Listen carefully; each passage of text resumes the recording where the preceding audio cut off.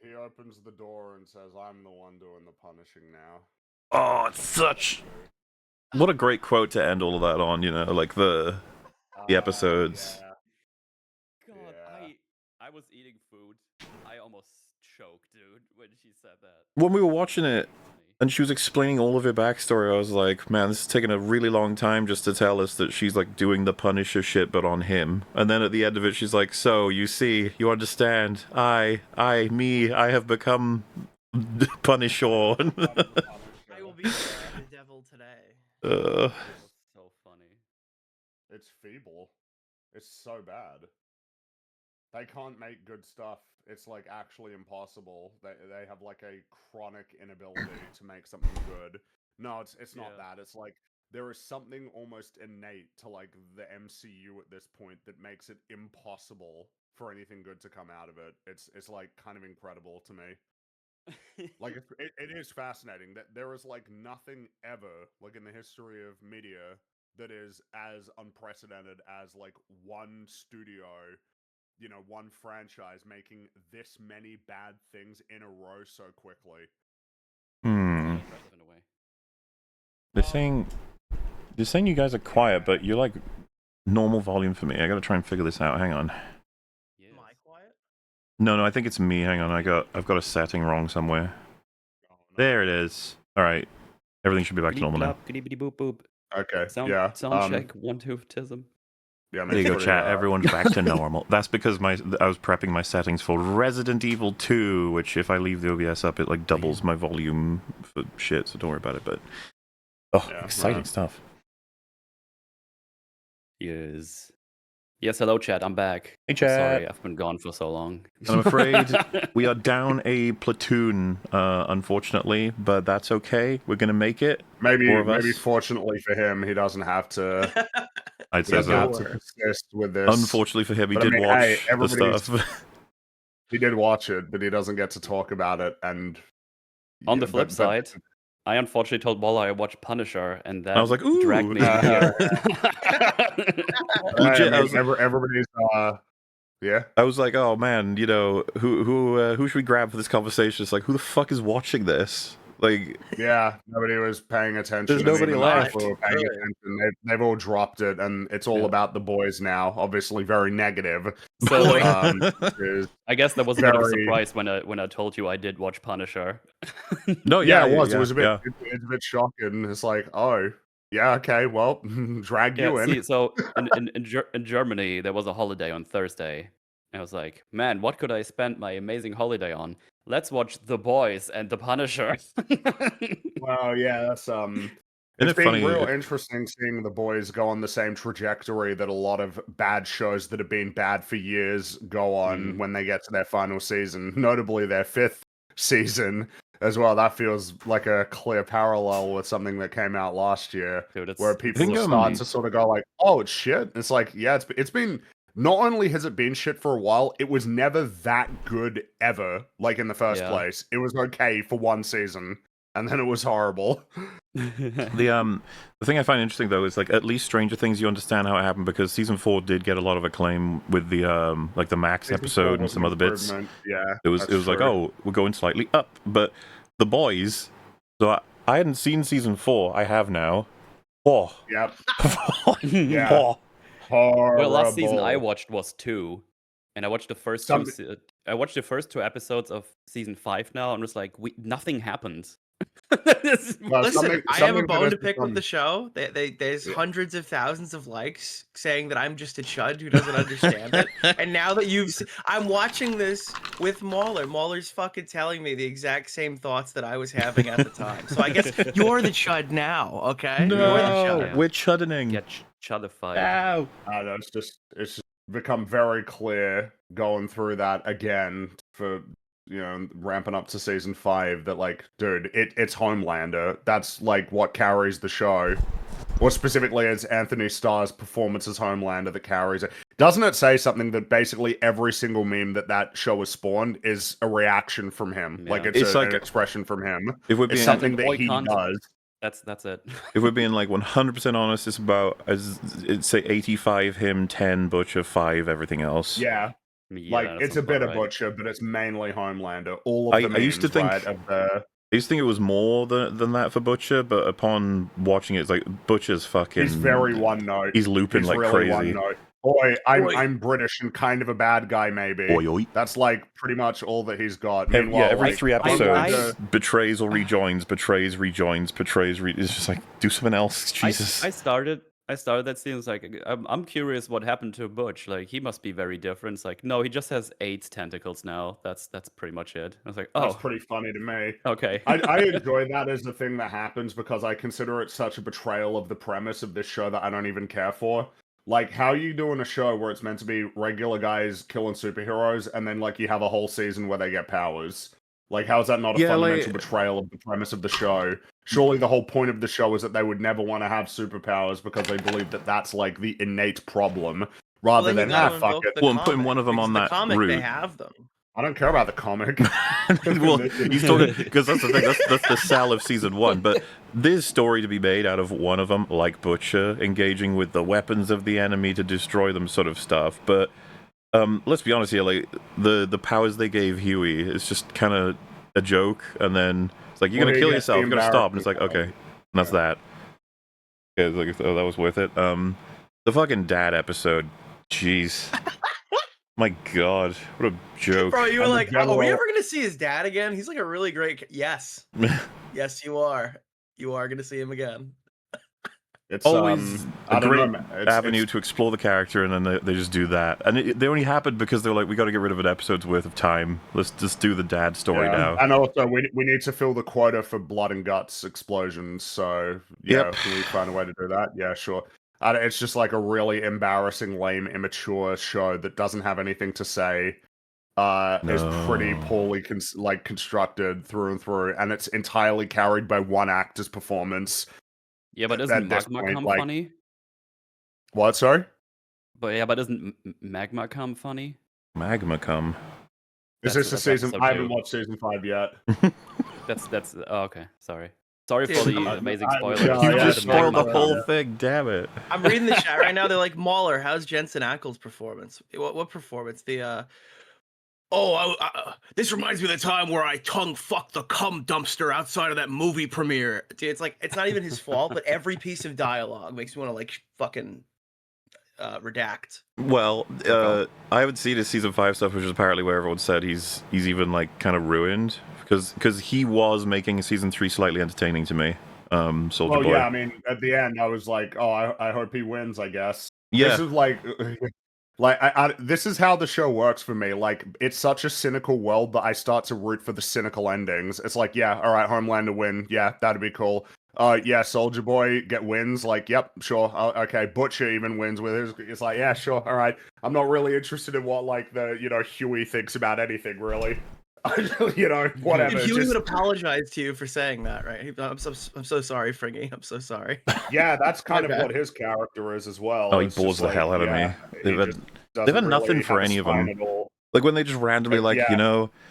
Annie, January, you don't want to be Starlight as an identity anyway. It's like, huh? Yeah, What are we that- doing? What's that happening? in season 4 is really, really, really And then bizarre. inventing a history where she was like a horrible bully to Firecracker, which just fell out of character. And then also between seasons giving her an abortion. It was like, what, like what For a conventions of show that writing is is this? hyper-serialized, that they knew that they had as many seasons as they wanted, it's crazy that they clearly didn't have like a big plan for where they wanted this show to go, especially when they, whatever. I don't know what people think about the comic, or they say that it's worse than the show, which I'd be surprised at this point. Look, there were a lot of videos about that when season 1 was coming out. Okay, I've noticed the meta has slowed down for the. I don't think the comic is somehow good now, but I think the show has. No, well, it's the trajectory of a lot of shows where the final season, it's like, oh, well, the story, there's a lot of work that you can do for a show, or any story really, if you just operate with this, like, yeah, but they got time, they could explain, there are all of these things that are strange, that are, like, perturbing about the choices that they made, but, I'm here, I'm watching the story progress, they got, like, another season, and it's ramping up to what will hopefully be an exciting ending, but then as the episodes that remain reduces with each week, and then you realize, like, oh shit, we're like actually running out of time. Oh, and then it's like, yeah, there you go. Now There you are. What's Now the- you realize that the show has actually turned to shit. Then the next question is, do you realize that it's been really bad for a while? Yeah. Then the show writer also say, "Oh, things are messy, so it's not Eric all going to Kripke be is good like, conclusions." And it's like, why would you ever say that? yeah, about your show? yeah, that's Why do that they ever say inspires a lot of anything at this confidence, point? doesn't it?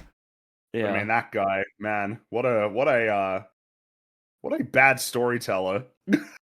How could you say that?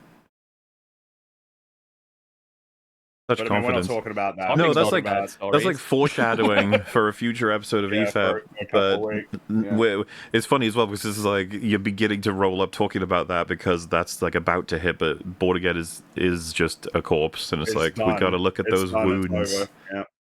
It's a corpse, but it's going to get dragged out for a third season. That's probably going to be the last. Since I can't remember, did we talk They're about making it another last? one of these? Season 3 is already in production. Yeah, Yeah. Why do they hate they're us? shooting it right now. Just running Well, on. the expectation is, I think that this will be the last. I can't remember if we talked about it in the last episode, but the viewership is down like 50% from season 1. Imagine season 3. Yeah, I mean, yeah, it's a real downward spiral, and it's very funny seeing people be confused about why that's the case. Like, oh, but season 2 is such an improvement. I mean, number one, it's not. But number two, like, let's say that it is.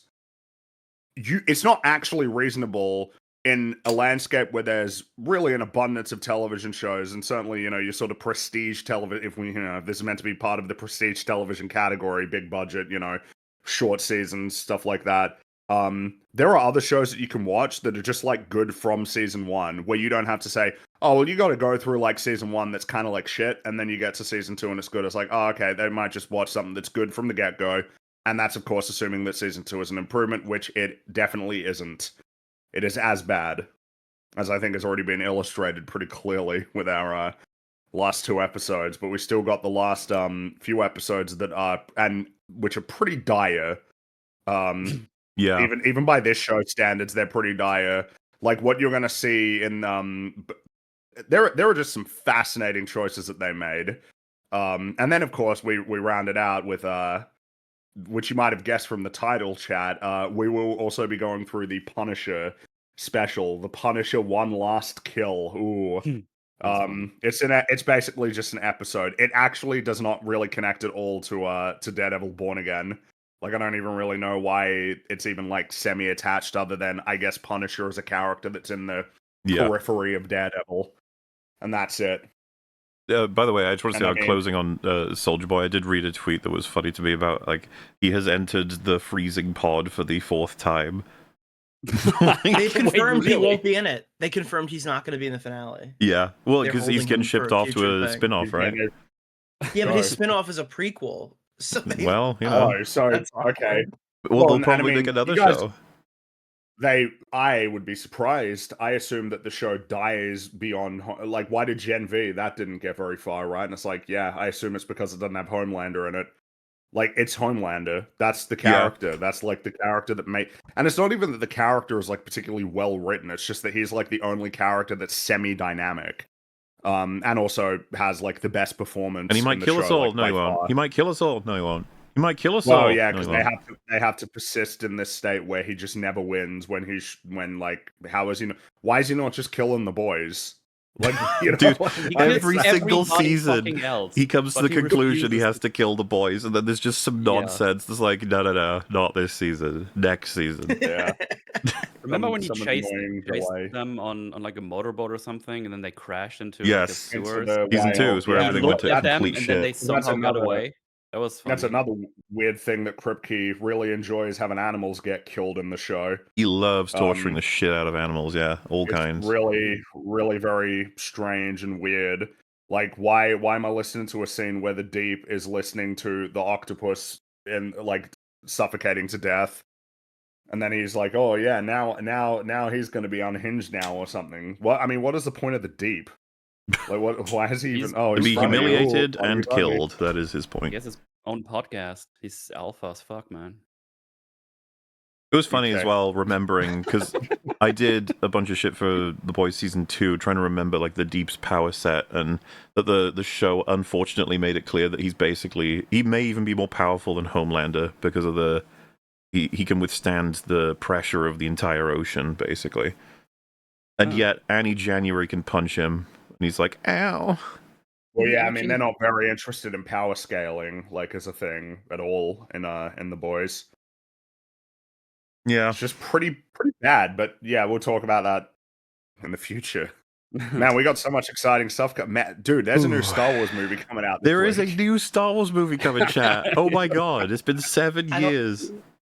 Do you know anybody who's going to the theater?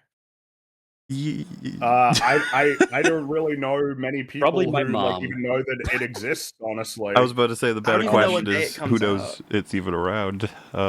Like I kind of expect that when I go it's gonna be a pretty quiet theater. That's my expectation. I mean, what's the projection is like $80 million, which you might be like, well, that sounds like a lot. And it's like, well, for a Star Wars movie, that's pretty shocking. That's worse than Solo.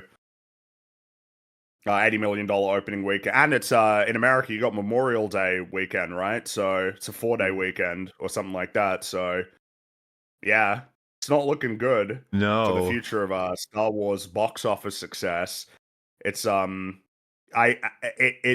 it's really pretty fascinating, isn't it? How Disney took something where new Star Wars movies, it's like, oh, dude, that's like a cultural phenomenon, like an almost unprecedented cultural phenomenon, and it's turned into, oh, there's a new Star Wars movie coming out.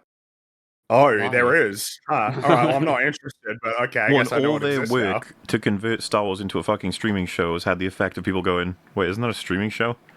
You're like, Yeah, and then a lot of the conversation for these early reviews that have come out for Mandalorian and Grogu, so many of them have that sentiment in them. Oh, well, you know, it's kind of like a TV show, and they either say that positively or negatively. It's like, that's a weird way to be talking about a feature film. Yeah. Certainly a Star Wars feature film, but good, yeah, Funny good job, thing for guys. me with that one was that I was always aware it's coming, and when I finally realized, wait, it's in a month, I was still surprised.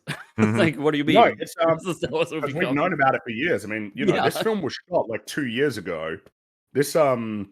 This has been in the pipeline for ages. I mean, you know, Mandalorian season 3 came out in what, 2022? yeah. Fuck. Yeah, I think 2022. Like they've been working on this for a while, and it's just like, yep, there it goes. And means it's gonna then be like really next good. year you've got the Sean Levy one that I'm sure is going to be really bad as well. But as for whether or not it makes more money, it's like, I mean, you know, it remains to be seen. And no live action Star Wars television shows this year because Ahsoka is coming out in 2027, which means it's a 4-year gap between season 1 and 2 when they already knew that they were going to be doing a season 2. Incredible. It's gonna be 8 episodes, 40 minutes. Yes. It's gonna be Yes. worthless. All written by Dave Filoni, and The Mandalorian and fuck Grogu off. was also co-written by Dave Filoni, along with Jon Favreau and some other guy. The new guy in charge Favreau was of involved in Iron Man 1. That's still, I just still don't believe that's happened. Well, it's just, you know, it's unfortunately a pretty common story at this point of somebody Yeah. who used to be able to make good things just ending up becoming pretty soulless as a creator. Yeah. Pretty sad. But I suppose we should probably get started on concluding the adventure that is Daredevil Born Again season 2. Forgive me. Oh, Oh, maybe yeah. for the people watching, I've only watched these last 2 episodes. I haven't seen Yes, any of this will Daredevil be- before this. The only thing I've seen about Daredevil was in She-Hulk. Man, what a great introduction to the character. That's worse than what Nick had. That's That's what I was staggering. gonna say. That's actually somehow worse than the previan story that I would provide. Horrifying, to say the least. We all know She-Hulk was peak television, so I believe it even better than this. So you sort of recap from what happened last episode as they kind of did their like, we're gonna do Andor. We're gonna give that a go. With the big protests outside of City Hall, and Pal, good old Pal, the most entertaining character in this show, he catches Karen, but then also that Daredevil and Fisk had this really perplexing fight that was after Daredevil essentially, his pitch to Fisk to like end the chaos is, oh, I guess we'll both just leave New York, which obviously, when you see that in that episode, it's like, this came out of nowhere. It makes a lot, I say it makes a lot more sense why it happened now, but it's not because it like makes more sense. It's because, oh, I see the ending that you're ramping up to now that you thought was really clever. And we're gonna work our way towards it.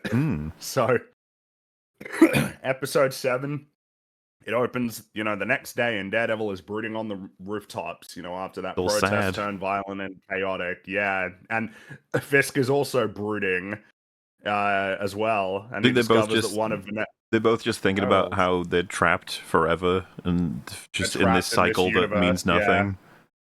Well, yeah, that's right. It's like, yeah, they just keep fighting forever, and it's like, why is this happening? Oh, it's because of puppet masters beyond your world that have no ideas for you guys. So now you have to fight forever. It's remarkable how that fight went to the point where I'm probably going to reference it forever. Like, just an example of a hero and villain get into a room and they don't even know what they're supposed to do.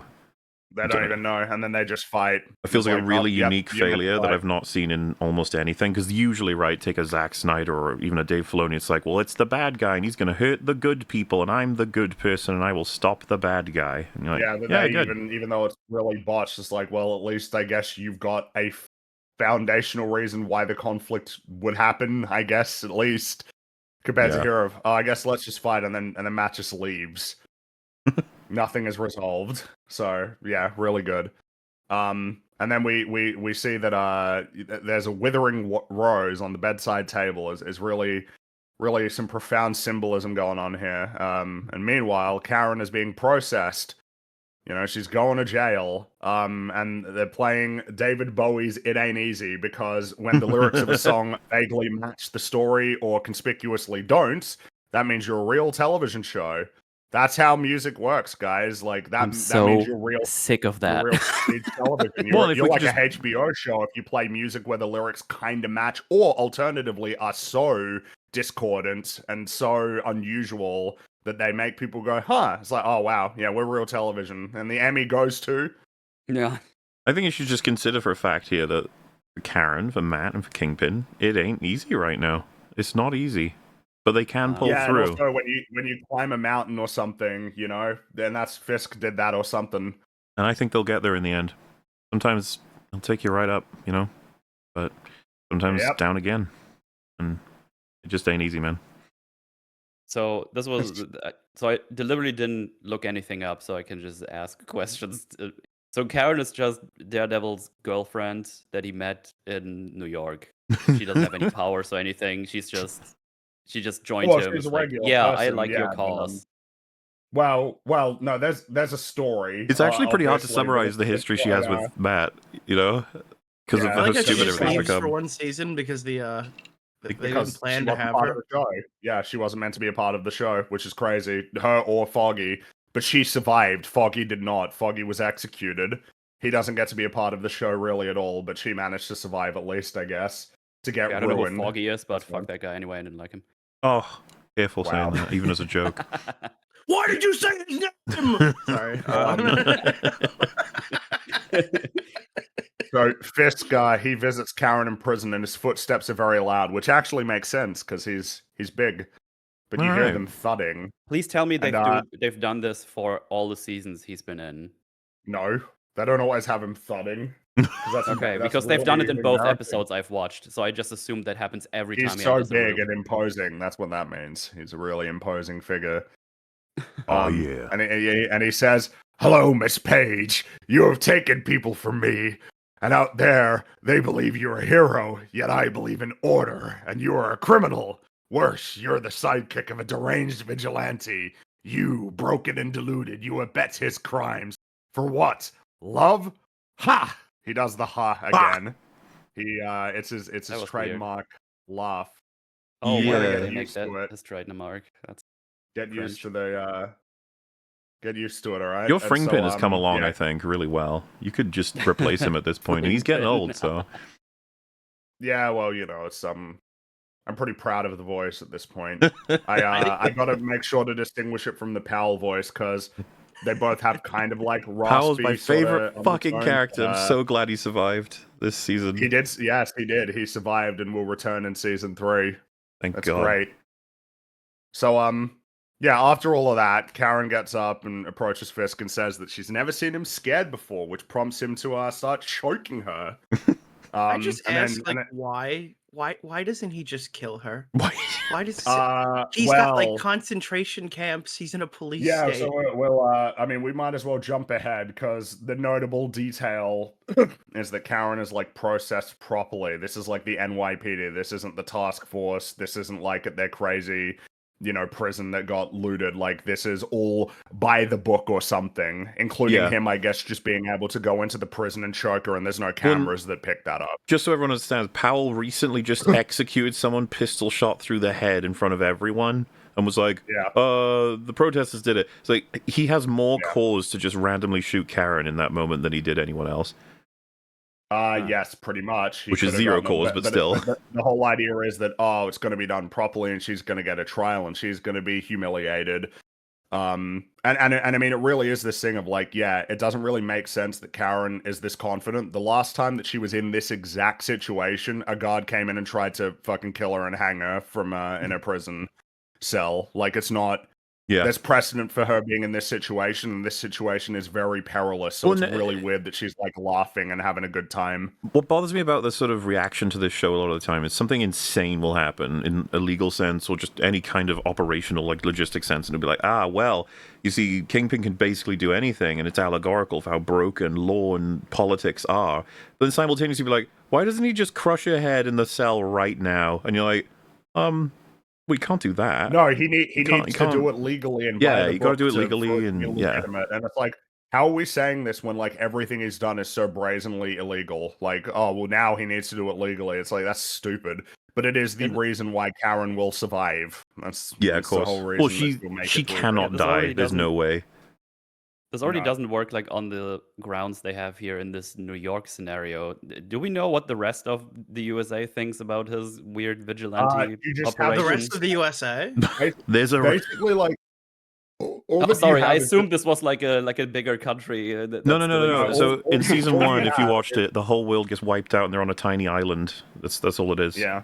The funny thing is, I would just believe you. Yeah. And then you've got the island gets a little bigger because in this season they remember that there's a governor of New York, but she's just sort of generally concerned and is not really wanting to do it. She was really a big fan of Vanessa, but then once she's gone, it's like, oh well, shit. In any normal show with world building, you'd automatically be like, how do these things interact with each other? And they've alluded to this, they do that. But with this show, when they say like any ranking official in any way, shape, or form they introduce them, you're like, whoa, you wanna invoke that person exists? Okay, all right. You're mentioning as an attorney general. Wow, that's crazy. Yeah. So that's exactly the answer I expected. Move along. Yeah, pretty much. It's So yeah, the reason why Karen's so happy is, Fisk knows that he took things too far. It's like, what now? Now he took things too far. Not all the way up to this point, but now it's too far, and the walls are going to close in. You made it political. And then, Fisk lets her go and says that she's got a phone call. She got to make her phone call. It's like, oh wow, what's going on? And then we get the. And then that's there you go. Oh, intro. Yeah, it's a very subtle intro, by the way, with like the Lady Justice breaking and breaking apart. Yeah, pretty embarrassing. Isn't very it? sad. Man, I didn't. I like how the show just showed me what it is about, and like the first couple of minutes, like, oh, okay, I think I understand. Well, it just shows now. You have to treat the audience like again. they're brain damaged.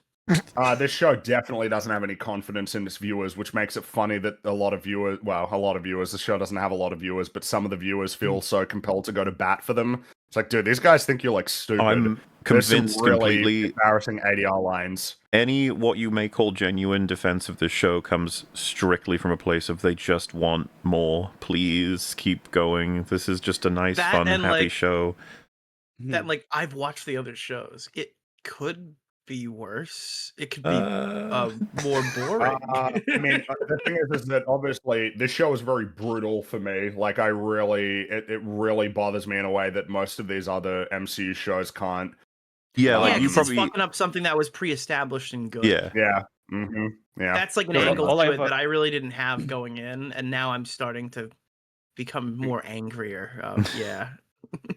All I ever heard was about, especially the Netflix show, had like really good courtroom drama stuff, great fights, and I watched this Yeah, like, it doesn't oh, have that in that's not this. in here at all. No. Good God, no. No, what are you talking about? It has amazing courtroom drama, like what we're going to see over these next 2 episodes. Yeah, man. Oh, Yeah. You know, they're like, we need this courtroom scene, so we kind of just have to have Fisk not kill Karen here, and we need to like bend this into the scene that we actually want to do towards the end of the season. I think they're writing it basically with big events in mind, and they're like, we just have to figure out how to get there from here to there. It's a real blight of terrible writers that want to do prestige television where they have to have crazy things happen every episode. And they don't really know how to get there. And then you need to almost remind them, it's like, guys, you do realize that all of those shows that you're aspiring to emulate usually don't have crazy things happen every episode. A lot of the time it is just nuts and bolts storytelling, you know, building characters, sort of establishing theme. You know, there isn't like when you're watching like Breaking Bad, it's not like somebody gets blown up like every episode, because that would be stupid. Yeah. yeah. You know, meanwhile with these shows, it's like, yeah, crazy stuff has to happen all the time, you know? That's why it matters when something blows up or something crazy exactly, happens. Because yeah, you've been building up exactly. to it. You've been looking at the characters, and then they do the things you expect them to do. And it's like, oh, good stuff. Well, Going he's like, back to oh, The Boys for like time 2 for our seconds. mandated action explosion sequence. Let's do that for 10 seconds. Going back sure to The it's Boys shit, for like 2 seconds, you watch the coming attractions to that show, and they just show you 15 clips of people's heads exploding or body parts mutilating at once. Yeah. And that's just like the where we were last episode thing. They know that's all their show even is like the inevitable, overly done, like CGI gore scene. And to a lesser extent, I think that's what they throw in. It's like we have to have that moment. Yeah, and it's like how in this, it's like, yeah, we got to have Kingpin and you know, Daredevil fight and scream and go. Ah! Yeah. Anyway, so Jessica confronts Shaggy in his bedroom about the mercenaries that he sent to her house, and apparently these mercenaries, all they were supposed to do was tell Jessica to back off, which seems pretty absurd given that they went in with guns and it looked like they were trying to like sort of breach the house, and I mean, it looked like they were coming for her. So well, it's just explicit confirmation too that they should have known that they were all going to get fucking killed if they didn't deal with it properly. Yeah, and they because Shaggy's like thing is like superhuman sort of fixes, basically. Like he's got Luke Cage working for him. So I mean, he of all people knows, like he knows who he's dealing with. He's chosen to deal with them, and nevertheless, that was what happened. And I find this really funny as well. Like, you know, he's meant to be sort of in a position of vulnerability, and so she threatens Shaggy, and then he just exposits, oh, but I'm the only person who can connect you with Luke. And this somehow like demoralizes her, even though like she already knows this. It doesn't really make sense. She's like, you know, you're not holding the cards. Hey, I know where Luke is. Oh, damn. It's like, you know that. Yeah. You know that he knows that. So, by like, the way, what is this? Approaching a house with a group of guys that pour out of fucking cars with guns. It's like, you understand. You just had a dude in a suit walk up to a door, knock, and be like, hello. And then he just fucking shoots her. Would be like more likely to succeed. Pretty much. Or, I mean, again, just wait outside of the house until she has to go and get, like, groceries or something. Sleep. Or, yeah, or anything. Like, why would you be very sort of big and loud, visually loud anyway? It's just Or just use your, like, powers to, like, hit him with 47 cruise missiles from the United States government. Yeah, be like, oh, whoops. Well, yeah, but again, remember, they were just meant to tell her to back off. Right. That's all they were meant to do with their big guns. Well, to quote the great Gramuglia, this could have been an email, you know? I guess they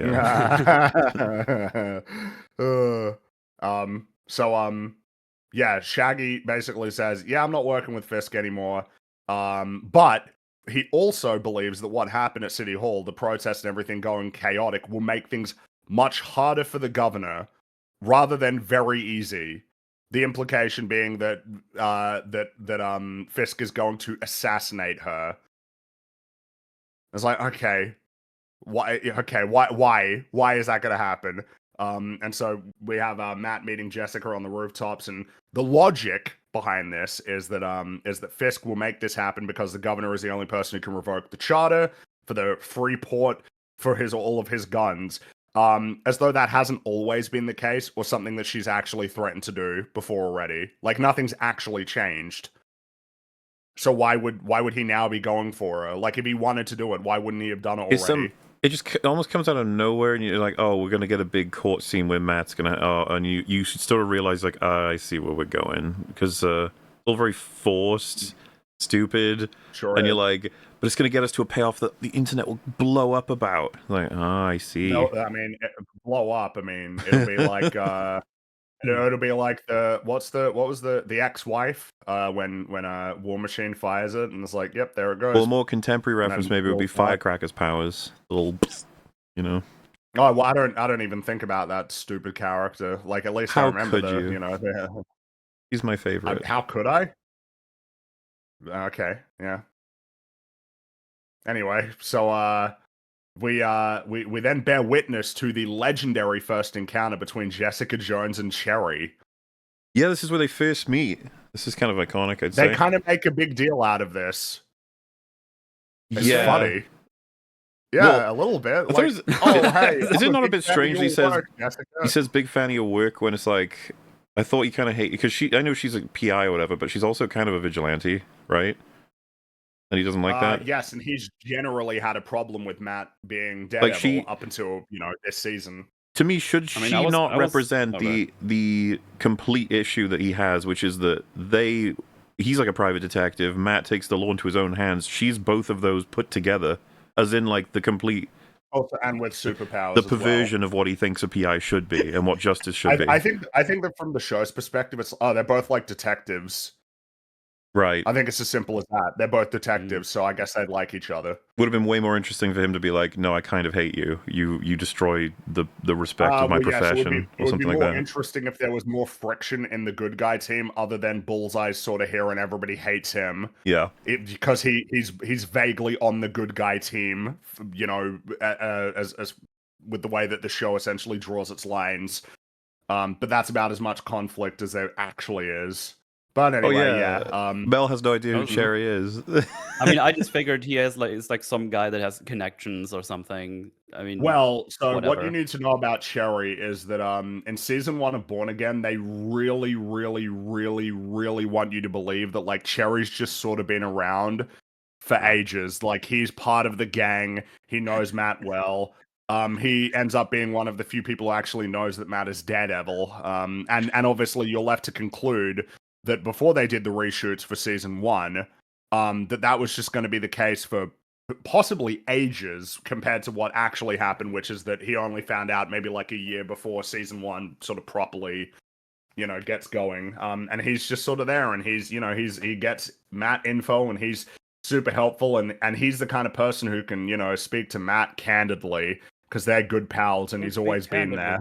Dude, I'm fucking dying right now, because if Metal's looking at the chat trying to like desperately find like who the fuck is Cherry, you think that it's just like a murderous landlord. It's just like, There's this iconic moment in the first season where he tries to kill someone and stop their heart. It's crazy, but it's really, really funny. So I was more looking at this Jessica Jones character. Is she always portrayed as like a wet piece of bread or something? Because she's the acting just awful, or is that just how the character is? Because I found her annoying. I'd say she is not acting in character. She's very weird in this show. The big one is that pretty much every scene now she always brings up that she has a daughter. It's like every scene she keeps bringing up that she has a daughter, which she didn't have in the show, obviously. And of course she'd be like, well, things happen, between then and now. It's like, sure, but like since the last time that she was in her show, that's like a new development, and that's all she has. And sort of otherwise, her demeanor is very weird. It really feels like she don't want to be there. And you'd be like, oh, but she doesn't want to be there. It's like, no, I mean like Kristen Ritter, like she don't want to be like on set. And they had time to incorporate anything they wanted, and this season just in retrospect feels like it's like, oh, this is a jumbled mess of. This is about as jumbled in a mess as the first season. Yeah. So am I much. supposed to assume she's like alcoholic? Because that one time in the last episode, she just looks for booze, and she's always wearing the sunglasses. So I was like, oh, she's like an alcoholic superhero or something. I don't know. She's super cool. She's really cool, and you know, she's I mean, the problem is at this point I don't even know how much like the Kilgrave stuff is even relevant to her anymore, which was obviously sort of like a core foundational like trauma that was like, you know, sort of relevant in season 1. But the problem is that I only really remember season 1 of Jessica Jones. Season 2 I really didn't like, and I didn't watch season 3 because I didn't like season 2. So I don't really know what happened after that. Maybe there was some other crazy developments or something, but you know. Yeah. Also, I found whatever that Matt Murdock and Jessica Jones have like no chemistry when they talk to each other here. Mm. Those felt like lines they just say to each other. Even though I think a lot of people would say, and well, the thing is, I don't even like Defenders, but I'd probably go to bat for they have more chemistry in that than they like. It's kind of a pairing that can actually be kind of entertaining, like if you put those two together. But yeah, she's like nothing in this show. I eventually got bored of her in Defenders because her dialogue was always just whatever anyone just said, make fun of them either for their idea or how lame they are.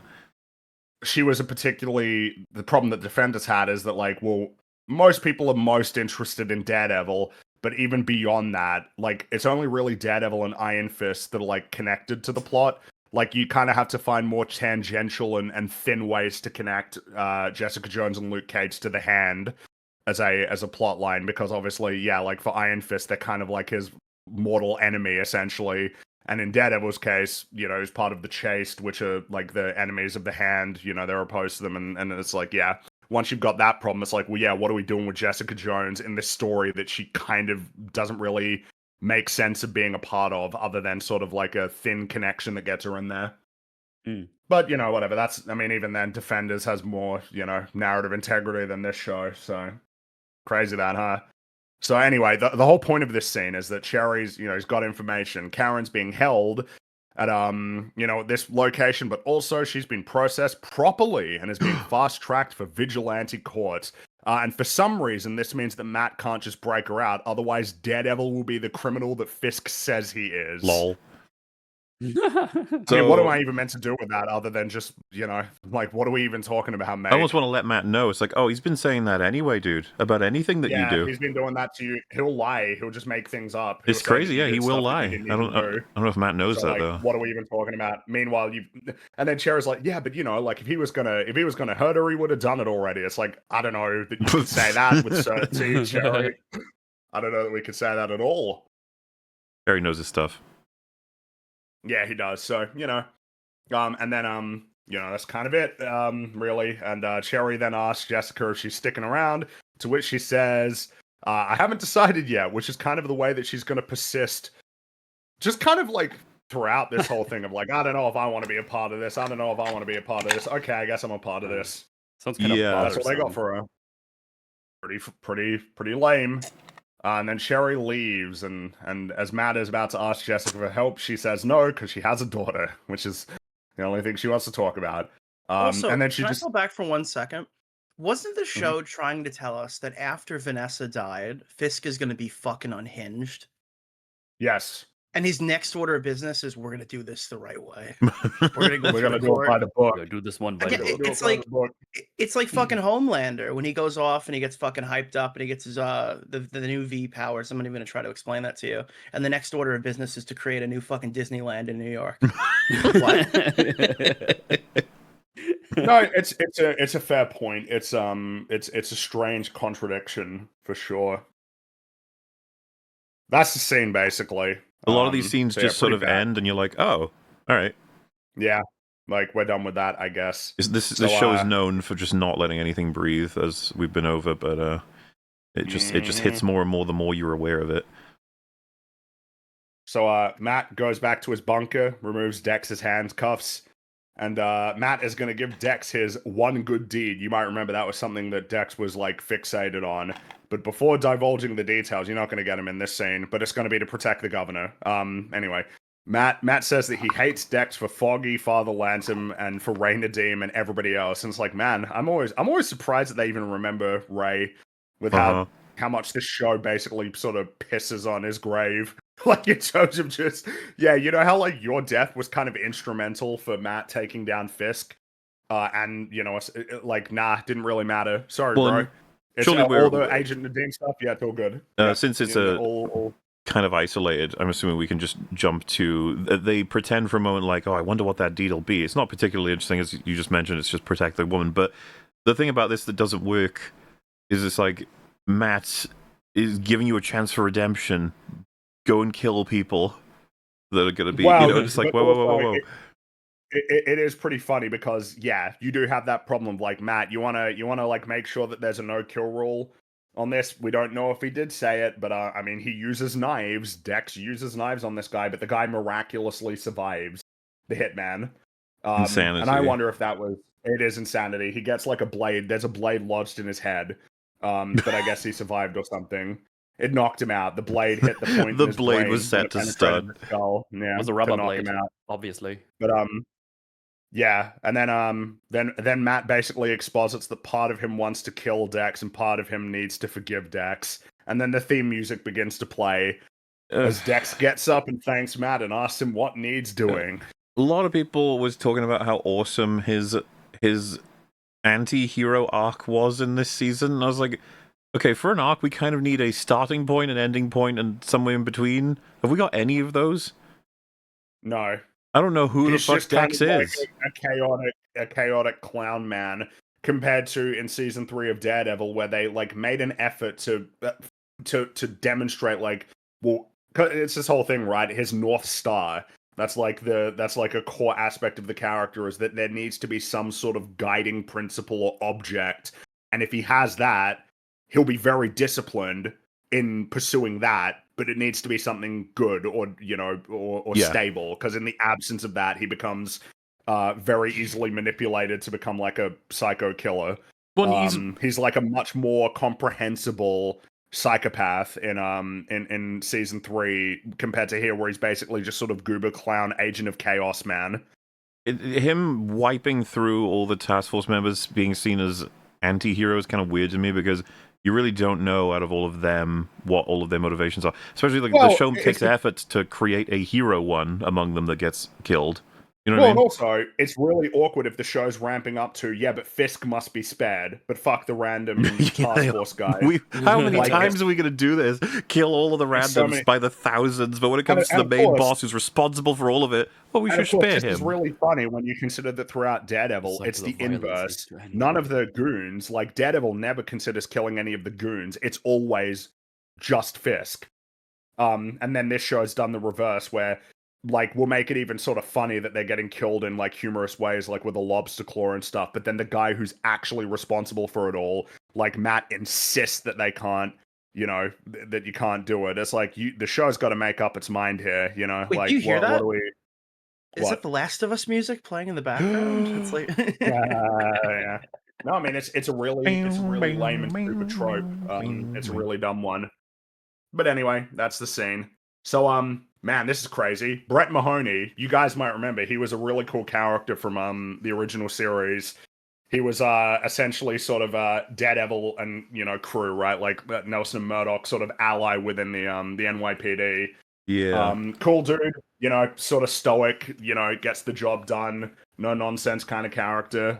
He wasn't in season 1 of Born Again, which was a bizarre omission. Almost as bizarre as he's here fucking now. Matt's mother, and as bizarre as Foggy and Carrot, Yeah, she's on sabbatical. That's why, yeah, not there. Well, this, because I remember before they were filming season 2, I remember them announcing like he was going to be coming back, and I thought I'd gaslit myself. I was like, he's not in the whole season. It's like, oh, this is what they meant. Yes. This is what they mean. He'll show up sort of at the last moment. And we're not going to do a great job, because of course you'd be like, so he knows pretty intimately like who Fisk is and what he did. Like, he was very involved in taking him down in both times. So what has he had to say about all of this? And it's like, well, you'll just be left to sort of have no answers on that. And the really awkward part is he's in a pretty powerful position. He is the chief of detective, such that he was able to pull some strings to have Karen brought to this precinct, which is sort of a friendly location. But otherwise, nothing. He hasn't really been doing anything, as far as we can tell, to stop Fisk. Well, and this which this is was really hilariously bad. bizarre as well, in the sense of like, Daredevil, you can't break her out because then Fisk will spin lies about how horrible you are, and it's like, dude, it's so easy. You couldn't even get away with it not even being known it was Daredevil that did it. Dude, he said he blew up a boat and killed the crew. That's the whole season's plot. It's all, but like having this sequence where he's just gotten her out, and it's like we could just walk away now, and it's Just like leave. no, that's just what Fisk would want. Well, yeah, it's pretty awkward because basically Mahoney unlocks the cell, escorts her outside. She's got like a minute to talk to Matt, and she says that she's not going to leave. And Daredevil's like, yeah, no, I wasn't coming to rescue you. And then Karen says, "Fucking great minds, huh?" Ugh. Yeah, This dialogue, man, pretty smart lawyer. Yeah, man. it's so bad. So basically, like their conclusion is, oh well, this is an opportunity to face Fisk in court, but also Karen thinks like Fisk must have some kind of plan that she isn't aware of. And Daredevil says, like, yeah, Fisk is going to humiliate you in public in front of cameras. And then they have their little epiphany. Like, oh, this will be an opportunity. But then she also realizes an implication of what Matt intends to do and begs him not to. It's like, ooh, what does that mean? But he's I haven't resolved. seen any of this show. I immediately knew what they were talking about. Yeah, we got it well before it happened as well. There's only like one thing that it can mean. There's only one direction you can take it in. So yeah, it's not really because they obviously hide it, right? They don't have them say what's going to happen because like, ooh, it's gonna be a big reveal. Just like, so I everyone... understood that he and Murdoch are basically gone. Like Murdoch is gone. Like they've been searching for him, and now he says like, "There's only one thing we can do." It's like, oh, so you just gotta show up, right? Yeah. So it's like, that's your crazy revelation. Got it. Nah, nobody knew that's what they were talking about. I'm still a bit stuck up on the logistics of her just being like let out here, as if Fisk doesn't have like anyone in this precinct to see what the fuck is going on. No, it's all the good cops basically. That's the conclusion. And simultaneously something we cannot make use of. Like we cannot get her out of here. Okay. Yeah. It's all the good cops, but also you can't get her out, and there are no cameras that record her getting choked by the mayor of New York. Yep. And also there'll be no cameras for a subsequent beating that she's going to receive from somebody who's going to give testimony against her in court. Yep. None of that. No cameras. I love how bad shows never account for things like phones or cameras or just any of these things. Like, they don't exist. Because they do the classic thing where they start walking away from the cell and then just cut outside and then they're out. It's like, oh, okay, sure. Well, yeah, nobody saw that. Looking through the whole building and potentially past several people.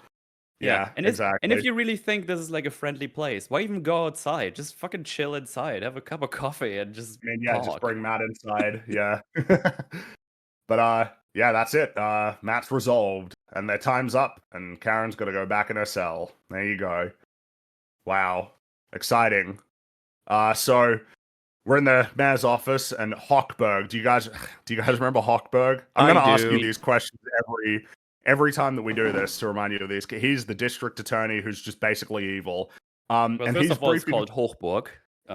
Is that how it's actually pronounced? Yeah, it's a German word or German name. Well, that might not be how Hochberg pronounces it, though. But a lot of people. Well, then he's wrong, and he should change his name. Wow. Metal. How is the name COCH? Right? Wait, no, KOCH. Like how is that pronounced? A lot of people don't like to say it like that though. They'll say like Coke. It's like because it's like, hey, look, it sounds like cock, all right? It's okay. It's okay to sound like cock. A lot of wacky names. Anyway, that's Hochberg. And he's briefing Fisk on all of the possible charges that can be brought against Karen, but also notes that he has limited time to prepare the case, seemingly like a day. And then Fisk just orders Hochberg to convict her on every single charge. It's like, okay, sure. Am I right? Hochberg has a We the Baddies moment eventually, right? It's not really a We the Baddies moment. It's more of like a self-preservation. Self-preservation. I think is how it's played. I don't know what they want to do with that character, so But anyway, he just orders him to convict her on everything. And And then Hochberg knows that the Attorney General is probably going to want to be involved in this, and Fisk just says they're not relevant, like the state government isn't relevant. It's like, what is going on?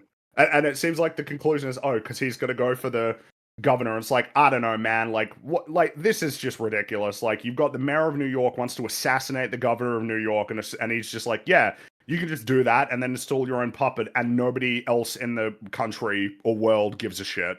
Oh yeah, someone mentioned in the chat, by the way, why not use Wesley's murder against Karen in this case? Well, yes, because it's something that gets brought up later, but they don't use it. Because like, there's actually no way for her to escape that, really, other than yes, because she did it. Yeah, and you can say it's her word and all that sort of stuff, but like, it's Kingpin. He could just be like, "No, we have like definitive witnesses." Well, no, because proof, they blah, blah. really want to fixate on the Northern Star. Yeah, that's the one that they really fixated on. It's like, yeah, that's the thing that you got to get. And it's like, that's stupid. Anyway, but yeah. So the retard Heather steps in.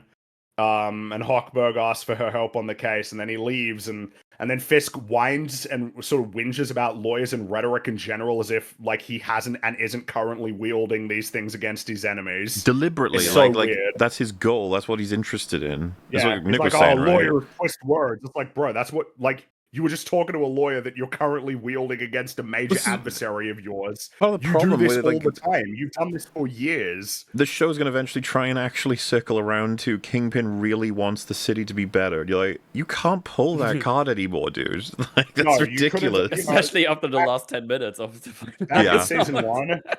Back in season 1, sure, but it's just like, at this point, it's just farcical to even do that. And then this is really weird. Like, Fisk then rambles, I always accepted love as a prison. I just never expected to be in it alone, which prompts the idiot Heather to say, condolences are meaningless, thoughts and prayers do nothing. No one tells you the truth in times like this, which is, this is going to hurt and we don't know when or if it's going to end. She should have said hope is dead at the end of that. She should have, yeah. It's just, I don't even know what they're doing with this fucking retarded character anymore. It's just like, wow, that's just really embarrassing. And then Fisk confronts her for stealing one of Vanessa's earrings, and Heather very hilariously thinks that she has good self-control. And Fisk is like, well, you don't. Like, clearly. Well, didn't she steal it just because it has the fucking color coding of Muse? That's it. It's got the color coding of Muse. It's red. That's so it. Yeah, dumb. She took it because it's red. Look, it's red. I was about to ask about the ring or the earring, but now you just told me. So it's red. Yeah, that's basically it. It's red, and that's like her color that she's obsessed with at the moment. Yeah, she vaded. Yep, that's the scene. You sounded so disappointed when you said that. Yeah, whatever. Well, and then Karen is escorted into court. With Kirsten. There they go. They go into court, but we're not. We are moving over to we're moving over to the Daniel subplot. Which yes, of course, man. Yeah, we're moving over to Daniel. This is an important episode for Mr. Daniel. So we should just pretend like I understood what his plot so was the whole season. Here's what you need to understand. I wanted to guess from the 5 minutes I've seen him in. He got involved in some of the Kingpin stuff. He helped bury a body, and now he's conflicted. She knew or saw or something that this happened. No, wait, that can't be because he told her that he did that. But they want her for some reason. She did like a podcast or something where she said, I don't like the Kingpin, he's fat or something. And then they want her, and he's like, fuck, I know where she is. And now he's conflicted because they're friends. In the end, he's like, I'm gonna get her to them. But then she's like, no, don't do that. And then he doesn't. And then he gets beat up. Dude, so this is way better than the actual plot. Yeah, it made way more sense. What could it possibly else be? The actual story is that in season 1, like when Fisk is doing his campaign for New York, Daniel is just kind of there in the room, and he introduces himself basically as, Mayor Fisk, that's super cool. I really like Mayor Fisk. I mean, that's awesome. And then like Fisk actually like cares what he thinks about anything. He really, really cares what he thinks about, any of the problems he's confronting. But then Daniel like makes mistakes. He makes a pretty big mistake. And then Fisk basically says, like, bro, if you do this again, like, I'm going to kill you. And he seems to accept that and realize that's the case. And then it sort of ramps up to him just being, like, a pretty gleeful, participant in like Fisk's obvious Evil. corrupt and evil schemes. Yeah. Like they even have a shot where they play like the little violin thing that they do in The Boys whenever, you know, you've got a Homelander scene to show like, he's gone evil. And then sometime between season 1 and 2, they changed their mind to have him be a character who like unwittingly enabled like a fascist to sort of rise reluctantly to power. ended up here through good intention, which is not what happened. And then no, it's not what happened. They changed their mind, but they're ramping up to have him be more sympathetic when it's kind of impossible. Like he knew what was up and he liked it. He enjoyed it and he wanted to be a part of that.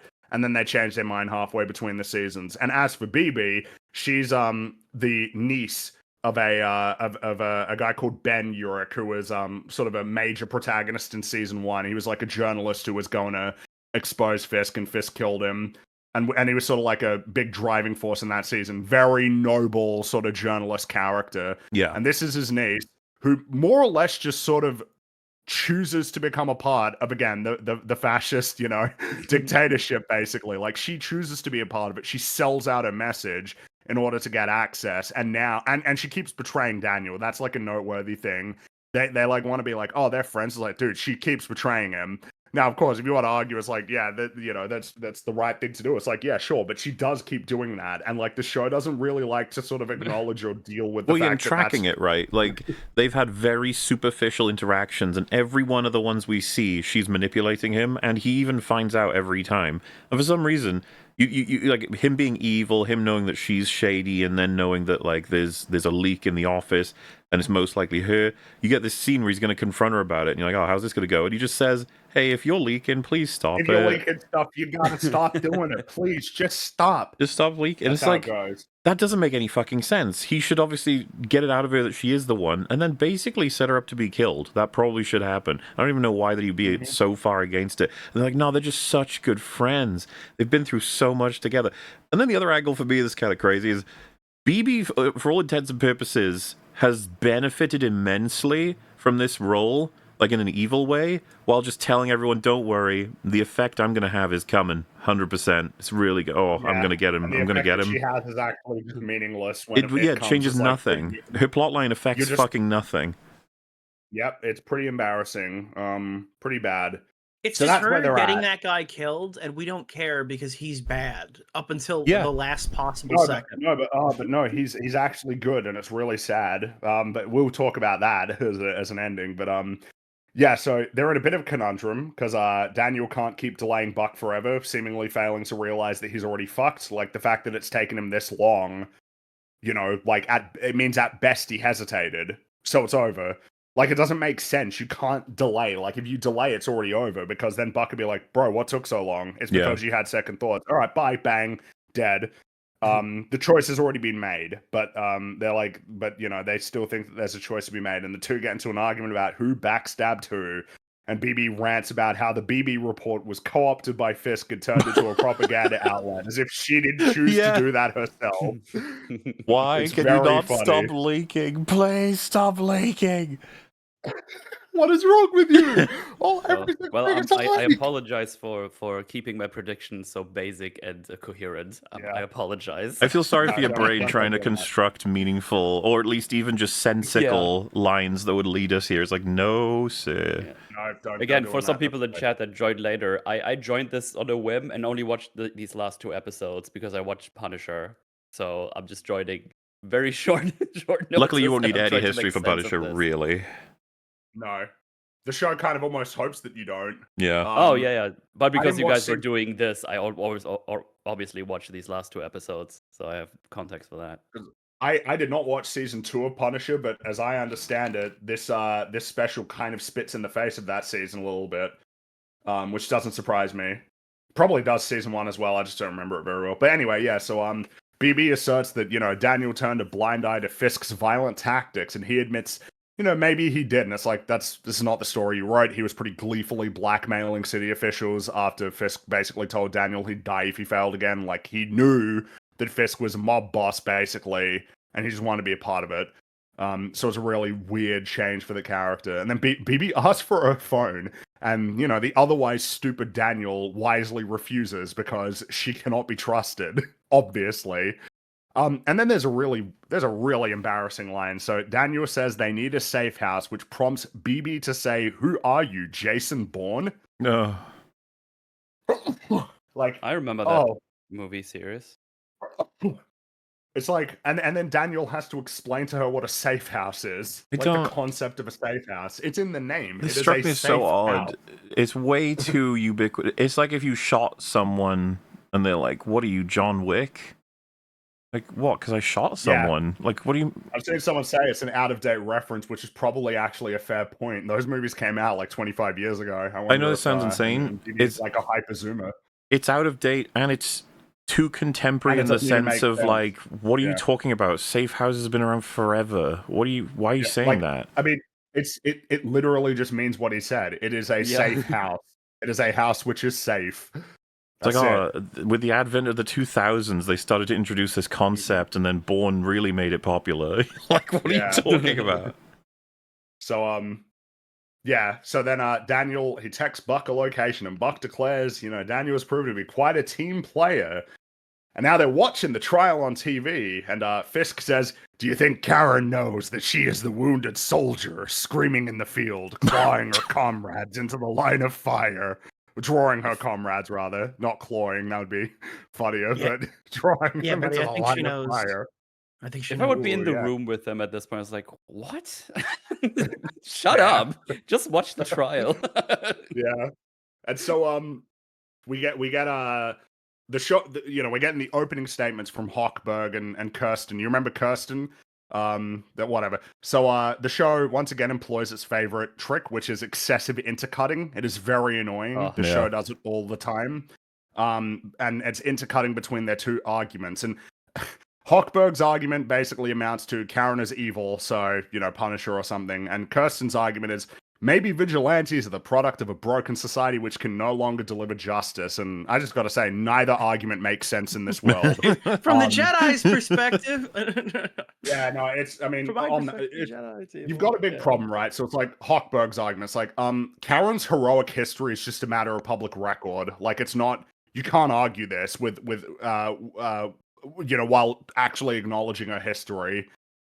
Especially when you remember that Karen is like a known adversary of the Kingpin, like a known adversary of Fisk. So arguing like, oh, not a hero, she's an evil person. It's like, this is not, you can't argue this. Like, she's clearly not. She's obviously not in public view.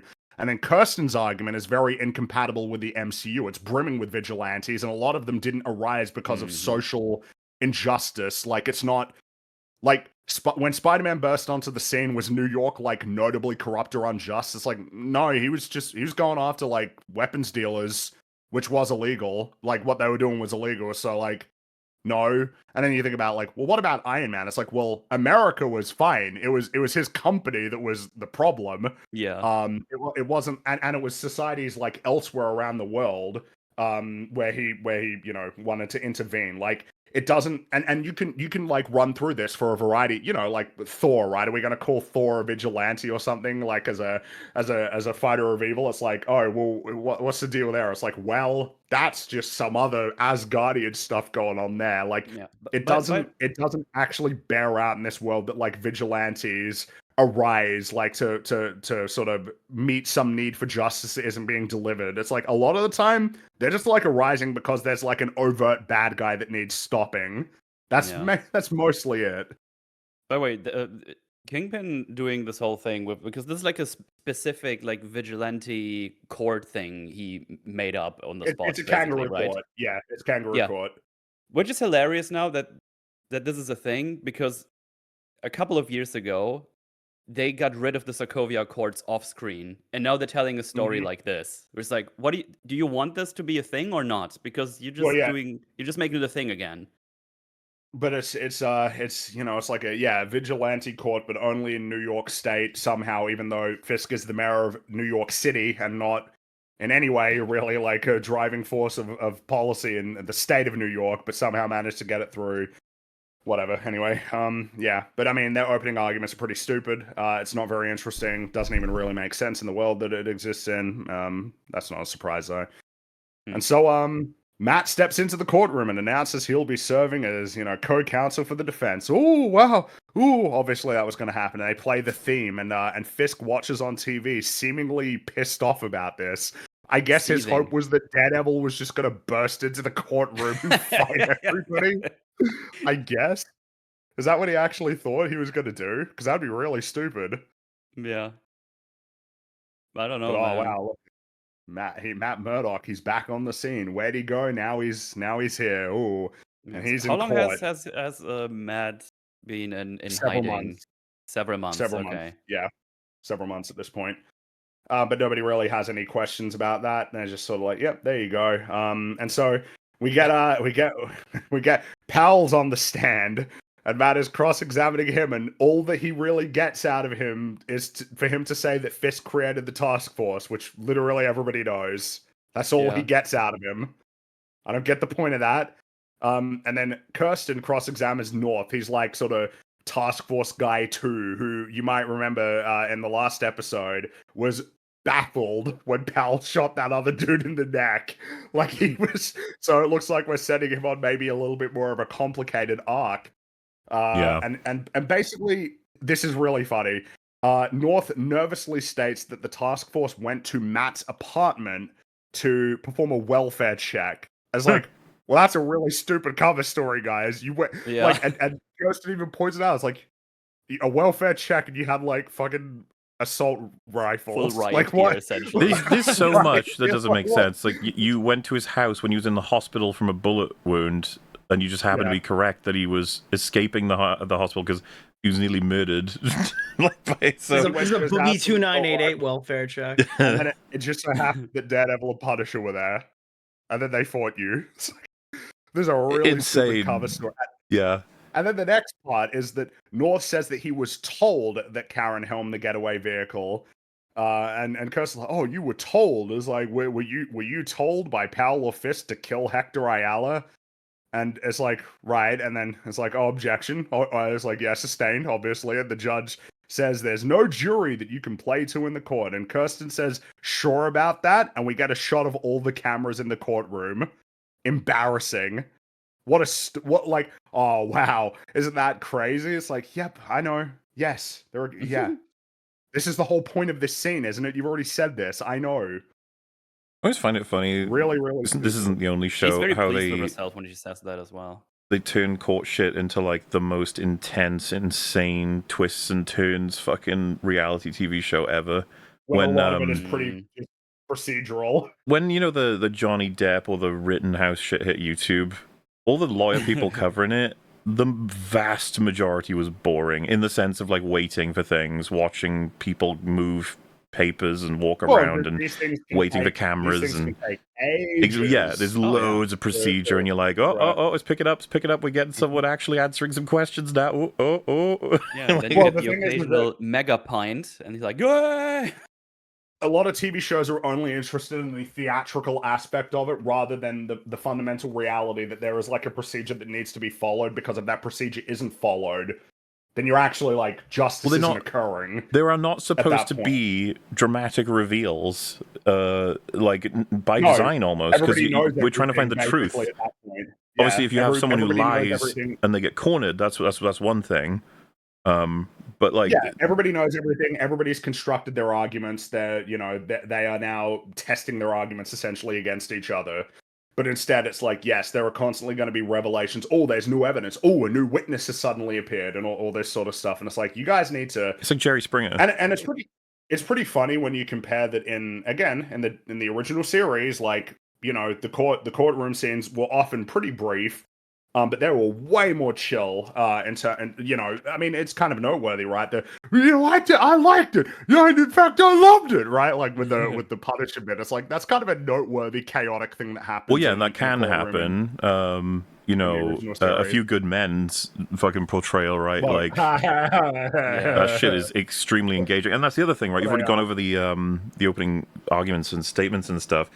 The versions in the Netflix show, because the writing's so fucking engaging in the actual the nitty-gritty stuff, you're almost as entertained on that stuff as this show's version of the huge reveals. So that when someone has an aggressive answer, or a revelation or something, or you see something happening outside the courtroom that's going to affect it. It's like that hits much stronger when the baseline is much better. But in this, all they have is insane reveals, and obviously we'll be getting one soon that's very funny.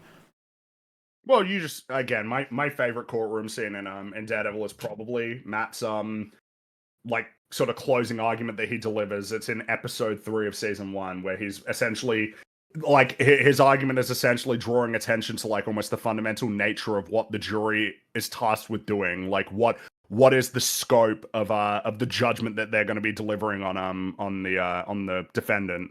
You know, like are we on a, you know, like the nature of how, like, you know, your views on this guy in terms of morality, you know, you're free to those and you're free to hold those beyond these walls, but inside of this room, you know, the only thing that you can be relying on, the only thing that should be relevant and important to your judgment is the facts of the case. It's like a really cool speech. It's obviously a great performance. Very cool. It is crazy how this show constantly tries to like have those sorts of moments, but the problem is that the writing is very amateur and childish. So it's like not even impossible for it to even rise to that level, let alone the fact that like none of it makes any sense at all. Yeah, and it's not to say that Really the Netflix show is a masterpiece on the front, of course. It's not like the best courtroom drama, yeah, like ever. It's I wish we got more courtroom scenes in that show. But it is sad. I've seen like one or two people say it is about that way in the Netflix show, which is very sad because it's not like this in the Netflix version. No. So while all of this is happening, and it's like, oh, it's not going well for Fisk, the governor calls the attorney general, tells him to move forward with suspending Fisk as mayor of New York. It's like, oh, there it goes. And so Daniel is waiting in his car, which is parked right next to the building where Buck has been waiting for a while. He's even been sending text messages with question marks in them.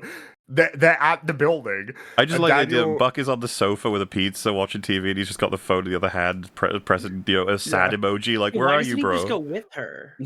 Like, with him, I mean. Like, why doesn't Buck just go, okay, we're going to go solve this together now, right? You're going to prove that you're fucking... I just find it funny that he's talked here. If he looked out the window, yeah, if he was at a basic level of competence, he would have seen them like this already. No, he's busy sitting in a dark room on a sofa, doing nothing. I already made my pizza joke, damn it. Daniel's basically, he's committing. He's gonna drag BB to her execution, and for some reason she doesn't scream for help. Which would save her. She kind of quietly protests, which is very awkward. No, stop it! Stop. It's just very funny because this is the building where Buck is, and if he looks out the window, they're fucked. And they even acknowledge this because Daniel changes his mind and he says, "Come on," before he sees. Well, when we were watching this, I was already like, well, she's dead because Buck's got the mayoral office, right? So they have access to all the street cameras at will. So they'll just get her anyway. Resources to get her, yeah. Especially with, I mean, bear in mind, Buck was able to get the first mate of the Northern Star, who was under the protection of marshals. He got him, but somehow he can't get BB when it's been handled by Daniel. It's like, come on. What's funny she escapes, obviously. If we're being honest, though, like getting her doesn't even matter. She hasn't got much to leak that's not already just everyone knows and does shit with it anyway. Yeah. She didn't dig much info out. For all of the talk of being just like her inspiration, her uncle. The only leaks that they got was something in season 1 that didn't end up mattering, and then in this season it was they found out what hospital Vanessa was at, which couldn't have been a fucking mystery anyway. And then that video of Daredevil being on the ship, which didn't even matter because was going to be Fisk's argument, was that Daredevil was on the ship. So it doesn't even matter. Like, all of her leaks were inconsequential. So and yet, at the end, she will be claiming via the show that she was instrumental. She'll be claiming that she was actually really important. Yeah, she was maybe as important as Daredevil. She's climbing the ladder of like most hateable character, but I don't think she's going to beat out Heather ever. No, Heather sits alone on the mountaintop. Very unbearable. So Daniel hands his phone to her and tells her to run away, and he's gonna do the right thing. The right thing is gonna get it. The right thing is like doesn't even make sense to me. I don't even know what the right thing. And bear in mind, this is daytime. The next scene that we have is at night in this building that he's right next to. So I don't know what he did for the next like 6 hours. Anyway, we'll come back to that. So, court is adjourned, and Matt notices that Powell and the task force aren't leaving. And so several hours pass, it's nighttime, and Matt and Kirsten are escorted by all the good cops, so Cherry and all the others, into the underground parking area, and then Matt's ears suddenly start working as the task force drive into the parking area in a black van and start shooting at the good cops. We have to do this by the book. What? Yeah. You've got open warfare between the good cops and the bad cops in New York at the courthouse. It's so funny.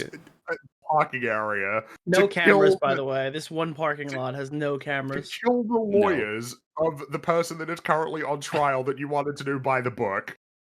Yeah, and then the next time he gets shot in the fucking leg.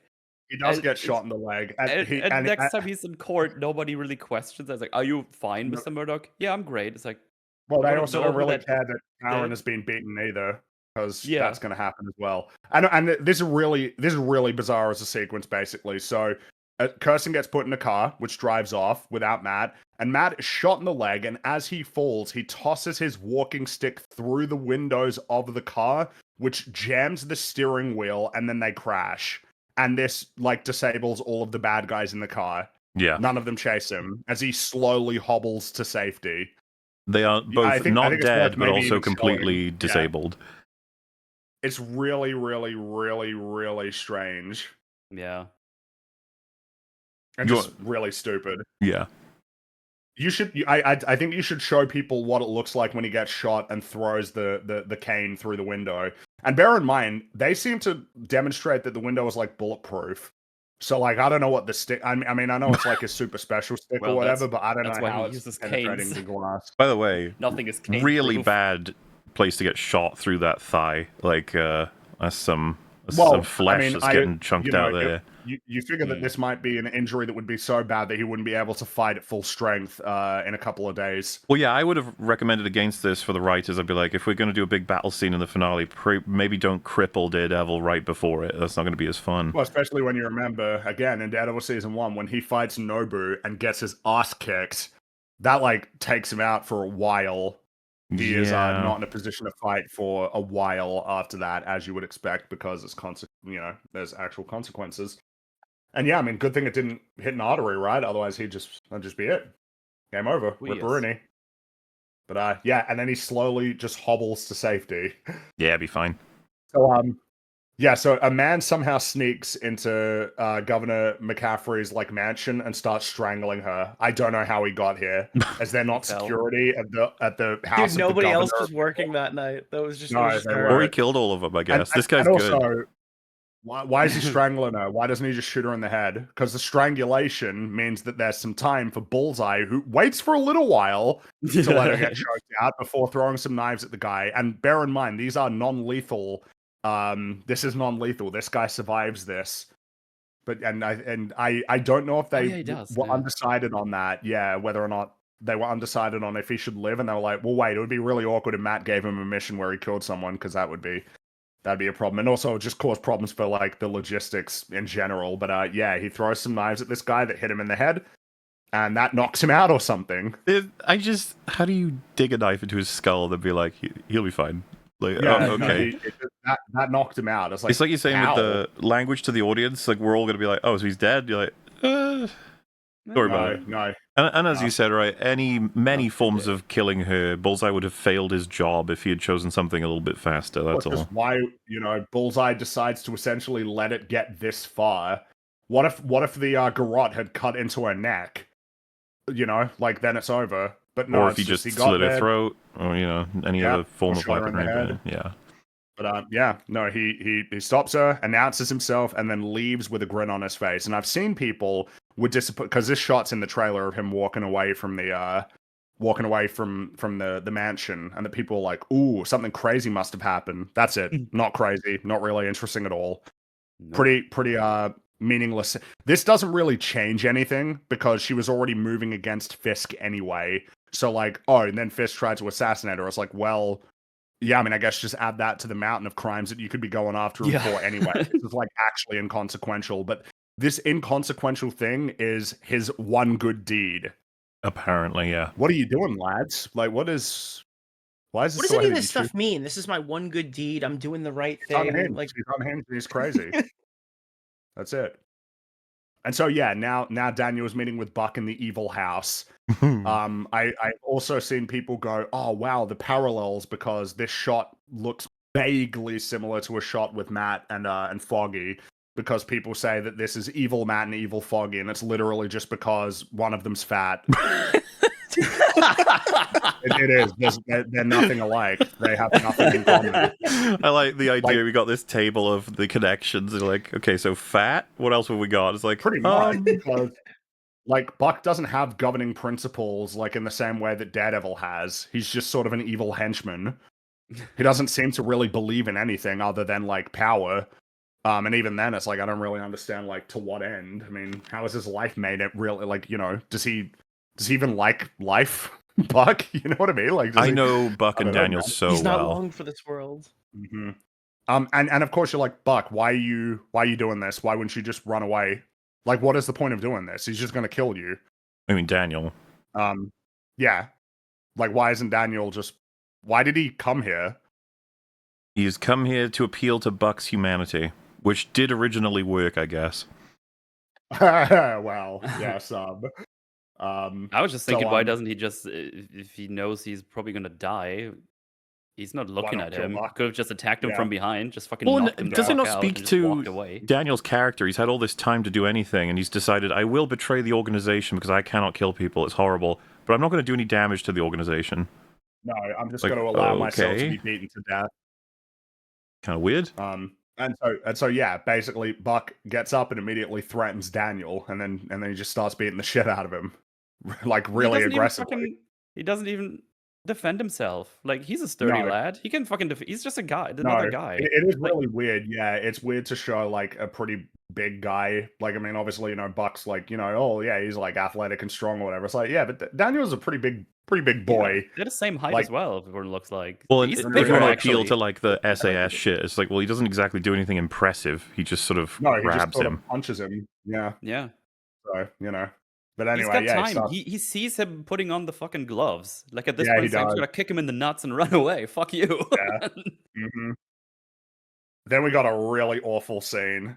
So the clown lady Heather, she sits down with Karen to conduct a psychological evaluation. Yeah. And again, it's worth remembering Karen is being processed by the book, which would surely mean that there are cameras in this room. The conclusion is like, oh no, it's just a little recordy device that Heather is using. That's all there is. And when she turns that off, there's nothing. It's like, nah, there's cameras. Especially if you're saying it's a private book. They're in. Yeah, and so yeah, Heather starts reading her stupid questions, which Karen apparently knows about and says are like easy to manipulate and game. And so Karen instead tells a personal story about Matt without naming him, and this really, really, really pisses off Heather because she's an insecure, loser, evil sociopath. It's hilarious. I enjoy that every single scene with her is her seething. Nothing about the character works in any way, shape, or form. Like, the writer's really fucked up with her. I don't even know what to say anymore. She is just funny. She kind of like reminds me of Powell in that there's just no human there. There's no character there. It is just a weird collection of things to be said. I don't know that the writers are or should be happy that everybody's conclusion is, so Heather is evil because Matt said Karen when he woke up in the hospital bed. That's like what drives her, is that she's really mad that she didn't matter to Matt, and that's what turned her into an evil psychopath. That's terrible. Because it's like, oh, evil Karen. It's like, what does that even mean? What do you mean? What? Just because she's a woman? So it's just like, oh yeah, she's evil Karen because she's like a woman on the bad guy team. Is that better or worse than because she's fat? Because she's fat, yeah. Well, I mean, I just consider it equal, basically. It's just that Daniel's kind of a funny character, whereas Heather is pretty painful, even though it's very funny when she's seething, which she does. It's very funny. And so, yeah, because Heather is an evil sociopath, she immediately brings up Karen's brother and derives great satisfaction from Karen's discomfort over it. It's crazy. Like, I don't know, do they want Heather to be sympathetic? Because she is not. Well, like she's I don't know what they want for her. I feel like they're just kind of like as a character. going with the wind. They've been so She's- focused on she's- getting her to Muse that I don't even know they're considering anything else. yeah, I mean, I don't know. It's just like she's so evil. She's Is she like the main villain next season? Like, is that what they're building towards? The pitch seems to be that there'll be multiple villains in season 3 because clearly everybody who does Daredevil, except in season 2, like believes it's basically impossible to sustain a season-long villain that isn't Kingpin. Yeah. They don't believe that's possible, I would say, Well, at I'm this horrified point. they're gonna try, and like she's the pick, and there's like a bunch of No, other villains I in the think week. Yeah, it's just we'll get her as evil Muse. We'll get the scene where a mask comes off after Daredevil defeats her, and he's like, Heather, no. Heather, What? no. Heather? I never would have guessed. How? No. When did this happen to you? And then after this, Karen just points out that Heather works for plainly evil people, which she seems to know. Yeah. Because she brings up Wesley, and then Karen's like, you do know that Vanessa had Foggy killed, right? Like, you know that. And she seems to know that. And then Muse appears in the window. It's very funny. They don't do the sideways tilt this time, but Muse is in the window looking Look at him. No, there's countless references to just how horrifically evil the people she's with are. The writer seems to have, because you remember the end of season 1, there was an implication, it was very weak, that she's like, I'm a good person, and it seems that Kingpin's organization is trying. But at this point, they're just like, fucking no, whatever, shut up. She's Well, just they evil. give up and have her be evil from the get-go, pretty much. It's really pretty crazy. And what I find funny about this particular shot, I believe the line that Karen says is, "Wow, Matt really hurt you, huh?" It's like, dude, this is like the only animating sort of motive that there seems to exist for Heather, is that she's really mad that Matt basically rejected her. And now she's become like an evil psychopath that works for a fascist dictatorship. It's like, So what kind of character are you? I didn't even catch that weird puppet thing in the background. But is that? Oh, is it's not that a like puppet, her it's a guy, alter this dude. ego or That's something? Muse. That's Muse. So in season 1, Muse was this guy who was kind of obsessed with her. Muse is he's like a serial killer who uses people's blood to paint like murals. In the comics, he's a pretty cool character. In the show, he is incredibly lame and embarrassing. Yeah. And he dies, and that's it. And it's like a crazy choice that they made. When Muse could have easily been a season-long villain. Obviously, I'll remain relatively spoiler-free, but you remember a certain episode where a character that is one way is kind of abducted and tortured in a certain show called Angel, and it's only for, I want to say hours, they only have. The amount of things they have happen in order to justify why that character may change after that experience versus this one, I'm still struck with this of like, he cut your arm. Yeah, that's bad, but like, why is it made you lose everything about life? Well, I mean, by comparison to Karen, who suffered a lot more, who is like a good guy. So, Yeah, I don't know. What obviously everyone's different. I'm looking for more like analogous situations. It's just like what you would have wanted. Obviously, is that he had a captured for like a week at least to have done this. The conclusion seems to be that just like that encounter has like broken her psyche and like given her like alternate personality, like multiple personality disorder or something. Which of course at that point it's like, dude, what? And even like you guys can't write mentally ill like villains, like as seen with Dex. Like you can't handle like strange psychology. Well, yeah, and I think they'd be willing to do something a bit more bold and real. I say realistic, but you probably know what I mean.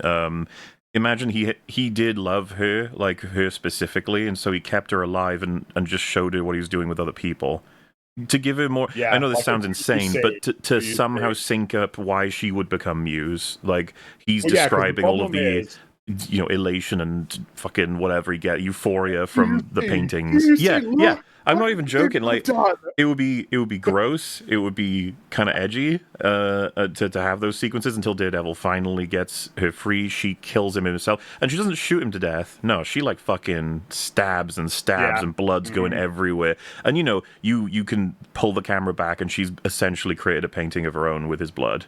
Like that would have been, I feel like in that alternate universe we would have been like, okay, I can get more on board with this because the problem that you have is that Heather was just basically a normal person had a bad 30 minutes with Muse, which relative to other characters in the Daredevil universe is nothing, and instantly flipped to bad guy team. Psycho. She's about to beat Karen here for this. It's very funny as well.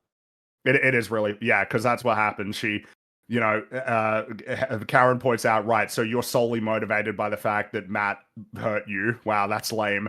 And then, she tries to appeal to Heather's humanity, but she doesn't have any. So she slaps Karen and grabs her and says, "Don't pity me." And Karen naturally laughs in her face.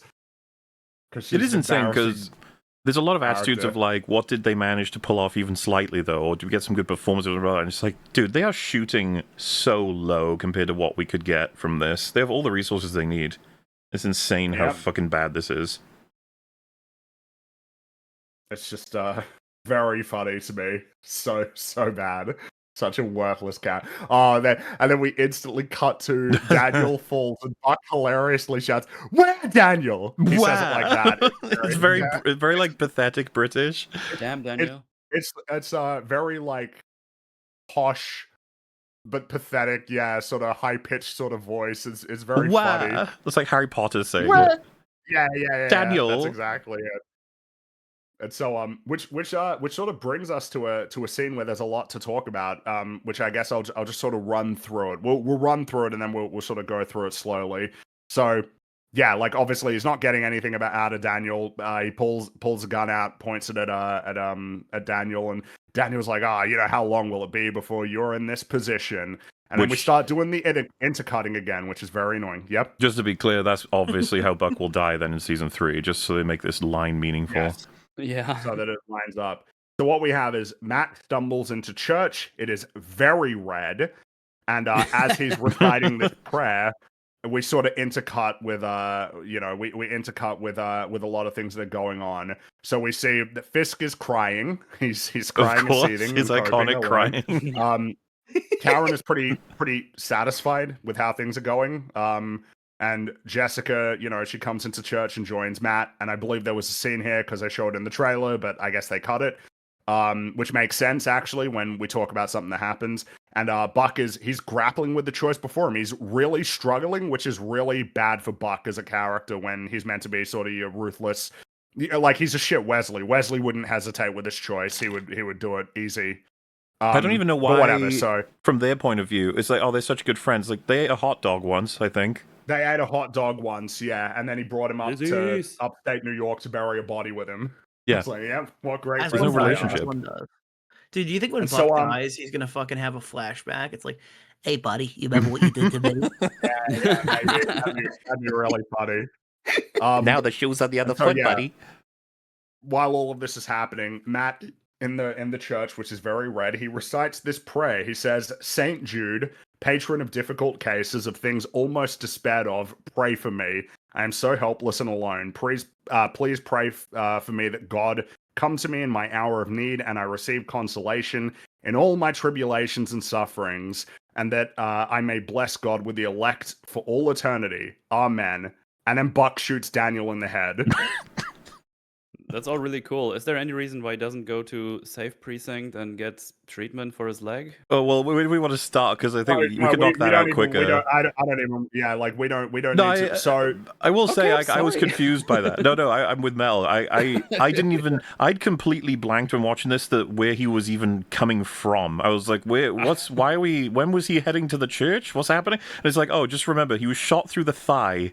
Right through, and he's fucking crawled his way to the church. You're like, the only argument you could make is like, but he can't go to hospitals because someone might get him there in the hospital. Oh well, I could think of a worse consequence of not going to hospital: death. No, of course. just FYI.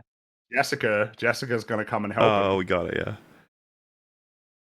Well, okay. What you're getting at. The reason why he went to church, metal is so that he could do that speech in a red room. Because in a hospital, it'd be hard to justify it being super red.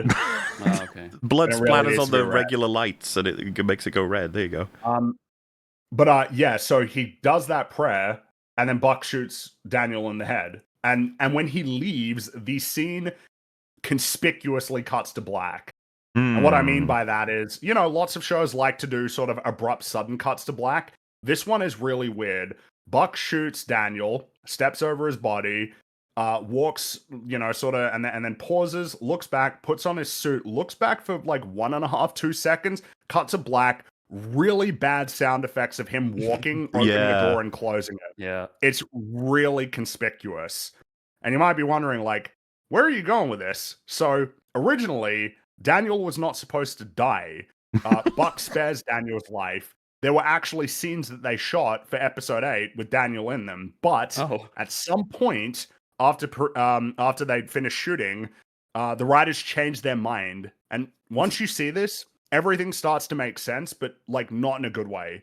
I don't like this show. Like, I don't respect this show. I don't like respect its ambitions as a story. But the overarching theme of this season is like mercy or grace, which means the correct choice is to have Buck spare Daniel. That is the correct choice in the story. What sense does it make for Matt to recite a prayer begging for God to come to him, and by extension several other characters, in his hour of need to guide him through a difficult circumstance, only for Buck to fail and blow Daniel's brains out? Whereas, like, the prayer obviously ramps up to Buck making the right choice, and you're meant to go, oh, that makes you think that even Buck, who's like obviously the most villainous, one of the most villainous characters, even he, even the grace of God reaches him and guides his hand justly. So he's what gonna they have like originally a fucking wrote, Master Chief moment. He's gonna be like, "I'm getting you out of here," and just grab well, him, pick him up, and walk him out the it's door. just, what they had originally wrote, as much as I don't even respect this show at all, is compatible with the season's theme. This change isn't. This change makes the story worse. It isn't. Irony. What is the irony? Oh God, please help us in these difficult circumstances. Oh, no. I guess he didn't get the Buck dead.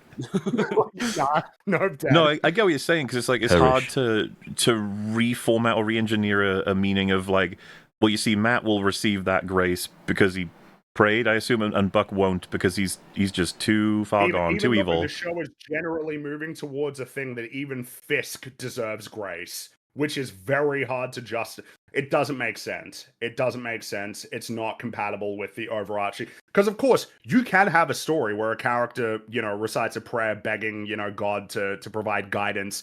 And it's like, well, it doesn't work. For whatever reason you want that to be, right? For whatever reason you want to go for, you can make that work. But again, I'd say like a lot of this does stem from the problem of this show doesn't really want to commit in any particular way.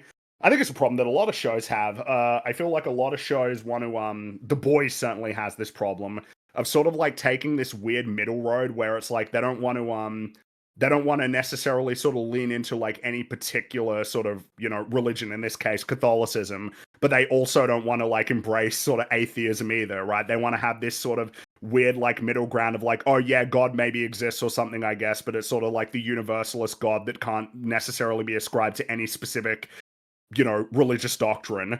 It's like, oh, God's there and he loves everybody and like he doesn't really have an opinion on anything that's going on, right? Rather than like committing one way of two, like, well, no, this is a show about a Catholic, so we're going to be leaning hard into the Catholicism. Or like the alternative, where you go like with a sort of atheistic like worldview. Rather, they want to sort of straddle this line in the middle. And the consequence of that is like, well, so what am I to conclude here? Like, are we treating it like Matt, like he believes in God and that belief is like manifest in the world in a way that's meaningful, but it didn't reach this one guy? Is that really compatible if you're trying to do some theme about like grace, as sort of like a thing that, is delivered to other characters? Like, you kind of need to like make a decision, right? It's like, do you want to like lean into Catholicism, or do you want to go for like a secular atheistic interpretation of this world? And then instead you're deriving like the idea that Matt Murdock, the values that he's fighting for, whether or not that like, God is real or anything like that, it's still like a animating factor for him that, brings good things to the world. Like, you need to pick something. You need to pick a lane.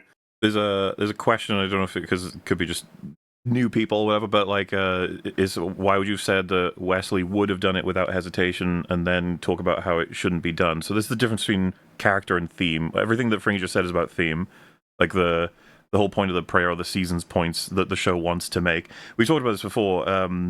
Well, if you've seen my video on the Marvels, I said the whole point that film wants to make is that you should stand as, together, cooperate, and you'll have better results. When the film's exclusively got moments of people performing better alone, it doesn't mean that's an impossibility or it makes no sense that you would be able to perform a task alone better.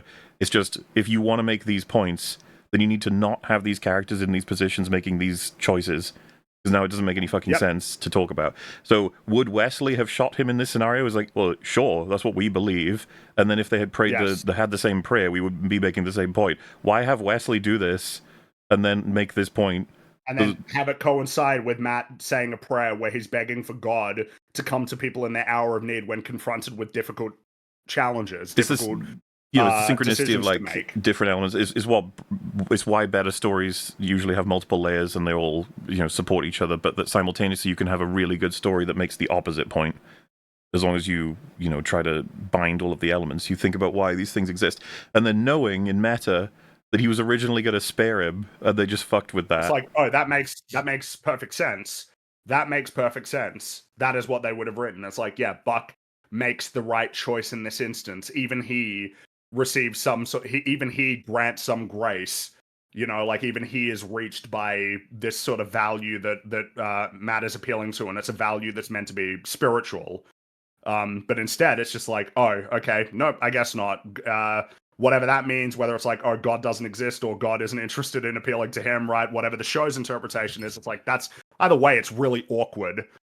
These are problems that you get yourself into by doing this, but I'd say that this is just downstream of the show's general problem, which is that Matt's Catholicism is kind of an aesthetic rather than something that they're interested in essentially delving into substantially. And of course, if you're not interested in dealing with these sorts of themes, that's fine, but I don't know why you're doing a Daredevil show. I'm not really sure why you would pick a character where his Catholicism is like a really central aspect of his character. Also, like, why would you choose to do this if like you're not interested in essentially delving like properly into these themes? I would never Dude, I'm confuse. telling you right now, they were writing this episode and like a fucking MCU Green Goblin mask was off to the side. They're like, Howard, someone needs to die for this to be impactful. You have to kill this character now. That's what the audience wants. Dude, they're gonna drop like flies in season 3. That I think it's that simple. They were like, yeah, but like that'd be an impact, right? If a character dies, that's like more impactful. Oh, okay, do that. And maybe they were right because people pretended that they cared about Daniel dying. People pretended that they thought he had a great character arc and that this was a gut punch. I'm not. I didn't mean to. If it sounded like I was confusing Buck with Wesley, I was talking about like the difference if Wesley were the one in this scene, which Buck is just discount Wesley. They've made that clear in the flashback episode as well. He's just supposed to replace him when don't. I know I respect the difference immensely because Wesley was like one of my favorite Daredevil characters, and gone too soon. Gone too soon, buddy. Gone too soon and replaced by a loser. Pretty much. Because of course, if he did shoot him, I still would have been criticizing it because like, well, Buck sucks. Like this is just lame. Like what we have is sort of an alternative between essentially a lame choice, like a lame storytelling choice, and an actual contradictory, incompatible story choice. So, when presented with these two things, I would rather it be compatible. If your theme of this season is going to be about grace, it's really weird that in the penultimate episode, when the protagonist appeals to God, that this sort of extends and reaches other characters, that it just doesn't reach one of them. That's really weird. Well, yeah, and to fix all of this, you're going to have to like draw it all the way back and repair all the threads, because first and foremost, like, who the fuck is Daniel to Buck and Buck to Daniel at this point, really? Mm-hmm. Why is Buck even really loyal to Fisk at all? Like, why is this his life? He just like treat himself as he's... What did he describe himself on the chessboard as? The knight or rook or whatever? The knight, the man at arms. Yeah. Which is such a just like, okay, we kind of already do that. Like, did you want to say anything else? Or... So, yeah, pretty embarrassing. That's the end of the episode, by the way. Dog shit. Well. Yeah, it's pretty bad. Which, at least we have the best one yet. The best one, yeah. This one's called because all these episodes. I'm just going to read some of the names of it. So, because we don't really talk about. We talked about them with Ahsoka. I reminded Mauler recently of all of the names Very of the Ahsoka episodes. Very Toil and Trouble, Time to Fly. Pretty embarrassing. So, episode 1 is called The Northern Star. Episode 2 is Shoot the Moon. Episode 3 is The Scales and the Sword. Episode 4 is Gloves Off, because it was a boxing one. Ooh. Oh. 5 is The I just Grand understood Design. gloves off and was like, what gloves? Oh, Metal, if you don't know, Gloves they make Kingpin off. and Jake Paul that episode. He has a That's celebrity right, yeah, boxing okay. he's match. for a boxing match, yeah. Episode 6 is Requiem. Great name, Requiem. Wow, never heard that one before. Episode 7 is The Hateful Darkness. That's what we just did. Episode 8 is called The Southern Cross. I don't really know why it's called that. Does that mean like the Southern Cross constellation? Because that's not visible in the Northern Hemisphere, is it? The what now? The Southern Cross. I have no idea what that is. I'm not a star doctor. Southern This Cross is the first like time a I've big heard sort that of- order of words. If this was a Southern watch, you Cross would know is- what it is, Nick. The Southern Cross is like a sort of, you could call it like an oceanic symbol, because it's like, we have the Southern Cross in the Australian flag, New Zealand's got the Southern Cross on it, there are a couple of the Pacific Islands have the Southern Cross on it. Do you have like the Big it's, Dipper? Well, I mean, we have a lot of, it's just that ours are upside down. Oh. It's upside down, but but the Southern Cross, I believe, is only visible from the Southern Hemisphere. Hence why it's like this, on the Australian flag, New Zealand flag, a couple other countries. I don't know if they're talking about this. I don't know why this episode is called the Southern Cross. Is all I'm saying. I don't Do know you guys why. have the Northern I guess. The Northern Well, what? there's the Southern Lights, but like you're not typically seeing them in Australia, unless you go way further south, like Tasmania. Yeah, but they're it's Aurora Australis in the Southern Hemisphere, whereas in the north it's Aurora Borealis. No, mother, it's just the Northern Lights. I think someone in chat has said I think it's literally just as simple as the first episode is the Northern Star, and then the last one's the Southern Cross. I think it's literally that simple. It's like an inversion. Damn, that's so So clever. it's Polaris and the Southern Cross. Well, It's the like, Ahsoka that's ones are like the all opposite of that. references, right? And it's like, that doesn't clear you on titles, man. But it is Filoni, so. I hope one of Ahsoka's episodes from the new season is just going to be called 6-7 or something. Ooh. Reference. Might be. Yeah, might be. I saw recently, it's totally off topic. The Jack Doherty guy got arrested, and he told the cops 6-7 before they threw him into a holding cell. It took you a while to get it. The reason why it took me a while to get it is I assumed that there was more meaning to it than just, it's like the opposite, I guess. Dude, the amount of times I fucked something up in streaming a video game because I expected, like, Resident Evil 9 had loads of these where I was like, it's got to be this, or this, and just like, just press the button. And I do it, I'm like, oh. Yeah. I do that a lot as well. Like, it's got to be more complicated than that. It's like, no, just. I wasted so much fucking time writing notes, so like remembering things, and it's just like, just press the fucking button. Like, I want to press the fucking button. So, I guess we better get through this finale. There's a lot to talk about. It's Dude, I pretty love grim. this finale. It's really good. My fucking ass off. Of it. Dude, you go on Twitter, it's like Daredevil's back, baby. It's like, yeah, it's pretty funny. All you need to do though is to watch the first. You have to just sit through the first 15 episodes, and it really pays off here. Finally kicks in, yeah. So the episode opens, Matt and Karen having a gay old time at their favorite restaurant, but it was but a dream, because Karen is actually in court and Matt's not there yet, because you might remember he got shot in the leg. And that's what's happening. He's having his wounds tended to by Jessica. I wonder if he called her and said, "Hey, can you come to like the church and help me out?" Or did she just know that he would be there? I mean, I think God sent her. Good question. But God didn't help Daniel. It's like, sorry, Bo. You're going to hell. See ya. He tried. He made Buck for the hesitate, writers. all right? God did the best he could. So, Jessica has nothing to talk to other than her daughter, because it's the only thing that she... It's just like a Pokemon. And, I have a daughter. pretty much, yeah. And, Matt asks for her help, and she again doesn't help. Doesn't want to. So that's it. That's the scene. Why is she here? Why did they put her in this show? She's here because she was a character obligations. had it in another show. That's it. It's just reference basically, because she's also part of the MCU now. And next season, when Luke Cage and Luke Cage actually does show up this season, and Danny Rand show up, it'll be for the exact same reason. Oh, look, it's the Defenders. Wow. It's member berries, basically. So, Yeah, Buck returns to Fisk and tells him Daniel betrayed them, and Buck is strangely nervous, which is very compatible with the fact that he let him go, but Yeah. a lot less compatible with the fact Yeah. that he did it. Like he does sort of a gulp. It's very weird. Like, this is not the reaction of a man who, you know, essentially did something that he maybe didn't want to do, but did it, and he's fine. This is a reaction of like, oh, I hope you don't ask me any more questions about this. Yeah, because what I was expecting at this point is like, oh yeah, he betrayed us. I took care of him. That's essentially what I was expecting. But he was just like, I was like, what's your problem? What is? It's just pretty awkward. And then Fisk rambles about the burdens of holding elected office.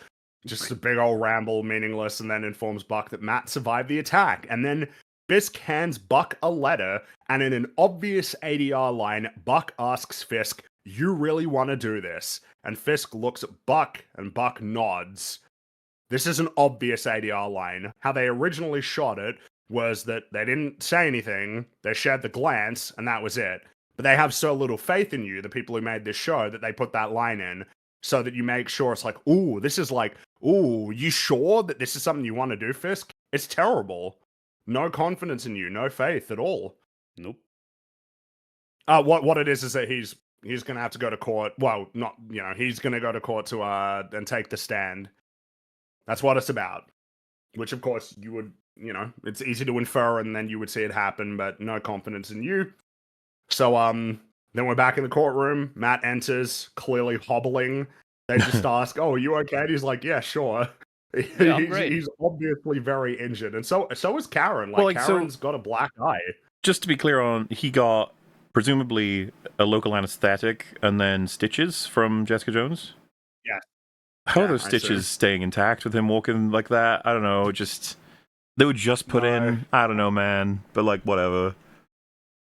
I just wish there would be some kind of mention of the whole shooting happening below Yeah, the you courthouse. think that the and cops all. would bring that up. Like, why wouldn't they be like, "Hey, man, we were like attacked. There's like blood Yeah. and dead bodies down there."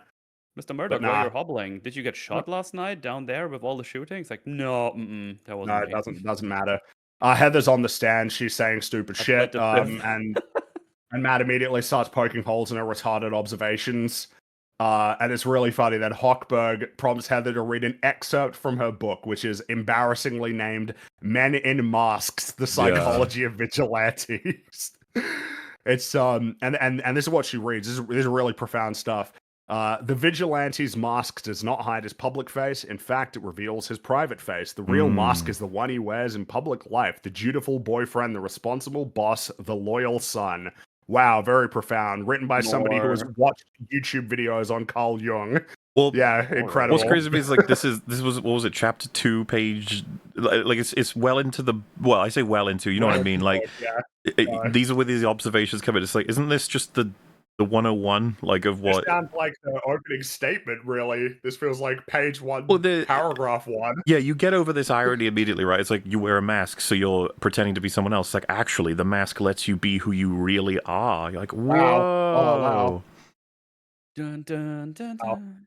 Have you heard of the Jungian concept, the persona? Wow. Oh, very interesting stuff. It's just, yeah. It's also, so embarrassing to me. What about all the women in masks, huh? Huh? No, it's men we in hate masks. those. Because, yeah, well, fine. she seems to have a, which is funny, yeah, because this is about Karen, but whatever. So, yeah, Kirsten's cross-examination, but because, of course, this show is terrible. The cross-examination, the questioning, it always lasts, like, they have 2 questions and that's it. She basically has one, which is, hey, did you, like, punch Karen? And it's just like, yeah, no further questions when it gets overruled, and then Heather, like, denies the allegation anyway, which is really funny, because, like, but who could have done it? Like, you spoke to her, and she has the injuries, so why do we not care? Why is it not, why are we not interested in who did it? I was curious about the whole courtroom things because, again, I've heard that the Netflix ones were like pretty good, or at least decent. And then I was watching those right here. Dude, like, oh, this if is you like... heard good things and then saw this one, your brain must have fucking evaporated. Oh, I was just like, oh, this is just nothing and also dumb. So I saw someone point out on Twitter that it's a really great detail that when she says, "Did you strike her?" Matt looks at Karen because he had no idea, being blind, that she's injured. And I was like, that doesn't make sense, does it? He would detect the shit out of that better than anybody.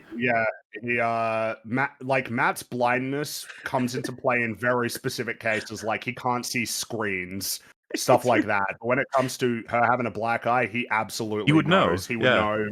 He would know a kilometer away.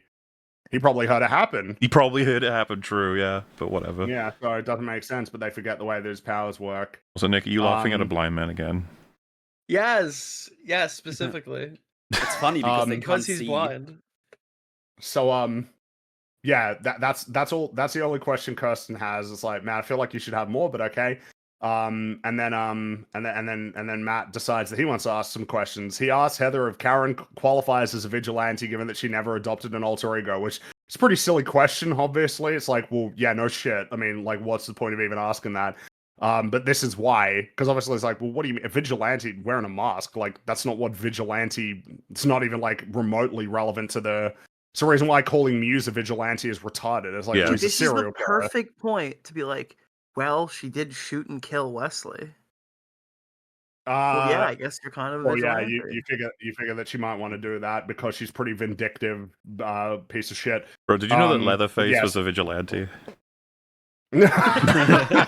Yeah, dude, Michael Myers, known vigilante. Yeah, Jason was a Even vigilante. a song. So, yeah, Heather says that Karen hid behind Daredevil's mask, prompting Matt to retort in the same way that you're hiding behind the Fisk administration, and Heather begins to seethe. Is very funny. Show her seething. It's my favorite thing it's the only thing that I derive joy from when it comes to this character is her seething. Anything that brings Like you a joy. loser. Wait, your chat's right. Yeah. Anakin wasn't a fucking vigilante until he put on the Vader suit. Until he put on the When Vader he killed mask. those kids. Yeah, that Oh, wasn't yeah. vigilante. Yeah.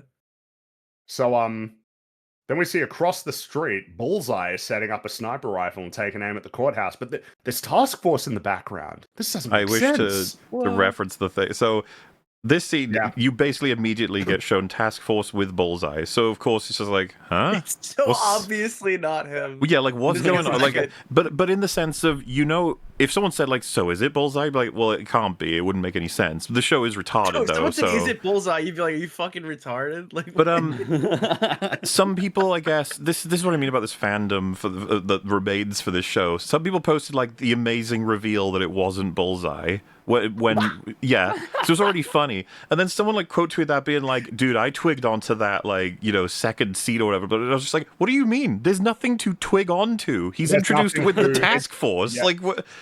It's not subtle. Exactly as appears immediately. Like, there's no hidden clue. There's no. It's like, right, it's not Bullseye then, obviously. Yeah, like, what's the trick? You just sit there like, well, There's this no doesn't make trick. sense to be Bullseye, so it's something else. But it's because they want to treat it as a reveal. A little while later, honestly, like a little while later, they want to hold off on this. That'll be reveal. it. It might be my favorite moment. It's certainly for Powell, that scene, if that's what you're Oh, talking about. yes. Fucking brilliant, honestly. I'm looking forward to that, yeah. So, Matt calls Fisk to the stand, and then he enters the courtroom as opera music plays, accompanied by a whole bunch of task force in slow motion. And the big steps. And the big as well. steps. Ooh. Yes, that's This is right. why I thought they would do this the whole show every time you. Well, they didn't. They did not do this in the original series, Metal. This is a silly. Daredevil. It's really so dumb, yeah. All you're thinking about is Stewie following him playing a tuba. And again, just the Jerry Springer of it it's all filmed this way, but the show is like, no, we're not Jerry Springer. We are the most prestigious, amazing, quality TV show that's ever been seen. You're like, okay. Okay, fellas. I enjoy this. So, despite not having been asked a question, Fisk rambles. You know, when I was a boy, I was taught to find the biggest man and bring him down. I thought but I as I missed grew, something. No, you didn't. He didn't get asked a question. He just starts talking. But as I grew, I realized that no man stands as tall as this courthouse, these institutions. And then Matt stands up and actually like starts asking him questions, which is what he's here to do. Not give speeches. And then yeah, like meanwhile, the real Bullseye just shows up and kills task force guys. And then takes a sniper rifle. It's like, yep. Damn, that was a crazy reveal, by the way.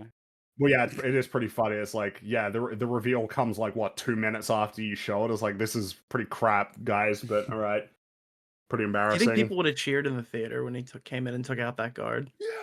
Yeah, probably. And then they would also say that the show is great because Matt asserts that like Fisk shouldn't die. I don't know. It's this weird, like, I feel like there's a lot of stuff where this happens, where like people who like it seem to like. No, it's the Superman Supergirl thing where it's like, oh, they're like espousing incompatible worldviews, and you're celebrating both of them. Like you're celebrating both of them almost like morally. That's very weird. And it's like, well, no, you're not allowed to do that. You got to pick one. Who's right? You know, who's right? Is Bullseye right for killing these guys, or is Daredevil right for saying that, you know, nobody should be killed? Anyway, we got, you know, we got some real courtroom drama going on right now. So, Fisk exposits that the Safer Streets initiative was created to curb vigilante violence. He invokes, among many others, Foggy's name, which is really awkward when it's a matter of public record that Foggy was instrumental in bringing Fisk down. Like, it's really weird. It's just weird that nobody seems to care about that. And then, you know, Matt wonders if Fisk gave him an answer or a speech, which elicits laughs from the courtroom, which also doesn't really make sense because he also brought up Vanessa, who's his wife, that the show also wants the world to believe was like, you know, sort of viewed pretty fondly. So it's really weird for Matt to say something that undermines him appealing to his wife's life that was taken, and then it's like, doesn't really make sense. And we're to believe she was basically the kingpin while he was gone. Pretty much, yeah. She ran like she was apparently better than him. Yeah, if you don't know Metal, they actually, when they brought back iconic loved character Kingpin, they started off by having her fuck some other guy and him go to therapy because he's a cuck now and he has to beat the guy to death for doing it. Yeah, that was him being born again. Yeah, he was born again. He was. Yeah, he was born to sit in that chair. Oh. Matt brings up how he took a bullet for Fisk before asking if the streets are actually safer. Somehow Fisk says yes, even though there is immense violence playing out throughout the show. Like, it's a weird thing that this show has, where it wants to simultaneously argue that Fisk's agenda is popular while also, like, saying and showing that there's chaos. They can't make up their minds. And then it's just objectively there is immense violence playing out in this story that is like not even remotely the same as was the case before like Fisk was involved. It's insane. And that's when Spider-Man reappeared. Yes. Along with the Thunder Avengers bolts. Thunderbolts Avengers, the new Avengers. And so Matt points out that the Safer Streets initiative didn't prevent Bullseye from killing Vanessa, and then he brings up that Bullseye was formerly employed by Fisk, and somehow the court deems this contemptuous. It's like, this is just like true and relevant. I don't really know why we're It's possibly the most relevant piece of information it has been for this entire fucking show, that they just sort of just like, don't worry about it. Yep. And then Fisk asks, do you really want to do this, Mr. Murdoch? Which then sort of launches us into, it's like not, the show thinks this is like really precise and clean, and it's not. So we'll sort of run through it. So we're now onto the Northern Star, which is going to be the thing that he uses to get Fisk. The Northern Star, not all of the other crazy things he did. So the gist of the argument goes like this. Among other things, Karen has been charged with aiding Daredevil in the sinking of the Northern Star, and the only evidence which has been presented to support this claim is the testimony of Powell, and the person who's litigating the claim right now is Hochberg, both of whom work for Fisk. And there's sort of this lingering of like, oh, well, Daredevil was on the ship and Daredevil did it. That's like your story. That's your argument. So we have to agree that Daredevil was on the ship. Okay, we'll lock that in.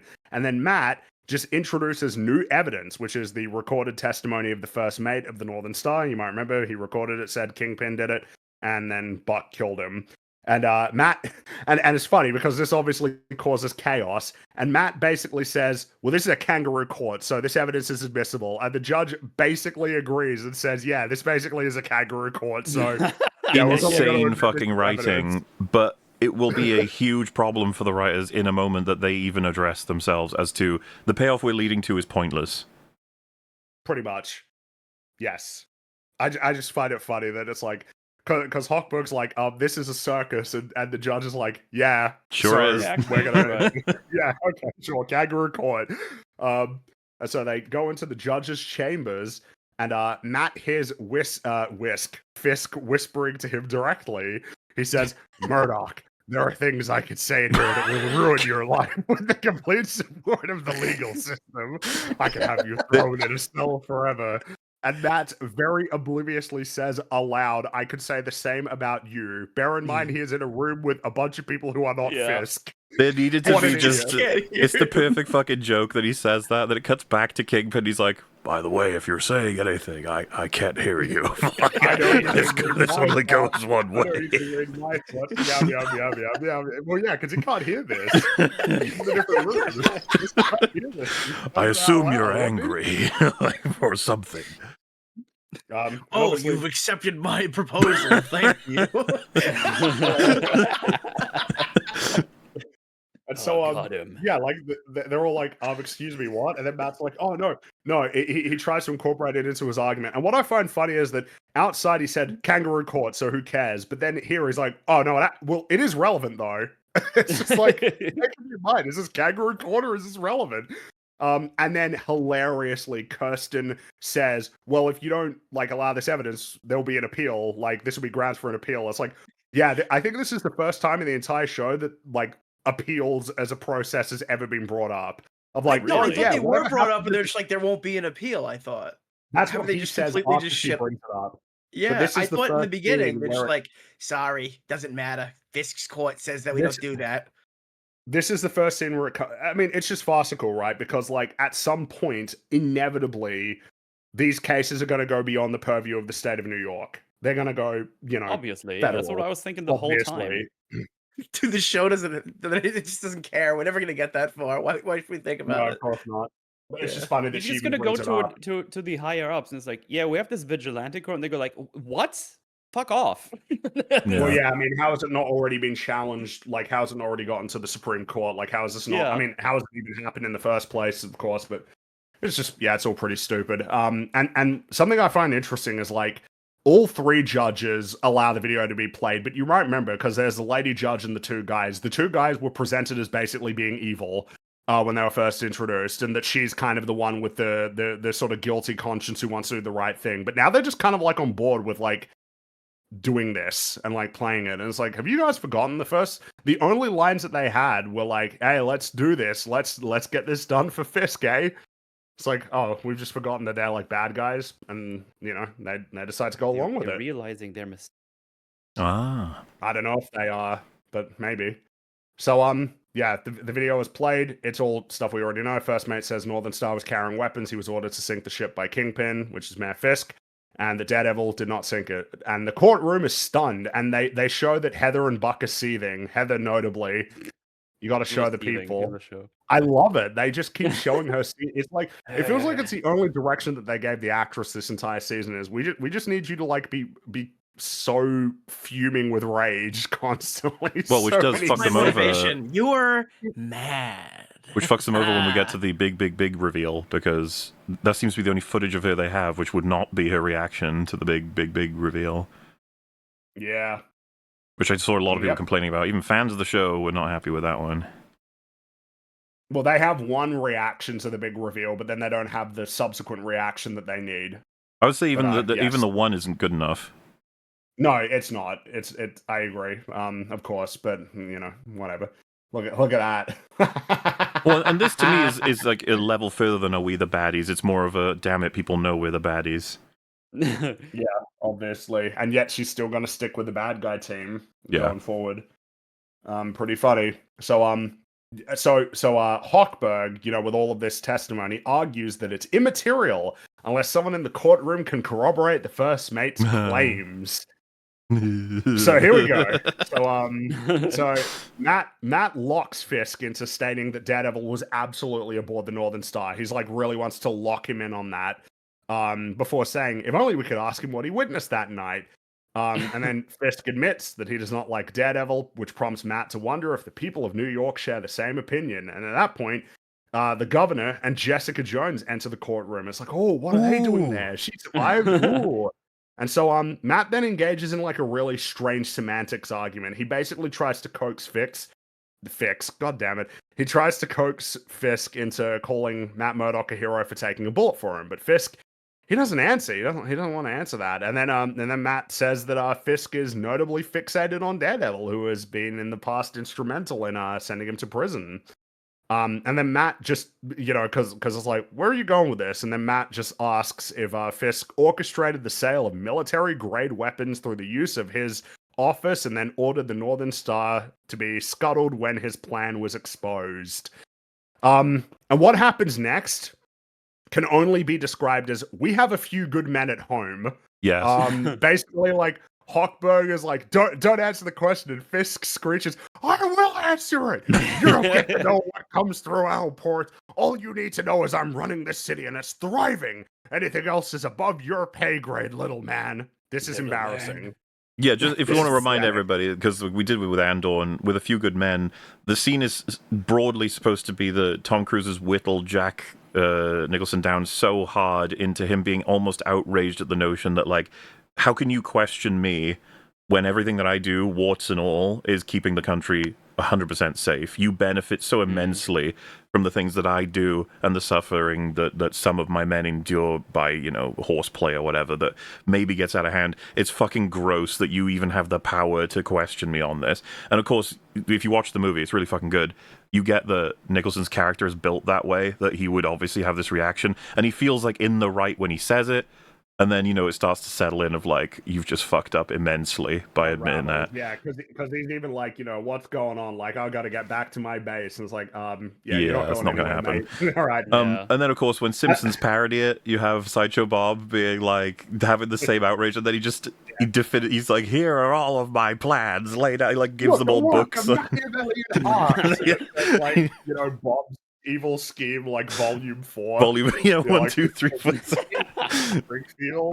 Truth handler, you. I deride your truth handling abilities. Even putting to one side, obviously, all of the character writing, you've just got, it's Aaron Sorkin, so it's a great dialogue. Yeah. Really snappy dialogue. Very, just fun to listen to. Great performance from Jack Nicholson. Compared to this, right? Anything else is above your pay grade, little man. Compared to, like, I'd rather you just say thank you, and go on your way. Otherwise, I suggest you pick up a weapon and stand a post. Either way, I don't give a damn what you think you're entitled to. It's like, ooh, it's just fucking great. And the whole film builds up to it. And these guys were like, yeah, we can do that. We can do that. No problem. Last week it was we could do Andor. This week is like we could do A Few Good Men. It's like, can you stop?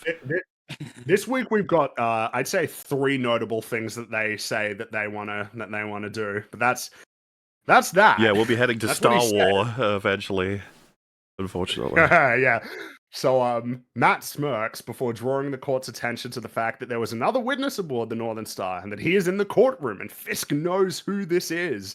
And the courtroom gasps as Matt says, you and I both know exactly who Daredevil is. He's the man who knows exactly what happened on the Northern Star. He knows exactly what happened in my apartment, and he knows exactly who the real criminal in this courtroom is. Isn't that right? And Fisk grunts, you are a fool. And yeah, so what happens next can only be described as, we have Iron Man at home. Yes. So Matt turns around and declares, I am Daredevil. And this lands with a wet thud for obvious reasons. This is a scene that people were fucking celebrating on Twitter, and I was like, do you know how many layers of stupid there are at this moment? It's kind of insane. Like, we'll have to go through them, but still. It is. It's even the show seems to recognize, like, that on its face, this is pretty farcical. So Matt's blind, as far as everybody is aware. So when he says, I am Daredevil, in a court case where it looks like he's kind of he doesn't have actually that much to go on, and that he doesn't have, like, much that he can grasp onto, on its face, it's like, so this is a blind, insane man making, like, a last-ditch effort to win a case that he can't win. I'm Daredevil! That's what it looks like on its face. Like, to the point that he needs to prove that he's Daredevil by throwing his walking stick at the wall and catching it. This doesn't even really prove that he's Daredevil. It just, like, yeah, you caught a stick. Like, I guess that's kind of hard, but it just means you're not blind or something, which of course presents new problems of, like, wait, are you pretending to be blind? This is like, the first conclusion that everyone should draw. Not that you're Daredevil, because that's just insane, but that Matt Murdock, the famous blind lawyer that's won a whole bunch of crazy cases in vigilantism and on integrity And Justice, he's been faking being blind. That's fucking insane. Like, exactly. That's Imagine what, they would that's have all what gone like, boo, fuck off. Yeah. But the show believes this is enough proof for everybody that he is. Like, he honestly would have been better doing like a couple of backflips than doing this. What people don't grasp is like, well, but isn't it more interesting that he's Daredevil? And it's just like him being. People don't even know that Daredevil is blind, so to speak, right? So with him, no. That's like kind of the next point, right? So when you think about I Am Iron Man, it's like right away, like. There's a lot of stuff that's already connecting Tony Stark. It's the whole point of the press conference, right? Is that he's there to deliver a story that isn't the truth, that he is Iron Man. But there's a lot that connects. Number one, all of this shit happened at like Stark Industries. It was with Obadiah Stane. So you've already got that. And then you've just got the fact that Iron Man, as a creation of Tony Stark, intuitively makes sense. He is a genius engineer. Like, he inexplicably escaped from captivity. He's been reclusive for a while, working on some crazy project, and it's all generally in the vicinity of Stark Industries. Like, when Tony Stark says, I am Iron Man, everybody believes it instantly. Everybody believes it. So it lands really hard. And of course, the fact that it's very surprising because in the meta of the film itself, this is sort of an era where secret identities was still a big aspect of a lot of like superhero movies. So the fact that you have a movie that ends with him firmly rejecting the idea of an alter ego and just embracing that he is Iron Man, super duper cool, works really well, super impactful compared to here where you've just got all of these things to the point that they were like, oh, we need to like prove that he is. What does he do? Oh, he throws a stick and catches it. It's utterly fucking bizarre. And this is the thing, right? For it to matter in court, we got to do a hell of a lot of proving. This is way nowhere near that. But then secondly, Matt, you understand, and this is supposed to be the drama of the situation, if you prove that you're Daredevil, then, you may be able to stop Fisk, but then you have to suffer the consequences of, Daredevil's crimes and stuff. It's like, wait, is there any way that we could have introduced the reality that Matt is Daredevil and to not have him captured by the police? Like, well, yeah. He could have just made a tape with proof that's better than this. Yeah. And then given it to Kirsten and dropped it off at the courthouse or whatever the fuck. You didn't need to do this yourself. Exactly. He could have just dressed up as Daredevil and given the testimony. And if he needed to prove his Daredevil, do a couple flips. I mean, honestly, he would have just been better off bringing in. He just would have been better off bringing in the Daredevil like mask. If he had that would be would better. an arrow. That's what I expected. He just has a suit with him. That's what he did. That's what he did when he revealed it to Karen. He showed her the mask, which is like, that's better because it's, how do you have it? If the judge is looking at him as like, prove you're Daredevil, he does this throw and it just cuts to it like with the fucking Peepo stare face of like, I don't even know what that is. What have you? Yeah, like what is that? Like I don't know. Like, okay, cool, yeah. Again, bro, this is what they needed to do. They needed to have him come crashing down from the ceiling in full uniform. Oh. That's a thing they do because I've heard people referencing this. I haven't seen it. Yeah, they did it in Arrow. Well, they had somebody else wear the suit because they were basically the guy Oliver Queen was on the stand and like, you're the Green Arrow. And he's like, oh yeah, and then a guy in the Green Arrow suit comes crashing down from the ceiling. Okay, he's like, I'm the Green Arrow. Okay, yep. Yeah. Will the real Green Arrows please stand up? So yeah, that's like a major payoff that they could have done, and it's like all shit. There's not a single element of it that works. I don't know that there's. So I don't know why people are saying that this is the equivalent of I Am Iron Man, other than you're delusional and you desperately need this show to be good, but you know in your heart that it's not. It's like Kingpin should never have gotten to a point of doing this with Karen. Karen should never have been in this case for as long as she has. Like, Daredevil should have gotten her out. We were shown the opportunity, just doesn't do it. And then they keep setting up that this is going to be the only way to exonerate her, which we've already established pretty well that this won't be the thing that does it, because you can't even prove this. Him throwing that stick around doesn't even do shit. It's already just, it's a mistrial, if we're being honest, in every way, shape, and form at this point, regardless. It just puts him in more danger. But then, like, most people's reaction to this shouldn't be, oh my god, it's Daredevil. It's, oh my god, he can see that piece of shit. He lied about being blind, yes. And dude, now we're just seeing the wider scope of all the decisions made. It's like, no, Karen, I can't break you out. We got to do this the right way. And it's like, I need to go to jail. Yeah, exactly. Well, I mean, of course, this is like assuming that he'd even be able to get a word out when he does this, and that the task force don't just immediately swarm him and arrest him and beat the shit out of him, right? Like, dude, why doesn't Daredevil just do a press conference like, I was on the ship? There's so many different ways you could have got the evidence across without doing this. It's so stupid. He didn't have to do this, and of course, doing this is going to blow his whole life up. But yeah, there he goes. And then like this like ensuing minute is like really embarrassing because you basically got Matt very hurriedly delivering testimony like as Daredevil, going like, oh, you know, I know about all of this. I can tell you everything that I saw as Daredevil, you know. And every Hawkberg keeps objecting and it all keeps getting overruled, which I find really funny. It's like he's an evil guy, but like but then the thing is, again, it's like, oh, this kangaroo court, so you know, whatever. And basically, yeah, Matt's argument is, well, I'm Daredevil, so everything that I say is enough that you can charge Fisk. Yeah, which is... And then he says that because the court is illegitimate because it was created by Fisk to facilitate the criminal agenda, and everybody cheers. Like, because he's like, yeah, everybody in the room cheers. It's like, and then everybody clapped, except for Heather, who was seething. So Of course. face is Again. turning red. Dude, as CEO of Vigilantes, I declare your court invalid. And everyone's like, what? And basically, yeah, the judges say, like, yeah, this is a kangaroo court, so we dismiss the case with prejudice. It's like, what does it even mean to dismiss the case if you're saying that you're a kangaroo court? Yeah. Like, you know what I mean? Like, what any ruling that you make doesn't mean, like, it's all fucked. Well, Like, the huge what- point that he like, oh, made yeah. there has nothing to do with revealing that he's Daredevil. No, his point seems to be like, well, I'm saying that Fisk broadly did this because he's a criminal, so this is not a real court. And it's like, well, that's not a real argument, Matt.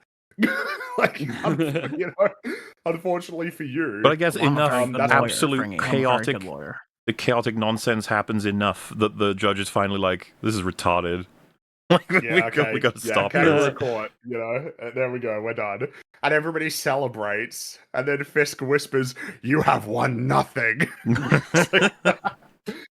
It's so just so bad. funny because the whole time this was happening, it was like, wait, this is just a court they made up. This is nothing. They have nothing to say. And then it just concludes with, yeah, they have nothing to say. It's like, oh, okay, cool. What a waste of fucking time. Mm-hmm. Pretty much. And yeah, obviously that's the thing it. I was alluding to, is that this big conclusion of the court case begins with Daredevil or not, this is all the case now. And it's like, what do you mean Daredevil or not? Is instrumental to his argument. Well, That I is just want to his talk to the whole argument. writers. Like, you guys, you made this the major payoff of like the season, and then you just had the judge say, well, Even the regardless of all judge- that, like, Yeah, who cares about the that? judge, even the judge recognizes, dude, this isn't good enough evidence that you're Daredevil. I mean, you know, maybe, but like, it's not even that good. It's like, dude, you wrote a character to acknowledge that it wasn't a reveal that hits as hard as you wanted it to. That's so bad. Unbelievable. It's just, it doesn't work in any fucking layer. And I mean, it continue like it is just a non-stop train of insanity. Yeah, we don't stop outside, there. The governor tells Fisk that he's fucked. He's going to be charged with several crimes. His assets have been frozen, and the free port, is now under government control. And also that the assassin that Fisk sent after her miraculously survived and rolled on him. And he's like, oh, well, that'll take a while, so you start up that process. And then as he leaves, he says, interesting to see who you've aligned yourself with, Miss Jones. And Jessica says, watch yourself, Kingpin. This is perplexing to me. I was so confused by this. This is the first time these two met. They've never met before. They don't have a relationship. I thought they were working together at some point. That's what it sounds like. Why would Fisk have an opinion on Jessica Jones? Why would she even really have much of an opinion on him? They don't interact with each other. The major thing, because this is seen as the iconic meeting between these two characters, but I just was confused by where did he expect her to align with? Yes. Why would she have ever thought that she would have like, why would she have an opinion on her aligning with literally anybody other than like not him? Like, oh, it's interesting that you align yourself with the governor of New York. Like, why do you even have any opinion on who she would align herself with? It just feels like an absolute sort of recognition of, well, these two are major and they're in the same room. We should probably have them say something. Mm-hmm. How does Fringy know that? He hasn't seen Jessica Jones season 3. Okay, chat. Do they meet in Jessica Jones season 3? Well, I already know they don't because I've seen everyone celebrating this as their first meeting. I mean. So I don't need to see season 3 to know that. Meeting. Like, I don't. Yeah, but hey, look, we'll just get confirmation. Well, I'm excited. Yeah. Excited. Nope. Yeah. So I don't even know why I'm bringing that up. Anyway, moving on. The good guy team and the bad guy team encounter each other in the lobby, and Fisk says, "Where are you going, Daredevil? You're going to hide?" And then Matt says, accept defeat gracefully, old man. And Fisk says, Matthew Murdoch, Daredevil, defeat, you've only weakened yourself. I've lost nothing. And then Powell gets on the radio and tells I gotta play it, right? Like, I got, because it's such a bad line. Let me just make sure I've got the right place. Okay, yeah, there it is. So it's like 58. I'll just just pull up the stream if you guys want to listen to the line itself. But chat, you need to understand, the situation is our Bullseye displaced the task force Bullseye that was obviously waiting there to shoot someone. I think it's safe to assume it may have been Matthew Murdoch because he's turned up now. I don't know. I'm not going to pretend to fucking speculate on that. But as everyone's heading out of the courthouse, what is the task force's job for fake Bullseye? You lost the city. Well, I've lost nothing. Murdoch's coming out. Prepare the shot. I can't fucking this so much happens so quickly here. Like, Powell just says in front of everyone, Murdoch's heading out, prepare the shot. Prepare the shot, oh yeah. What? Matt Murdoch in the head. Murdoch's coming out, prepare the everyone is here, dude. Everyone. And then, hilariously, Bullseye says, sorry, pal, wrong Bullseye. Matt hears this. Obviously, Powell hears this because Bullseye told him. Why? So now they know that he's trying to shoot Fisk. So he let them know so that they can react. And then this fucks up his plan. But so Powell is like, sir, it's a trap. And then Buck instinctively draws his gun. Matt's like, no. And then Bullseye shoots Buck. Shoots him in the gut. What the fuck is going on? Like, how did you miss? He was 3 feet in front of you. Like, I mean, I have to reference it, but you know. Again, to do it in order, Powell, who now knows that Matt Murdoch is Daredevil, in front of him says, hey, shoot Daredevil. And then Bullseye, who wants to kill Fisk and currently has Fisk in his sight, says, nah, I'm not going to do that. Therefore, giving them time to react. And the reaction is that Buck draws his gun and steps forward. To and shoot Matt, presumably? Yeah, to shoot Matt Murdoch in the head in this courtroom. What the fuck? Every character is being immensely retarded in a few split seconds. Yeah. And then, the best part is, the building is locked down. The good guy team and the bad guy team sort of go into their respective areas of the building. And then Powell just runs through the front door and blindly fires his gun across the street. Oh yeah, I gotta play that. Everybody, fire on the top right window. This Powell, I'm submitting him as potentially. I mean, he's pretty up there for the most memeable fucking dumbass characters in the history of content. For all the characters that are cool that like die way too quick, there's just him. He's just there, like the opposite of that. He just walks out the door and just starts firing. I'm so excited! I screwed up the AB. There you go. It's there. Look how fucking great this is, guys. It's almost as though he didn't actually fire the actor, but they put it in post or something. And of course, what makes this especially funny is this is Bullseye. Yeah. This is Bullseye. And you're just going to walk out the open to try and beat Bullseye in a gunfight. He will never fear Bullseye, Powell. He will never fear him. He's always so confident he'll take him on. He is the man without fear. Yes. The real man without fear. This is why I kind of like Powell. He is super fucking funny. What he just randomly executed one of his own team members and was like, the protesters did it. It's so funny. He's such an idiot. Funny. Look at that. Yeah. Hilarious. And Bullseye decides not to just shoot Powell, thankfully, and he just casually sort of walks off. And now this is like the state of affairs as we enter the third act of this episode, which is that the bad guys and the good guys are locked in the same, they're locked in like the courthouse together.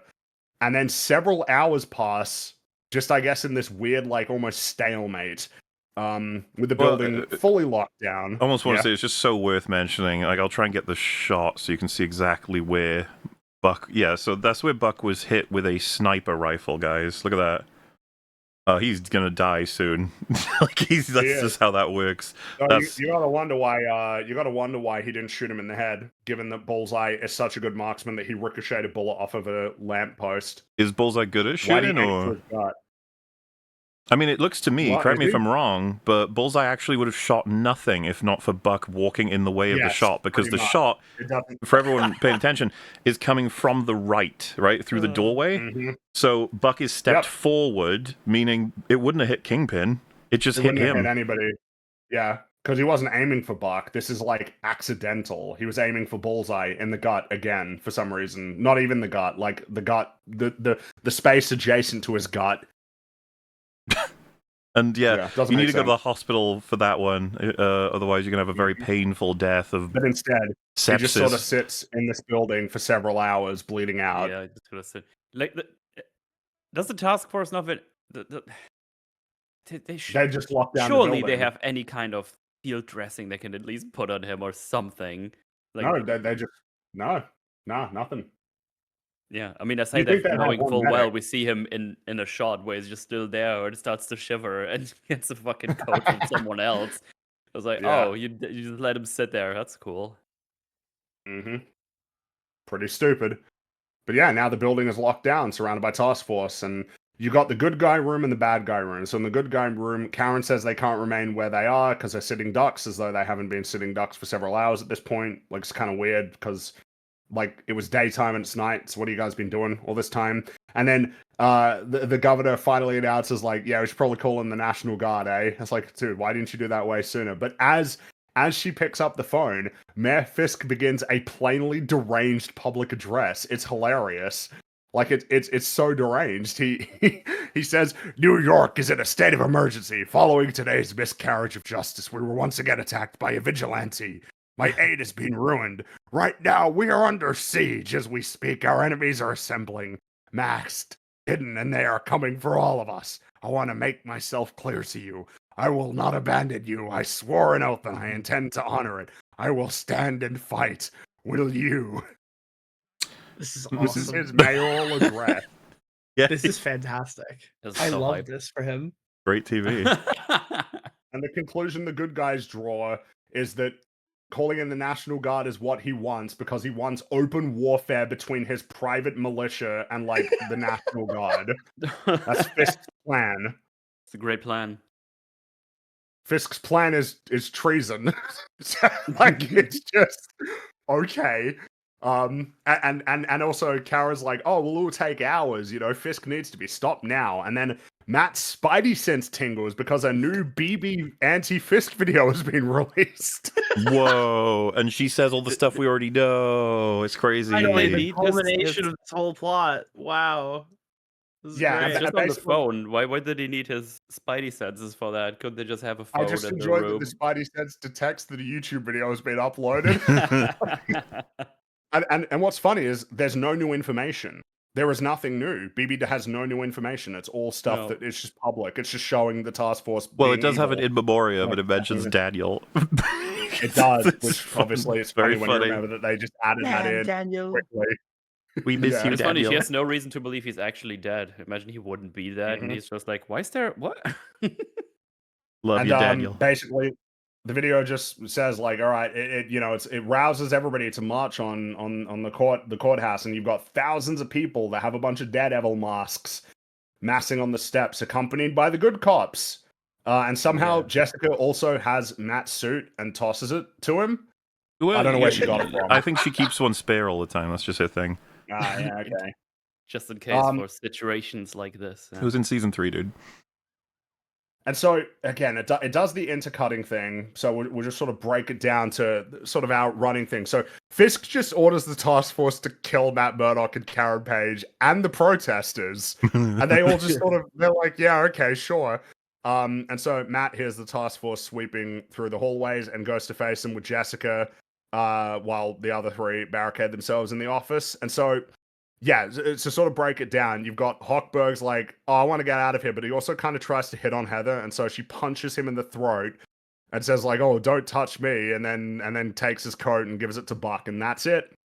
That's it. I don't know what we're meant to conclude in terms of her allegiance at this point. I don't know. I think she's just gonna get That's to killing next season. Just let her get to Pretty killing. much. Yeah. And so outside, you got Mahoney there with Cherry, and they tell the task force to lay down their guns and let them and the protesters inside. And Powder just orders the rest of the task force to gun down everybody. As one does. Because Powell is That's awesome. It's And so what He's a happens voice is for the audience. He Yes, just wants to kill Powell. everything involved with this show. North, because North at this point he's going on his arc. He doesn't want to, and then Powell just steps forward with the intent to kill. He's just like, "Oh, you're not going to do it, all right," and then just steps forward, ready to shoot them. And then North knocks him out, so he still survives. So we'll see him later. So this But moment this is made me crazy. think like, oh, is this what you remember when he wanted to rejoin and we had that weird scene where Powell was like, I don't know. Was the show under the impression, the audience was under the impression that Powell thought of North that he was a 50-50 like good guy, bad guy? Because that's not the case. Which was not. No, in season 1, he's just fully on board. Yeah, he's an asshole like the rest of them. Like Powell, basically. Yeah. But then the thing that seems to have tipped him over was when Powell shot that dude in the neck, which, you know, it's like, yeah, I mean, that was pretty crazy. That would turn a couple people. I just find it crazy, though, that the circumstance is, Powell's just wants to kill a bunch of innocent people and like cops. Evil Jacob, kind of. Batwoman Jacob, just to be clear. Yeah, I figured that's what you meant. But Well, it's just been a while. I mean is some people in chat might, you know. This is really farcical, though, isn't it? You know, really. Batwoman. I miss it too. Just this whole circumstance. It's V Vendetta. We have that at home too. and so then the protesters, they swarm the building, and a lot of this is presented in vertical video. This is bizarre. This is really bizarre. I'm not sure what they're trying to say. What did the writers mean by this? Is a big thought on everyone's head with this one. We don't need to dwell on it, but like we don't need to, okay? But like, I don't know, it's really weird that they have a bunch of people swarming into a government building with vertical video, like as though it's presented like it's all being like live stream. It's just and what happened? You know, like like what? Yeah. It's and so anyway, moving on. So what happens is Daredevil and Jessica are getting into a hallway fight. And also it's really weird. You need to show it. There's a part where it looks like Daredevil takes a human shield. Oh, right. Like a task force guy has a human shield. It's very double awkward because weird. it also kind of looks like he uses his cane to have it on his head like a gun or something. It's like really quick, but I remember it being really awkward looking. I'm having And then in the trouble next scene, there it that's is, not yeah. even a thing anymore. Oh no! It's I got before it. it's before the yeah. Oh, it's before that. Oh, okay, before okay, that. sorry. Yeah. There you go. So here he comes. If you slow it down, because I remember looking at this at the time, because I was like, is that what he just did? And it's like, well, these guys have body armor, right? So it's kind of like safer for him. It's just like, I don't know. I don't think Matt would be. I don't know about that. It looks really fucking weird that Matt's got this body in front of him as a shield. It's like, I don't think so, guys. Mhm. Yeah. Yep. And so, basically, so what's happening? You have to understand what's happening is you've just got task force guys just like randomly like attacking and killing people, and meanwhile you've got a bunch of like Daredevil protesters sweeping through the halls. And while that's happening, they get there and they start barging on the doors to specifically the courtroom where Fisk is hiding. And Sheila, she's just gotten off the phone with the Attorney General, and the Attorney General is offering Fisk a deal. This is the deal. Fisk must tender his resignation, renounce his citizenship, and go into exile, or else he'll be prosecuted. He has to do a Yoda. Now, I was thinking Napoleon, but I guess it's a Yoda. But I don't understand. Like, number one, I assume it's impossible for this to be a deal that could ever be offered. Like the deal is that he has to renounce his citizenship and thereby become stateless. Yeah, like, this is comical. Like, there's no way that that's something that can actually happen. But then number two, this is insane. Like, oh yeah, Fisk, just go into exile, bro. Like, Yeah. what? Just leave. Fine. Take the black. Go to the wall. Yeah, go to the wall. And something that should be noted is this deal does not this deal is not altered, all right? He doesn't need to pray that it gets altered. This does not get altered despite what happens next. Well, the deal and also, remains, as everyone knows, no like once jail. Matt gets involved, I'm sure he'll prevent this deal from taking place because this would be a huge Yes, miscarriage of 'cause justice. that's, Yeah. yeah. So But, what I also yes. find interesting to think about, because they all the good guy policemen, right? They're like, let us in here, which is already a weird decision on their parts. Like, you probably don't want that because that's just gonna be There's pretty chaos. insane escalation besides the whole Kingpin thing. Also, these fuckers are going around yelling like, "Kill Kingpin, kill Fisk." It's like, oh fuck. Yeah. Not gonna put them in there. Yeah. But luckily, Well, yeah. luckily for everybody involved, no one of these protesters, Nobody has guns. Nobody brought has a guns. firearm, which is Yeah. insane. Curious. Like, Wow. there's gonna be Yeah. shooting everywhere. Yes, this deal, So it's which a itself, bad situation. before anything that could be happening next is like insanely unjust, right? It's like that's Yeah. bullshit that Kingpin could get a deal like that. Even with the fact that it's like, dude, you can force him to become stateless. Like, that seems impossible. But okay, but yeah, Fisk doesn't want to do this, and so yeah, what happens next can only be described as we've got Rogue One at home. I guess just before you go into it, like this being the first thing you see, everyone in chat, like, so it's like, you need to give up Kingpin, it's over. And then he's like, okay, and you see this, you're like, what? I don't, like, what? Yeah. So, yes, we are doing a villain hallway fight with Fisk. He opens the door to confront the protesters. He says, "Boo!"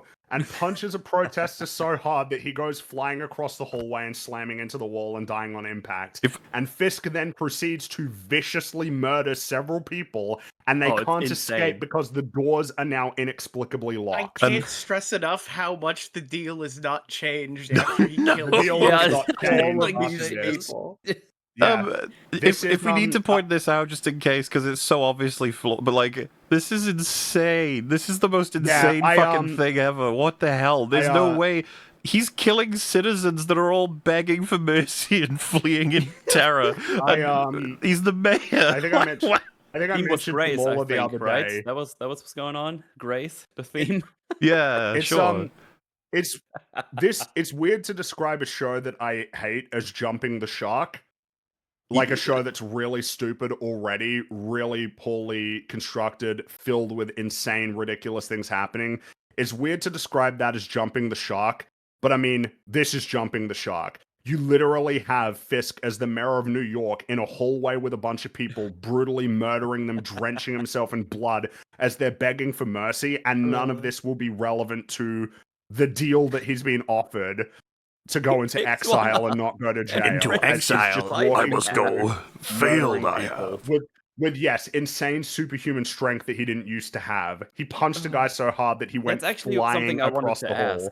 Like, because I don't remember him being like a superhuman strength guy, just like a strong guy. It's been because flanderized I like him, dude. thanks to He's got like Echo and Hawkeye fat as well. strength. I never usually give fat people this much basically, strength. In Daredevil, in the Netflix series, he is really strong. He's really strong, but he's like really strong by human standards. In the MCU, he's like superhuman strong. I mean, you saw he punched a guy so hard that he went flying across the hallway. Died on like all kinds of crazy. Well, shit to like the point where he's dealing with like fucking 50 dudes, and most of them are just like afraid and running. Because there's like this guy is basically the Hulk. We can't do anything against him. It's like since when? He picks one up and just breaks his spine in half on the corner of the room. Yeah. Like, well, and you wouldn't have seen it, Metal, but in season 1, he splits a guy's head open with his bare hands, basically. Yeah. Yep. That's about the reaction that it's warrant. Well, the DNA all comes from when he fucking slammed a dude's head into a car between the car passenger seat and the door. Just slam until the head like comes off. For some reason, they've equated that to he's the Hulk. Yeah, which he's not, because Matt can beat him, and Matt does not have superhuman strength. Matt is just a regular guy, so he's just blind. So yeah, this is insanity. And yeah, just the Fisk cherry on is the top, mayor as of you New York mentioned, is- this is supposed to evoke Rogue One. And I've seen people say, like, Rogue Yeah. One has done so much fucking damage. But to be fair to Rogue One, this is the kind of damage of everyone keeps copying that scene. Like, everyone's obsessively copying it. Even Star Wars, of course, has been desperately... Not to say it's the first Like- hallway scene, but you know what I mean. Why is the door locked? Why can't they get out of the door? The door is just inexplicably locked and it traps them in, so they're there screaming like, "Oh no!" as he's approaching Well, them. So he's just mad, right? He's just mad? He's big mad. Yeah. Yes, he's big mad. That's all. There's no objective here. He just wants to kill people. Which, of course, when the show wants to argue through Matt Murdock that he actually cares about New York, it's like, well, now you're getting to a point where it's just like farcical. It's one thing when, you know, Fisk is killing like other criminals, right, and fighting, you know, and even to the point where he is like targeting innocent people in order to like continue with his agenda. That's one thing. But to have Fisk just like actually just murdering regular people just because he feels like it, like in public. Yeah, I would say as well, witnesses. At this point, I was 100% sure. I was like, oh, we're gonna get like a big fight between Daredevil and Kingpin because No, we already Daredevil did the is fight. we did that, yeah. Daredevil is gimped right now with the shot, so it's probably gonna be a big more of an even fight because Daredevil is like better at fighting, I assume. I don't know, but after seeing Kingpin do what he fucking did just now, I'm not even sure about that anymore. But that's not happening. Oh, we already had the fight. When was that? That was the episode before the one that you started with, I think. Yeah. And Yeah, they it's- just had some awkward, meaningless fight that just ends Okay. without us finding out how it ended, and then they're just away from each other, feeling sad. Oh, what a great show. Well, Daredevil asked him to go away and he wouldn't, so... And of course, the show loves this intercutting. You also have a Daredevil hallway fight, and the White Tiger is part of it, and she does a flip. Oh god, it's so awful. Oh, that's what her name is. I wanted to was like, acknowledge- Oh, now who's I that? believe that's her, yes, because she did the flip. Yeah. I wanted to acknowledge too, by the way, that like some Yeah. people are like, could it not be copying Old Boy? I think there's a very big difference between things that copy Old Boy and things that copy Rogue One. This is definitely a Rogue One ripoff because the whole idea is he just moves through the hallway, killing everybody with the way it's shot. Like he's just Old Boy. When you try to do it all in one shot, or you do it from a creative angle, that's usually what's a copycat. And yeah, even it's I want to like- be kind. You could even say Daredevil, the Netflix show is kind of copied, but it's like, well, it's an elevation in the sense, a lateral sort of inspiration. It's good stuff when you see like the version and the changes they make, different angle, different sort of tone and vibe and everything. This, when you know that they're just like, well, everyone thinks Vader's fucking awesome in that scene, so why don't we do it with our villain? And you're like, but why? And you're like, well, he's mad. Okay. Yeah. Why is the door locked? Just. Huh? Yeah, I don't know. This is what I mean. There's no why for fucking anything. But then, yeah, I think this is where seeing her just do that. Yeah. By the way, she is like 3'2". It's ridiculous. This woman. Yeah. But she's got the magical amulet. And why did she even climb that wall? What does the amulet do? Like, they'll I don't know never what tell the us what the amulet amulet does. It doesn't know. block bullets to the head. Does No. not block Yeah. It's like the bullets to head. Mandalorian armor. It just magnetizes all the shots. But yeah, and then Karen participates in the Oh. fight. Show him. That's Karen. yeah, I will now. But that's a good point. Someone in chat said the Deadpool Wolverine, that would be more of an Old Boy.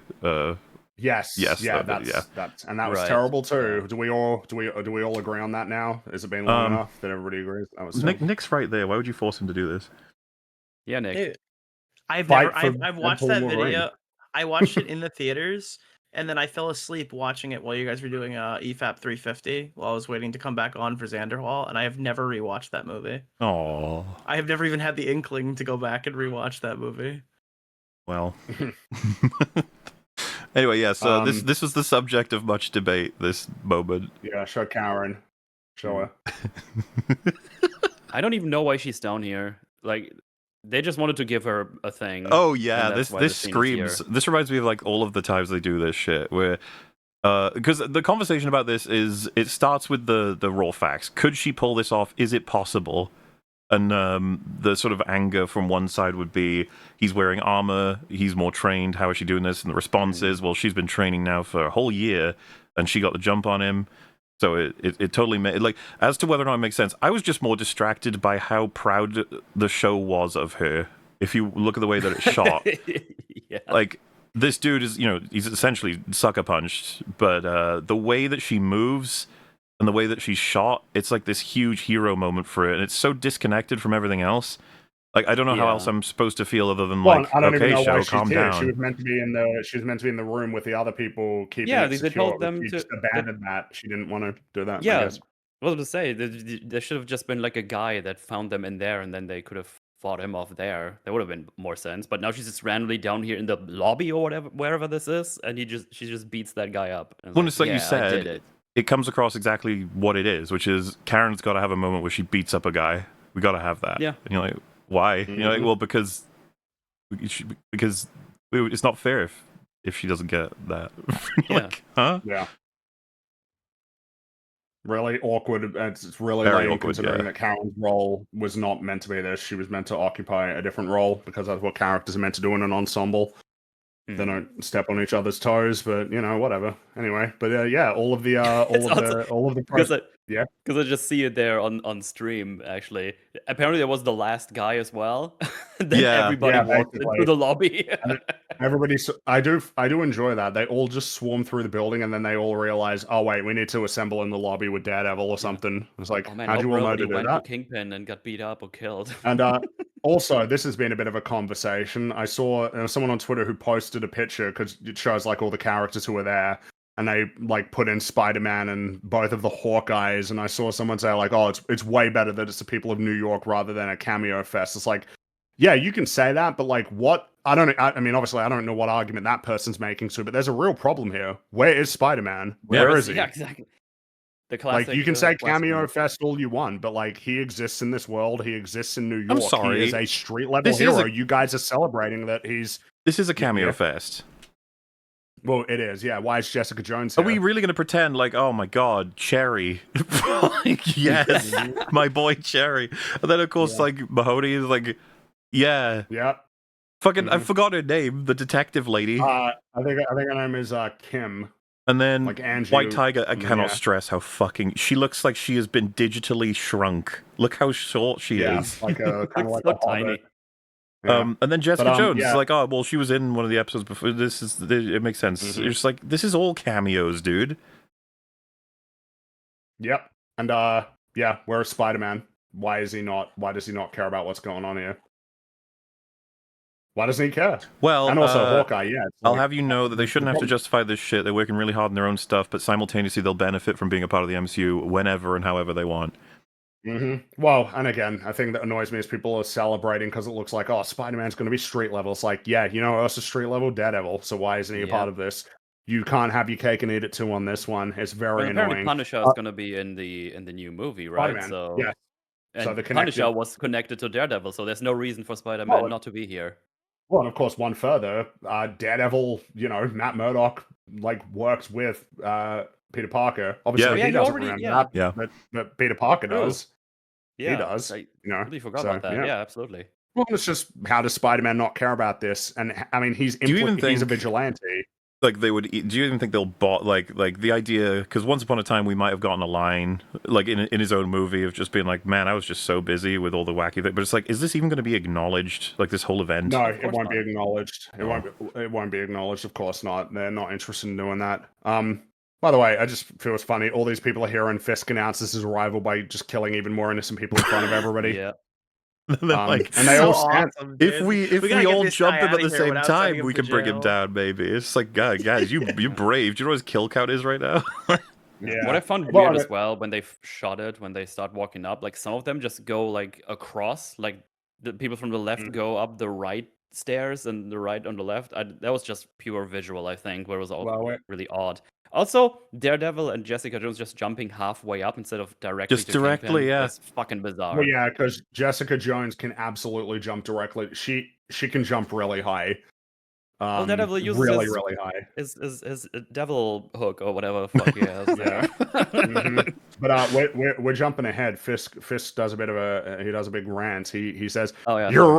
I'm really losing my voice here from doing that. You're wrong about me. You're wrong. I've done everything for you. I've given you my heart and soul. I fight for you, and I stand now, and I still fight. I just want a better New York. And then the protesters, they charge towards. You know- You killed my dad. And then the protesters go, "Why are you full of blood? Where's my Why are you dad?" full Yeah. of blood?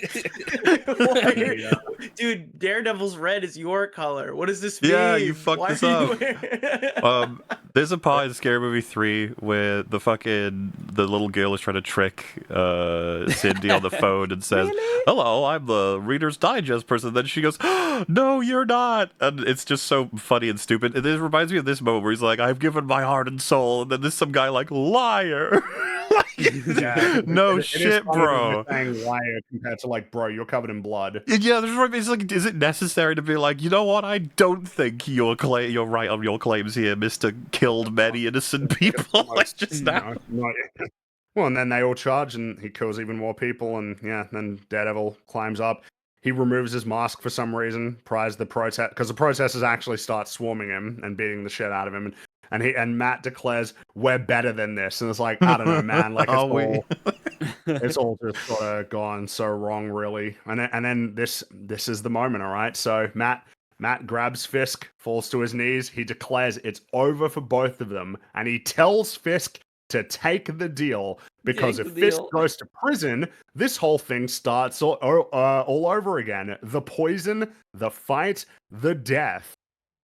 What? Is there any reason why it would start over again if he went in exile? Why do the writers always save the huge assassination of the character for the end? They always do this. Yeah. It's a big reveal. Like, it all starts over again if you go to jail, but if you go to some island somewhere, then it doesn't all start all over again. We'll be fine. Yeah.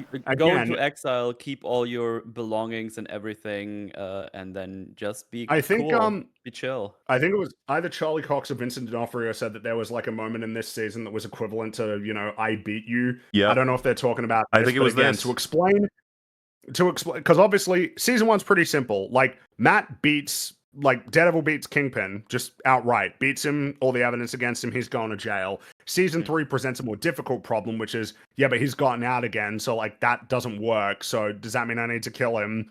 And then, the refuse, and basically like, by the end of the fight, the situation is essentially Kingpin's like, I mean, you gotta kill me, bro, because like if you don't, like I'm gonna go for you forever, That's essentially it. Like that's kind of what he sets up, and then Matt comes up with the argument of, it's like, well, you're gonna go to jail and you're gonna keep the secret, otherwise I'm gonna go for Vanessa. I'm gonna go for her personally, and that's like kind of the almost the like armistice that they can arrive on. Obviously, that's gone by the time that this show begins, which presents a big problem. With that gone, there is actually no reason why Fisk wouldn't aggressively target Matt and also reveal his identity to the world. And they've just kind of had not an answer for it, and then eventually they came up with not a very good answer for it. And so now it's like, oh, well, how do we solve this again that doesn't tread on that? And the answer is, oh, it's us being like in New York geographically. That's like the problem. So if both of us leave New York geographically, then there's no more conflicts. That doesn't make any sense. That's really stupid. Really profoundly stupid. I just can't fathom Matt being like, I know there's nuance to how Kingpin would accept this sort of fate, but Matt being like, yeah, go fucking sip mojitos on some island somewhere. That's what you deserve. What? Well, and of course, the argument people say is like, oh, well, he's alone, so it's really terrible. That's what I'm saying, he'd be alone in prison. He'd be alone anywhere. Like, and who the fuck cares about, like, would Matt really be considering, it's like, nah, actually, he'll be super miserable, and that's the best thing ever. It's like, he's free. He can move and do whatever he wants. And if you accept that he'll be miserable, you accept that he will be discontent. And if he's discontent, there's nothing that stops him from coming back and starting the whole thing all over again, like he always does. That's the problem that you're confronted with. What is just about this? No, of course, this is incredibly unjust. He's murdered, like, I mean, at this point, what's his body count? In the thousands at this point? It's so immensely absurd. What the fuck deal would ever survive these events? What are you talking about, show? Mm-hmm. Also, in a meta sense as well, how many villains have just started over from prison easily, and now you put him on an island where he still has all his wealth and everything? Like he could just do everything from over there. Like to be specific, easier. He's not even like Matt Murdock is in prison. He's not even stuck on the island though. He's like on the island. It's in paradise, but he doesn't have his girl. He's like, bro, he killed 15 people in cold blood. Like 15 he'd be alone minutes ago. anywhere. He'd be alone anywhere. It's as though they're arguing. Do whatever he wants. It's as though they're arguing in, like, with what the show told them, which is if the shot was him in jail, they'd be like, just what he wants. You're like, what? What are you talking about? And I Pretty sure mean, he wanted it's to funny be the because I've seen mayor and someone, a few people mentioned the raft, right? Put him in the raft. Why isn't he in the raft at this point? right. It's He can't so escape from the raft. stupid. It'd be over for him if he was in the raft, which And he's still not exists, even, by the way. he's not even limited to the fucking island. He's just exiled, whatever that No. fucking means, considering we've Yeah, already seen the like, promotional dude, they shots of Sent him like... to Little St. James, like he's How- on Epstein's Island right now. I mean, oh I no, he's in the assumed that, files. like they're trying to go for some Napoleon thing of like, oh look, there he is on. Well, Corsica was the one he went to first, right? And then he came back, and then what was the island he got? St. Helens, was it? The one that he got sent to the second time? And obviously, that's not the kind of place that Napoleon would want to go. But the circumstances are obviously pretty different. Well, between gee whiz, Napoleon I and, wonder if he's going to come St. back, Helena, like we yeah. already know he will from the shots of them filming the next season. Oh, Well, yeah, exactly. It doesn't solve anything, and it's certainly unjust. And Fisk asks, "This is your so-called retribution. It means nothing to me." And then Matt replies, "What about grace?" And Fisk seethes, "No, you're not allowed to offer that to me." And Matt bafflingly says, "I believe you love this city, same as me. We have the opportunity to give it peace, even if we have none. That's grace." No, What that's are you retarded. on about, Matt? How in the fucking world is the city made better by one, Kingpin being free to do whatever he wants, and you being in jail? Well, yes, because of course the actual reality is like the soul of the city is destroyed by something like this. This is like the death of a city. It's like the mayor Fisk, who was already a known criminal anyway. The last act he did as mayor was just murder a bunch of innocent people in the halls of the courthouse, and then he gets to go to an island and just chill out for the rest of his life. If you had done everything that Kingpin had done, and then a court is ruling on what your fucking fate should be, and Matt is like, we should put him on an island alone. And then you're like, and he's like, yeah, oh, that would be a very good, because he'd be alone, he'd be miserable. If you were Kingpin, you'd just be like, oh man, yeah, I'd hate that. That would be just like, anything but the nice Oh, islands. Fucking Oh, no. Kingpin on Epstein's Island. It's like, I love this island. I was trying to save the children, not harm them.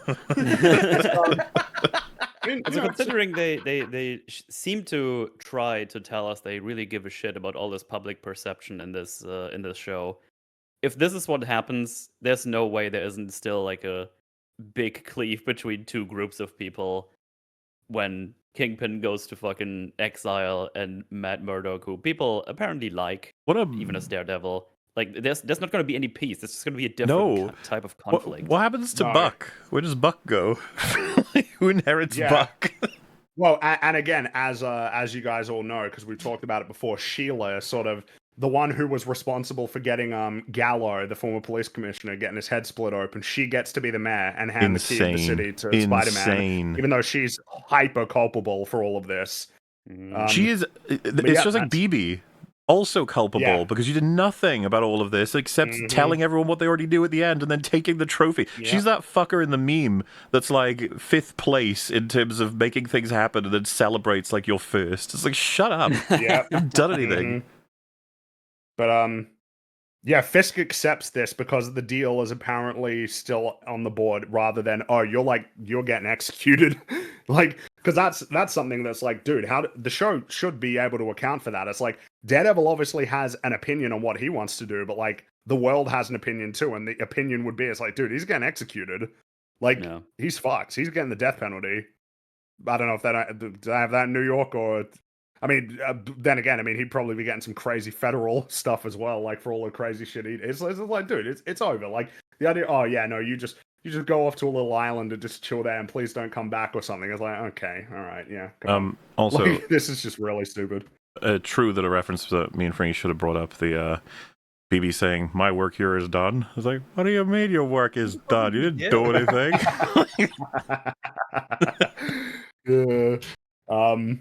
But yeah, that's it. He accepts the deal, and that brings us to our ending moment. So Matt and Karen having some dinner at their favorite restaurant. They discuss the notion of leading a normal life, but Matt overhears sirens, prompting Karen to say in an ADR line, "I thought we'd have more time."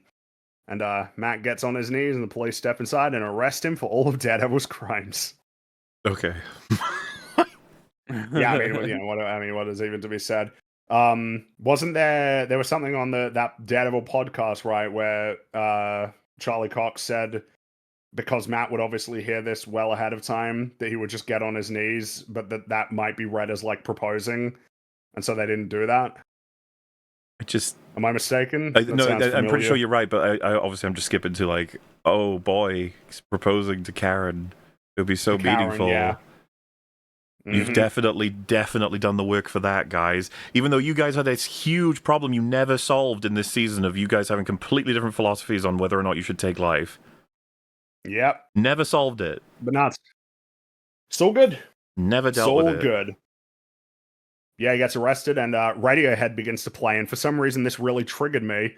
And it's I kind of like Radiohead, but I think what it reminded me is like, Gen X, like that's the people who made this show, made a lot of the stuff over recently. It's like, Gen X, super cool, anti-establishment, you work for Disney, you're super awesome, you made this great show, you're super cool and edgy, but you work for Disney, like, can you make lots of money?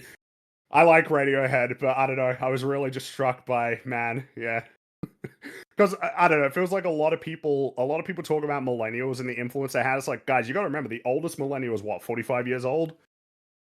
Well, it's not that old. Millennials don't have... Scottapane's X, right? Gen X. Dario Scottapane, whatever his name is. Am I right? Yeah, he's Gen X. He's definitely Gen X. Eric Kripke is Gen X. A lot of stuff that's... You gotta remember, if you're unhappy with a lot of the state of media over the last 10 years, just remember, a lot of the people who did it would have been Gen X, not millennials. Well... Maybe there's blame to spread around, eh? Well, yes, that's the truth. It's just that everybody shits on boomers and millennials. It's like, dude, you got to spread the love, all right? It's all goes all around.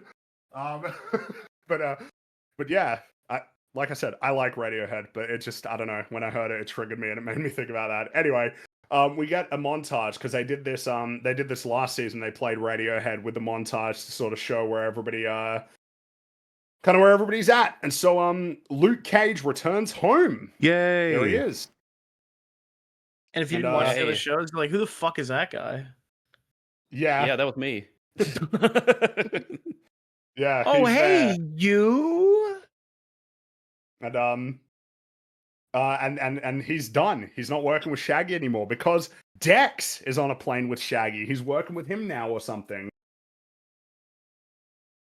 All right. Yeah. Yeah. Again, it's an iconic arc. Everyone knows it. It's great stuff. Everyone's learned so much about Dex. He's an anti-hero sort of character. It's so good. I love it. It's really good. And so we have BB. She's getting a job at the Bulletin. You remember Ellison from the original series, who didn't show up at all in Daredevil Born Again? There he is. I was really surprised they even had him for the few seconds. Like, oh my god, look. The thing is that I feel like I heard somewhere that he was going to be in it, and then he just never showed up. And I was like, what the... Ellison was he was like sort of the successor to Ben. Yes. Worked with Karen a lot. But now, BB's there, and she has a clipping of Ben Urich's story on Kingpin, which help me out here, guys. Ben didn't publish this story, did he? Wasn't that like what happened? This is a subject of great controversy on Twitter because like this shouldn't be possible, I don't think. Because I'm pretty sure he didn't get to publish the story, if I'm remembering. I'm not even sure he got to write much of it at all. He was about to begin constructing all of it, and that's when Kingpin killed him. Yeah, like I'm pretty sure this shouldn't exist. So the only way this works. Something early, but I think this is presumably the one that he would have written after meeting the mother. Or why? But then he got killed, and the story didn't happen. So remember, the big thing that exposed Fisk was they got it was the other like corrupt cop. They got him, and he rolled against everybody. Yeah, that was how it all came crashing down, not the story. So did he write up something and printed it personally and put it in his own box of keepsakes? I mean, I imagine they think that it was published because they forgot. But maybe not. I don't know. Yeah, I mean, I'm very confused by this. Funny. Also, but what's funnier is that there's a picture of Daniel on the desk. Which is done in post for sure, right? Like this, It had to be, yeah, because BB there looks was an up a original bit. ending filmed for him. Yeah, then it just cuts to this, and you can tell by the way. Look at the way this looks, because I've seen people point this out as well. That's a BTS shot, isn't it? That's yeah, because she's wearing the green jacket and they're on that street. Yeah. Yeah. Nice, guys. Yep, pretty funny. Heather is crashing out hard, and she grabs Muse's mask and puts it on. I definitely knew what that meant when I watched it. It's so funny. Someone's asked BTS behind the scenes. Yeah, behind the scenes. Like, yeah. Heather puts on the mask. It looks very funny. Oh yes. She's seething. Oh no, she's gonna join the It's so funny because you knew it was gonna happen because they think they've gotten here, but it's just like, dude, she's just a psychopath. Like, and you're like, exactly. And you're like, no, not like that. Well, and of course, what you meant to, it's like, so why is this happening? It's like, I guess because everything has fallen apart or something. I don't know. It's just an idea someone had on the team, and then they were just like, here we are. And I know. Yeah. She's gonna have to stop painting, I guess. And it's like, what part of her character has anything to do with that? And you're like, well, she was attacked by Muse. Art, yeah. But it's like, oh, she's wearing a mask, and in the mirror, it looks like she's okay, but she's got a sinister grin. Ooh. She's gonna get ya. Yeah, there you go. It's really good stuff. Yeah, very cool. And in prison, Powell is alive, remember? He survived. He's in prison. The rest of the task force are there. So we get more Powell in prison with Daredevil. That could be pretty funny. I will say, I was sad to see him in prison because he can do not as funny things there, but I'm sure he'll be out as of 2 episodes or something in season 3. Probably.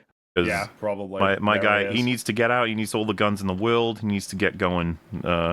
Obviously, season 3 he'll probably die, and I'm going to be very upset about that. He probably will die in season 3, yes. I assume he won't survive. Powell is very funny. And I hope they don't wall drag us, where he turns up at the beginning of season 3 and then dies immediately. Wait, is Powell going to be the main antagonist? Because Daredevil's also in jail. He won't. So no, I imagine he'll be one of the antagonists. He'll be like a mini boss. He's got to work for somebody, yeah. Yeah, but like the early antagonists, where like they're trying to like probably he's got to avoid Powell and because obviously all these inmates hate fucking Daredevil because he put them there, and Powell's gonna rise up. They'll put him in the same, yeah. But maybe, we'll see. That could be funny. I think the best thing that could happen is if Muse makes a bad tweet and they have to throw her off the show. Oh wait, they filmed already, didn't they? Yeah, they're filming. So if there was something bad, then she needs to make a bad tweet immediately to save the season.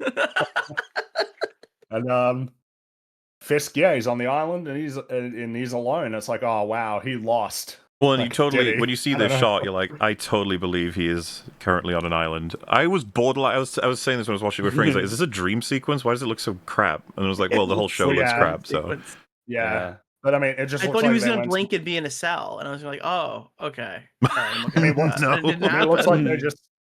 They don't. I doubt they probably just went down the road. They went to like this image is very funny. Do you think do you think that's even Vincent D'Onofrio, just some dude? Like, it's probably some dude. Yeah, maybe. Can you stand over there for a sec? Thank you. But I love the idea. They're like, so he should be in prison though. They're like, no, you don't understand. He's miserable here. And you're like, no, but he should be in prison though. It's like, no, that's just where he'd want to be because he would get control again. He would do. You're like, no, but he should be in prison though. Like, what are you talking about? Mm-hmm. Madness.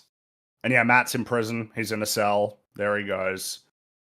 Isn't that an amazing contrast? I saw people posted about it. It's like, oh, so amazing. They managed to get the payoff of Daredevil in prison and Kingpin free, and yet it's exactly what both characters actually, like Daredevil wants this and Kingpin doesn't. Wow. Sure. Well, it's just like, but that's the nonsense. Matt shouldn't want to be in prison ever. It doesn't help New York at all. And then Kingpin is free. Well, and I do enjoy that in season 3 he will become Daredevil again and do vigilante work to like help New York because of course he would, because he would never. Kingpin will have a fucking anti-hero arc for a brief few episodes and then they have to kill each other or some shit. I don't know. Whatever they're going to do to end it, because season 3 will almost certainly be the end of this show. They'll have to figure that Thank out, I guess. God. I'm pretty sure that the showrunner recently said that they're still figuring out the ending. It's like, okay. Why do they announce this to people? Like, hey, we're filming. We filmed loads of it. We still don't even know what's going on. Like, why would you? Why? Yeah, you don't really gain anything from. I know that there are People don't think projects it's that have impressive. been successful doing that, but why tell people that until it's good? Once it's good, you can tell people that, okay? Yeah, but not before, because that's really stupid. But that is the end of Daredevil Born Again season 2 right there. Pretty is horrendous. That fucking sucked, man. It was awful. Yeah, like if there was a conversation like, so it's better than season 1. It's like not only is it not better, it might be worse. I think it might be worse. 1. Yeah. Yeah, I think I actually have those original episodes they shot are kind of almost clownish in a way that I can like not enjoy, but slightly more palatable. And when I say slightly more palatable, it's still like eating shit, but it's just like kind of a regular shit versus shit from like the Japanese guy in South Park when he ate cuttlefish and asparagus. It's like, you know, sort of cuttlefish. The cuttlefish. Very well, I eaten the cuttlefish. Oh no, cuttlefish is my asshole. But yeah, like it's you know, because when you're watching those episodes they originally did, you can almost like pretend that it's not, you know, that there's in no way, shape, or form any connection between this and the original series. Whereas, as much as I definitely in my head, essentially, you know, I split these apart. Like this is not canon to the show that I like. It is more so tethering itself onto it, like kind of like a cancer, you know. It's fucking fan fiction. Really... Yep, sure is. Sure is. I quite dislike this show, if that wasn't obvious. Well, at least it ends there, right? There's nothing else for us to talk about today. Oh, well, that's where you're wrong. What? Well, okay. You might have been wondering. No, you don't get it. We have become the Punished now. We are the Punisher. Punished. At the end of season 1, he broke out of jail, and we just never saw him again in season 2. That was curious. The reason why is because he was just doing other stuff, I guess. Well, can we at least, you know, before you get hyperbolic and say like, oh, it's not very good. It's like, no, we knew this was going to be good, as everyone's pointed out, because one, it's like a full-on, detailed and reset, interested, quality version of the character that John Bernthal is directly involved with, and he is the one that's directing like a lot of the sort of elements of the character here. He's at a huge, and he knows it back to the front, of the left to the right. He's got everything down, and I'm not at all alluding to a conversation that's developing on Twitter now because of the quality of this thing, that maybe he is not the one that should be deciding what happens with this character. Well, yeah, I mean, it's kind of interesting, right? Because it might be a contrast to what happened with Born Again, which is like, well, maybe you weren't making the creative choices, lads, but you certainly weren't protesting them very strongly. And you seem to think that what was made was really good, which is very disappointing. Compared to this, where it's like, oh, damn, you were like pretty instrumental in creating it, huh? Damn, all right, well, we'll see. We'll see how that goes. This is The Punisher, One Last Kill. It's a Marvel Studios special presentation. Hey. And of course, because Daredevil, you know, they treat the Netflix series as in continuity, that also means that the Punisher Netflix series is going to be in continuity. The problem is, I can't really speak too much to how this, you know, special will contradict that show, because I only watched season 1. I didn't watch season 2, and I wasn't a huge fan of season 1. But as I understand it, it definitely does contradict the Punisher TV show. That's what I've heard. Interesting. And I can believe it. I can totally believe it. So, where do we yeah, it's like, yeah, we go from Radiohead to they're playing rock music as Frank is doing some pull-ups and doing the Punisher yell. Have you seen I kind of want to point out the very first frame when you start the episode, where it says specifically, "The following is intended only for mature audiences." I've seen everyone making fun of the pull-up being such that he can't even pull himself that far without bonking his head. Yeah, you can't do a full rep with this. You can't do it without bonking. Which is so. Also, his form is amazing. I don't understand. Like this one's weird to me because it's like, okay, we can move on, but like, surely him and everyone on set would have been like, oh, this is a bit awkward, isn't it? Like, surely someone there does these.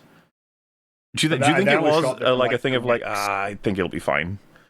They shot it in 2 weeks. This was, I mean, that's probably why then, because the TV But, show like, timeline, yeah. You don't have to. So, like, an alternative, obviously, is you have him doing press ups, right? You could do that in the room without it being stupid.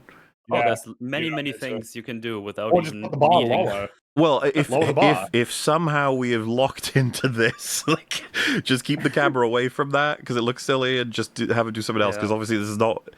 It's the first thing I saw loads of people posted about was making fun of this, and I was like, oh, that's unfortunate. Oh, also, I'm glad you brought that up, Metal. Yeah, this episode opens with this is for mature audiences. You know, viewer discretion is advised. In Punisher, there's a bit where he's fighting the big bad guy. I can't remember his name, but Frank grabs the guy's face and drags it down a shattered mirror. As he's like screaming at the top of his lungs as his face is eviscerated. It is really gnarly. And you can There see is all of it? nothing. Well, you see him dragging his face down the glass, and then when you turn him around, his face is like really mangled. It's it's pretty They cool. don't cut away from it. Interesting. No, they show it. They show him, and they show him screaming his Oh. lungs out as he's doing it. Oh, wow. I believe the story was that he was screaming so loud and so convincingly that Bernthal, he was a little bit worried that he might have actually hurt him, which is one of those. I don't really, I don't care much for that show, but that was like a cool moment. It was kind of a cool fight. Yeah, Billy Russo, Jigsaw, and that was. There's nothing in this. There is nothing in this that is like approaching that level of violence. I'm not really sure why they have a. Yep. This isn't mostly very cut violent, away really. Do you ever before wonder the impacts and stuff like that happen? Do you ever wonder if they put those in there for the same reason they put this is based on true events, when it's like not at all the case, but it puts the viewer in a position of like, oh, I'm about to watch something special. Yeah, I get you. It's like it's not a real warning. It's to condition the viewer in a way that will be, preferable. Maybe. Yeah, maybe. Well, it's that- Punisher, I'll be a right? bit charitable. There's like a lot of bullets, a lot of death, and I don't know if maybe that's just like a Disney but Punisher. bear They're in afraid of the mind- connotation. Bear in mind, they do not put this in front of Daredevil, which is, I'd say, similarly, But they the don't put it in Punisher front of is Daredevil, they will put his cringily head more photo. controversial, right? I see what you mean, right? Because of the meta surrounding the Punisher, which doesn't really surround Daredevil. They don't Yeah, even want that to might- make him a fucking Lego anymore. that might have something to do with him. If you got a he's Lego doing the Punisher, he Punisher has to come with the ability to go. Yeah, I think that's the minifigure's fun. like $100. Like literally, they won't print another one. No. bruh. Yeah. So he's doing that. But the music distorts because it's playing rock music because he's the Punisher. It distorts as he washes down painkillers with whiskey only to puke it all up. And it defeats the purpose of And taking him, I guess. are his hands bleeding from doing too many pull-ups? Yes, his hands are bleeding from doing too many That seems pull-ups. counterintuitive a little. Like, I don't really. How many pull-ups do you have to do? I don't know what it means for your hands to be. Oh, he had like a pointy-ass hyper-bloodied, metal pull-up like- bar. That's why. like to the point that they're like bleeding. I mean, I guess like, at some point you form calluses and they could blister, I guess. But man, that will take a while. Yeah, just seems a bit stupid and edgy. A little bit. Yeah, and then Frank punches a mirror. That's what you do when you're kind of unhinged. You punch mirrors. That reminds me of when is it in The World's End where he's talking about the time he was really drunk and like Simon Pegg's character, and he says like, you convinced me to travel through time, so when he was drunk, he woke up and punched a clock. Like it's the same. It feels like the same sort of meme, but with Frank. It's like, what would he punch? It's like, well, a mirror, and it would shatter because he's dealing with He's different. It's just it's the most generic. Like, well, what was funny too is I had recently watched an episode of The Boys where Homelander broke a mirror and was looking at it, and obviously it's even less subtle in The Boys because he has 4 different Homelanders talking to him in the mirror that have different personalities. It's just like, okay. And so yeah, he's got a big mood board and he tears it down and he does the Punisher yell while doing it. So funny. I mean, we could bring it up now and then keep making fun of it. Obviously, John Bernthal in season 2 of Daredevil earned the role. Like, a lot of people wouldn't have known for sure if he's going to be able to pull it off. And then you watch it and you're like, fucking hell, you are Punisher at this point. It's getting a little awkward now. Oh yes. Yeah, it's because getting a bit polarized. Well, yeah, just, I hate to keep saying it, but it is really applicable, so sometimes I feel the need to sort of do a bit more detail. It's like it's sequelitis iteration where you release a thing, everyone is talking about it and celebrating it, and there are a couple of things that just get talked about more. There was an image going around that was talking about this, and it's like, it is Flanderization, but in case anyone's not familiar, it's just like certain elements are the most enjoyed. I think this happens to Jack Sparrow when you get like to Pirates. It's a little bit in 2 and 3, and then immensely in 4 and 5. When you go back to the first one, you're almost shocked. You're like, oh wow, that part of him was actually not even that common. There's loads of other parts, and they don't exist anymore. And this happens with so many different characters and so many different things. It's hard. I think it's probably hard to resist this as a writer, because you know what people love, and you even probably love that part of them. But then you just have to come to realize, like, those parts that you love are likely infused with the parts that are less popular, and people don't even realize how important those elements are as contrast. And so the Punisher, loads of people keep posting all different things he does in season 2 of Daredevil that are just not present anymore. It's all gone, like a lot of the nuances of the character. And there are times where he's killing people, and we brought this up for Daredevil, where you'll just get an expression of rage, right? And of passion, of fury. And John Berthold's got a particular way of doing that with a couple of the characters, and he does just go, and he's doing it every fucking 5 seconds, and it's ridiculous at this point. And to the point where you're like, are you memeing with us, show? Like, are you aware of it? And then it's like, that's not good, guys. Like, playing into it or not, having him constantly mooing is not helping. Okay. Yeah, nevertheless, I'm noticing that he keeps doing it. Oh, that's also a good shout. Someone just mentioned Flanderization, like Jack Black's progression in movies. Like that's an example of a human being being Flanderized. Yeah. Like, much rarer. Yeah. So so we got a really generic news montage that plays. So Little Sicily, it's in a state of chaos after the Punisher took down the Nucci's, which is like a mob family that controlled the neighborhood. Power vacuum, chaos. That's Punisher did that. And there are like 4 different ways of them telling us the Nucci's have been killed. It's very funny. Yes, they do this a few times. They waste a lot of time in this movie, and it's not long. No, it was only like 45 minutes, yeah. And then, you just got a scene where there's an old homeless veteran sits down with his good little doggo, and then a bunch of evil guys beat him up and steal his hat and kill his dog. Yeah. See, mature audiences. There was we kill animals. There was a BTS thing they revealed, right? If you look at what I'm putting on screen, he's holding the dog. The camera comes just above, and he puts it just down, so he can exchange it over and then not the dog in. And they were very proud to show this. You can barely see what he throws. Yeah, like, I don't know why they're proud of it. I mean, obviously, I know that you're not going to throw the dog, so like whatever. What do you mean you didn't kill an actual dog for the scene? I know you switched it out, but yeah, you don't see it, and they. Well, and I'd say that this is almost like you want to be edgy and have a dog get killed, but you're a little bit too scared to show it. Which is fine by me because I don't really want to see that. But like, I don't even know why immediately when I watched that. I was like, oh, Fringy's gonna fucking hate that. Yeah, Fringy's gonna hate this. Yeah, it's really annoying. He was a cool little doggo, and I don't like how a lot of shit writers I just think it's cheap. Yeah, it's just cheap. It's cheap, and I don't know. It feels a bit disrespectful to the animals themselves a little bit. Obviously, the animals aren't getting hurt. You know, like in The Boys, it's all like fake animals, but it's more so like, I don't know, man. Feels like it's just rude.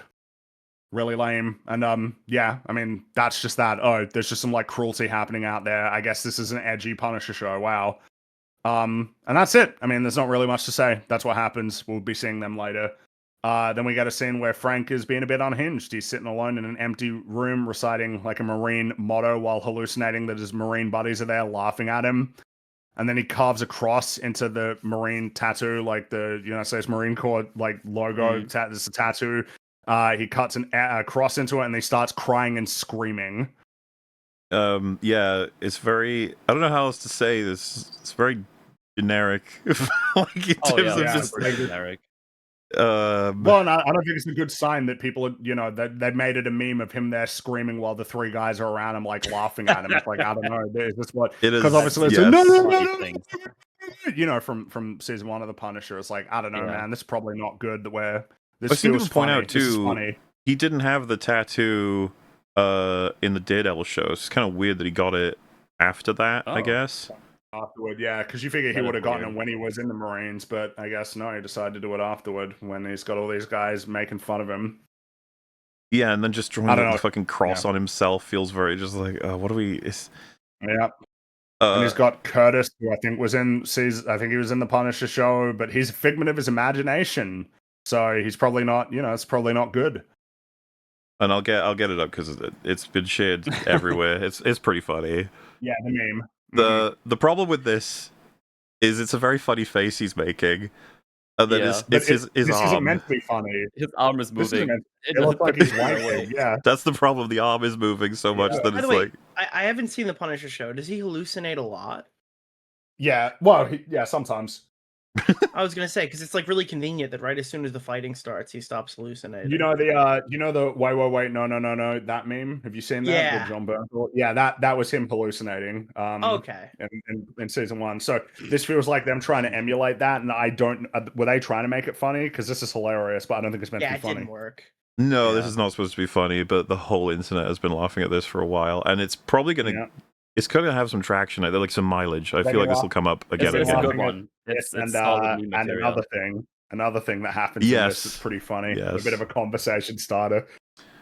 So yeah, Frank steps out of his apartment, bumps into his neighbors. Every single word out of their mouths is ADR because the writers don't think that the viewers can infer that these neighbors have never or rarely seen Frank. They don't have any respect for you as a viewer, so you should not have much respect for them either as storytellers. Like the ADR lines are like, oh, that's what, I guess that's what he looks like or something. It's like, man, really? I could have just inferred that they were surprised to see him at all. Because obviously he's probably a cave-dwelling goblin who hasn't seen much. Yeah. Yep, good job, guys. So, yeah, Frank heads to the local cafe. It's run by a nice guy. He has a name, but I'm just call him Nice Guy. Loves his family. He's a great guy. And on the TV, there's more news that's expositing that the Nucci's are dead. And the Punisher did it. And I think they even exposit, like, maybe revenge because of the involvement they had in killing his family. It's like, that's a weird thing for the news to say. Is that the same report that says, like, it looks like Punisher's basically killed everyone who's involved in his family now? It's such a weird thing to say. Exposit everything. Like, but why would that ever be? It's like the Punisher's got no one else to kill. Seems he's killed everyone who's responsible for his family's death now. Yep, really weird. And yeah, and they exposit, power vacuum, chaos. And the nice guy, he's got a daughter, waves at Frank, and then there's this crazy guy that's in the cafe. Nice guy kicks out the crazy guy, and for some reason that means that Frank gets to have the coffee for free. Yeah, it's a very strange moment. Yeah, sorry for the inconvenience. Just like, okay, I guess I wasn't inconvenient. I was just standing there. Well, but sure. What's so funny is, like, we've seen this guy already. We've seen him now. I was like, so this is going to be really relevant at some point. This is gonna be this will be like the ending payoff of some kind. Will be related to this, obviously. And then we have this scene where it's just Frank walking through the neighborhood, which is embroiled in chaos. It's like insane. There's like drug addicts screaming. There's like all this violence playing out. For some reason, there are a bunch of guys on like dirt bikes as well. You just got a bunch of guys riding around and like. I've seen it compared to when Marge is walking through Springfield. Suddenly, there's just crime everywhere. Like, it's very amusing. And then they do something really clever, guys. All of the chaos of the streets is replaced by the sounds of warfare and people saying, "Get that 50 cal!" It's pretty. You might notice that we're gliding through this because this is all just like pretty subpar, lame, like shitty, like storytelling. It's not progressing anything. This is gonna go on for like another 10 minutes. It's yes. fucking boring. It's like at this point, I already understand. He killed everybody he wanted to kill. His PTSD is acting up. He's with his family. He sees now a new family that looks nice. Okay, I know where we're going. Well, as someone who's the whole fucking thing is just like, hey, here's a bit of a backstory on the show. Oh wait, now we don't have any time to actually do the show. And then like a bunch of goons come out that sound like they're Arkham Asylum villains. It's the freaking bat! And they just start attacking. This is the whole fucking show. It's stupid. Yeah, well, and then just a series of. We're just doing the okay. Now that I've done the thing I wanted to do, now I have to face the actual death of my family, and that fucks with me. Okay, I get it. Well, yes, because that's what the next scene is. He goes to the cemetery and he starts crying and he rambles about how alone he is, how there's nothing left to do. He doesn't want to be alive anymore, and he puts a gun to his head. But before he pulls the trigger, he flashes back to his happy life, but also kind of turbulent life, and then he sees his daughter, and then he doesn't pull the trigger. Have you guys seen the clip of the It's the guy Soups, the YouTuber guy. Yeah. Well, the guy who Have you yells seen that about how clip really- where he reacts to that part? It's like, oh my god, that's insane. Well, we know he's not gonna do it because he's gonna be in the Spider-Man movie, but that's crazy. That's really funny. That's really funny. Yeah. That's what he said. It was so fucking I'm glad I funny. know that. I'm really glad We know I- he's not going to do it because he's in Spider-Man. I find that very funny. I'm really glad that I know that that's something that he said. That is absolutely Soup's analysis. That is to the point where you turn your head, you're like, you know what, bud, you are right. You are on point. I was very happy when they showed on my timeline. Dude, I had not imagine if seen he that. just That sounds shot himself in hilarious. the head and it just ended. That's the end of the character. He's not coming back. And then someone's like, "Well, it could be from a different multiverse or something." You know, that's possible or something. Well, does anybody have anything to say about this as a sequence? Because it's all pretty generic and lame. I could be completely out of my league here. I have not seen Punisher season 1 or 2.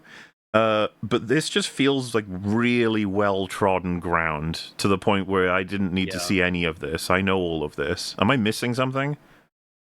No, I'd say it is kind of like it feels like it's a problem that the Punisher is almost like slipping into, which is that they can't move past the core, almost like origin. It's like it has to be something that keeps being brought back to when it's something, you know, it's brought up in Daredevil. It's dealt with, I remember, in season 1. I don't know about in season 2, but I mean, a lot of people are saying like, yeah, it's already been covered like 3 or 4 times. So, you know, because the other thing that struck me was that episode with Punisher and Daredevil is so good. Like, if someone said I don't want to watch that show at all, I'd be like, can you at least watch that episode, among others? You know, like the rooftop shit and the graveyard scene and a lot of stuff. It's just excellent stuff. To the point where I saw this and I was like, hey, you know when he did a lot of expositing about his like life, it was because Daredevil was there and a lot of this didn't make sense to him and that they'd been through some stuff already and there's a bit of like killing and saving and back and forthing, and like this was just, I'm very sad. I'm gonna go to the graveyard and kill myself. I'm gonna talk a bit about like why I'm so sad to myself as like a schizophrenic. I'm just sitting here like, dude, this is bad exposition for shit I know. Like, I don't need any of this. Yep, I know that he's sad about his family. I know that he's, you know, like, that's like a big problem for him. But then this is also just a pretty generic thing, right? Of like people talking to graves, and it's like, I don't know, man. Like, some people don't do that. You know? Oh yeah, like, because it's just like, isn't he talking to his family? He's like, that's what I'm referencing. It's like, it's not. If we had a 0 to 10 on how good exposition can be, this for me is like, this isn't a 0. It's just really lame. It's like, yeah, okay, you can get him to just spell everything out because he's talking to family. We've had many of these scenes in all kinds of fiction. It strikes me as weird that one, it's like, I know all of this. It was delivered better in a better context at a different time. And I don't know what this is achieving. Yeah, because he even brings up the 1 batch, 2 batch thing as well. It's like, man, you guys are just like, yes, yeah. It's I don't know. It's just like I just find this a really generic choice though. The whole like getting somebody to speak at a grave. It's like that's like a very common tool that's used in almost like the toolkit of writers when it's just like, I don't know, man, can you try like doing it in a way that isn't like this? Because that might be a little bit harder. Because this way, it's like, yeah, he can sort of exposit and have nobody to bounce off, so he can control the tempo, which means you as the writer can kind of have total control over it. It's all just pretty boring. They asked as well, like, is a 0 your father Han Solo in TFA? It's like, I think a 0 would have to be the most explicit of it. Like, it cuts to a moment where the writer is sitting on a chair and they say, hello, so this character here is this person and they need this. And then it cuts back into, like, that would have to be the worst possible. I don't even know if there's an example of that, but, you know, like that. So TFA is probably sitting on like a happy 1 or 2. I don't know, something like that. But yeah, he don't kill himself, obviously. And then Frank heads home, and Curtis, his military buddy, who, you know, is taunting him, and he's like, "What's your purpose now, Frank?" It's like, theme. There we go. Yep. What is Frank's purpose? It's like, man, I feel like there must have been an answer to this in the show. You know, like, but the time code is bleeding. We gotta get going. When this fucking mind pal showed up to just tell me what happened in the last 60 minutes of this fucking show. Like, I paused the episode. I was like, fuck this, man. Like, I almost stopped watching at this point. Like, God, I'm so sick of being treated like a retard when I watch a show, dude. Like Jesus Christ. A couple people suggested could 1 out of 10 be the memory store. That's probably very fair, actually. Yes. Probably 1 out of 10. Yeah. Then we have Good old memories. We have a scene that's worth talking about in a bit more detail. So Frank is out of his apartment building, he's outside of it, and there are sort of some people standing around. There's another guy on a dirt bike blocking the path to the front door, so I guess he can't get through. And there's a lady in a wheelchair. This is I love this Nucci, scene. another one, Ma Nucci. That's who this lady is. So. Because obviously she starts talking about how she's lost her family too, and as it goes on, she's talking about the Nucci's. You heard about those on the news broadcast. But that's who Frank killed. And she's, recounting how Frank killed her whole family, though she's mainly upset about the death of her younger son, who's also like they establish all of them are pieces of shit. Basically, they're all like terrible people. But she's really sad about this one. And as the flashback sort of plays out, it's like they're in the car. The two guys drive. Well, the one guy driving and the other guy in the front gets shot, and and the son is saying it's okay. This is how she recounts it. She says, "It's okay, Ma," he said to me, "but I knew it was not okay. It would never be okay again." It's not okay, and it would never be okay again. Okay. I should have tried to do her voice. Her voice is pretty funny. It was, and it would never be okay again. 6:47, a time that will be seared into my heart forever, because that's when he got shot. And then she stands up as best she can because her legs don't work very well. She approaches Frank and says that she's placed a bounty on his head, and that when the clock strikes 6:47, a whole bunch of people are going to come for him, or rather, they've been told where he lives. They've been told that this is where he lives. Dude, hordes of goons from everywhere without any police intervention. The goon horde. Will immediately murder everyone in town. Well, yes, that is she even recognizes that that's going to happen, and I find this funny as well. So she gets up, walks over to him, which is really hard because she can't walk. She sits down in her chair and then wheels herself back to Frank. And she This is actually really hard. Hang on a second. she wheels herself back to Frank and says, "I'm the one who's doing the punishing now." Dude, I was eating lunch when she said that. I almost fucking choked, dude. I was laughing so fucking hard. Is this not the line you write to be a Why joke? does Marvel hate us? The punishing now. Why does Marvel hate us? Why can't they just make good TV? I'm not joking. She says, "I'm the one who's doing the punishing now." Green right now, I think. Whoever wrote that, how is that person employed? I'm the one who's doing the punishing now. It's so good. It's That's peak television. It's kind of like you meet up everybody in the writers' room and you go, "We're making a parody of Punisher." What kind of line would like a villain say to her? I just feel like this would be one of the first suggestions of kind of funny, and you'd be like, "We got to workshop it a little bit to make it more like funny, I guess." But no, that's a good start. And it's like, no, this is just what she says.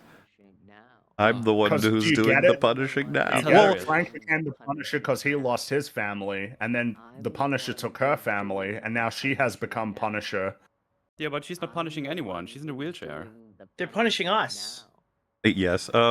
So part of this for me, because when I was watching it with Fringy, and when she started explaining my family, it all started with Papa Nucci and then Grimbo Nucci and blah blah, and it's like, oh, so she's got the Punisher's backstory, but for the Punisher now, because that's kind of inevitably what he creates. If he's killing all these people, he'll have someone that's kind of like him, where you killed all of my people, so I'm borderline nihilistic. Other than killing you, that's all that matters. But like it just goes on and on and on and on and on and on and on and on. And then pretty weird and bad. To like summarize it, to explain to the Punisher exactly the format in which she's going to kill him, that everyone's come in, they know where he lives, blah blah blah. And she also says like, "You forgot about me." The implication being like you wanted to kill me and didn't. So where do we begin with the problems here of like, so what if he does kill you now? Yeah, what if he's got a gun and he just shoots you in no the offense, head? lady, but you're not going to be able to run away from him. And she like spits on him too. One guy with you and a dude on a dirt bike. It's like, yeah, he can beat that. Well, he can beat Punisher that. can just turn her into a human shield if that guy has a gun and just strangle her. There's nothing to be done here. It's so stupid. And then of course, like, why are you warning him? Why are you warning him? And bear in mind that the nature of it is, At 6:47, I'm just gonna say that you live in this building. It's like, oh, what if he like leaves? What if Yeah, he I'm just gonna doesn't? go- He Oh, could slowly walk away somewhere and he'd be fine. Yeah. He'd be fine. Nobody would know where he is. What is the point of you? Why are you doing this, you idiot? And it seems like it's just as simple as, oh, I just want you to know that I've done it. It's like, well, yeah, but this is a really stupid way of doing it because he could just shoot you in the head or snap your neck or just leave, just walk away. And he should. Yep. Yeah, Why wouldn't he? of course. When Is there she any reason says, why I I'm the wouldn't? last Nucci, whatever, he should just kill her and it would be funny. Just kick her in the face. Yeah. It's like, oh, thanks Break for one of the coming here. I was wheels looking on for a you. wheelchair so she starts wibbly wobbling. But yeah, like she leaves and Frank, he's like, yeah, I'm gonna go back inside then. All right. For some reason. And then he hallucinates Karen calling him a piece of shit, but then also giving him a hug. And then at 6:47, and the punishing begins. The episode can begin. This is the part that everyone was saying, like, well, at least we got this. But I don't know, man. I could have watched it in YouTube clips instead of praising this thing for having this. Like, you know, like, yeah, I mean, what you have now is just 15 minutes of really sloppy action. Really, It's not really good. sloppy. well, as Nick laid out, it's it pretty is bad. it is the goon horde, and he just blasts through them all while mooing. Yeah. You just have a bunch of like crazy guy. Like a general thing that you notice is none of the bad guys have guns until Frank gets guns. Then they have guns, but they can't aim. And then Well, when he runs out of ammo, the bad guys no longer have guns and charge at him with melee weapons. Yeah. And this is like a thing that repeats throughout this action scene. The one By the way, thin remember how he put his big bag of guns away earlier? He doesn't use any of Yeah. those. Well, so I was going to say, the one thin analysis one could make about this is that he's so despondent that he's like, fine, come and send him to kill me. Like, he doesn't want to run away, he wants to deal with them. But it's like, okay, but Frank is, you know, smart enough to know that, one, there's a lot of innocent people that live here that are all going to be in trouble if a bunch of dudes with guns are just going to be blasting through. And secondly, does that mean then he would prepare? It's like, no. You'd think so, but no, he Oh, doesn't. okay. He just sort of sits there and lets fake Karen tell him he sucks, and then 6:47. It would be nice to see more of the Punisher that we saw early game Daredevil that had plans, organized tactics. Well, yeah, that was part of instead what of made him just pretty he's a scary, fucking yeah. bear man who just goes rah and hits people and you know just. Well, that's the whole thing. Is he's a really good tactician. Well, this is it's why not that he's like. it is so flanderized. Getting him to prepare a whole sequence where you don't even see him and he's killing people, and then he's just precision killing everyone, and then he's running But out of instead- ammo, he's forced into a corner, he's got loads of people on him, and then he starts yelling and using a knife or something. Like the prison sequence is obviously an example of a context that would need that. Instead, that's just his one mode now. Yeah, Yeah. basically, Yep. just he fights people, stabs them, and then he gets a gun, and then suddenly the bad guys have guns, and he starts shooting them. He lets himself catch fire. You see that on screen right now. Yeah, he just sort of so- stands there and lets it. Yeah, Is I it don't know what's up worth? with Do you want that. us to go over what fire is? We could. A lot of people don't know what You know, fire I, is. To be fair, Maybe So- they're I don't in know the Rings of Power realm where there's cold fire. This will help everyone understand the problem here. So fire is the rapid oxidization of material in the exothermic chemical process of combustion. It releases heat, light, and various reactive products. As you can see. Does it hurt? You understand? No. Oh, okay. Doesn't hurt. Does it hurt?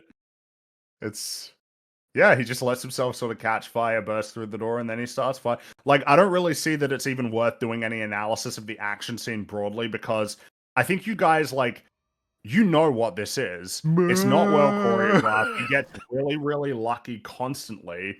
The It has big a one is- million cuts as well. Like, Yeah, it's, yeah. it's so many fucking cuts. And I mean, the big thing is just the first set of guys that he fights while he has no guns, they also have no guns. But then as soon as he gets a gun, the bad guys have guns, but now it doesn't matter because, you know, Frank's Yep. got a gun and he blasts them. And then when he runs out of ammo, suddenly the only bad guys remaining don't have guns, and so they'll charge at him with baseball bats or like a machete or something, and he beats them. And none of this is particularly, like, violent, really, at all. It's just like, yeah, there's a bit of blood and, like, stabbing and stuff, but, like, Yeah, it's but- not, delivering any, like, sort of Mortal Kombat, like, sort of No. level, you know. I mean, sort Yeah, of, which to me Sometimes seems they- to be almost not the point at all about Punisher. Like, he kills, but, like, since when were we in a position where now everyone's just waiting for gory kills? That's what Punisher is. It's like, I figured there was Like- more to it than that, guys, but okay.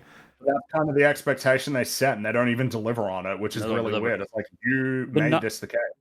I think the worst one to like in terms of brutality, I mean, is when he uses the pen on the guy in the bakery or the cafe or whatever this is. Yeah, That's yeah, like the only sure, thing but, they like- actually fully show. Which that feels really awkward because it's like that you can see lame aspects of the John Wick DNA in here. One that particularly stood out is there's a couple of parts where he checks like the magazines.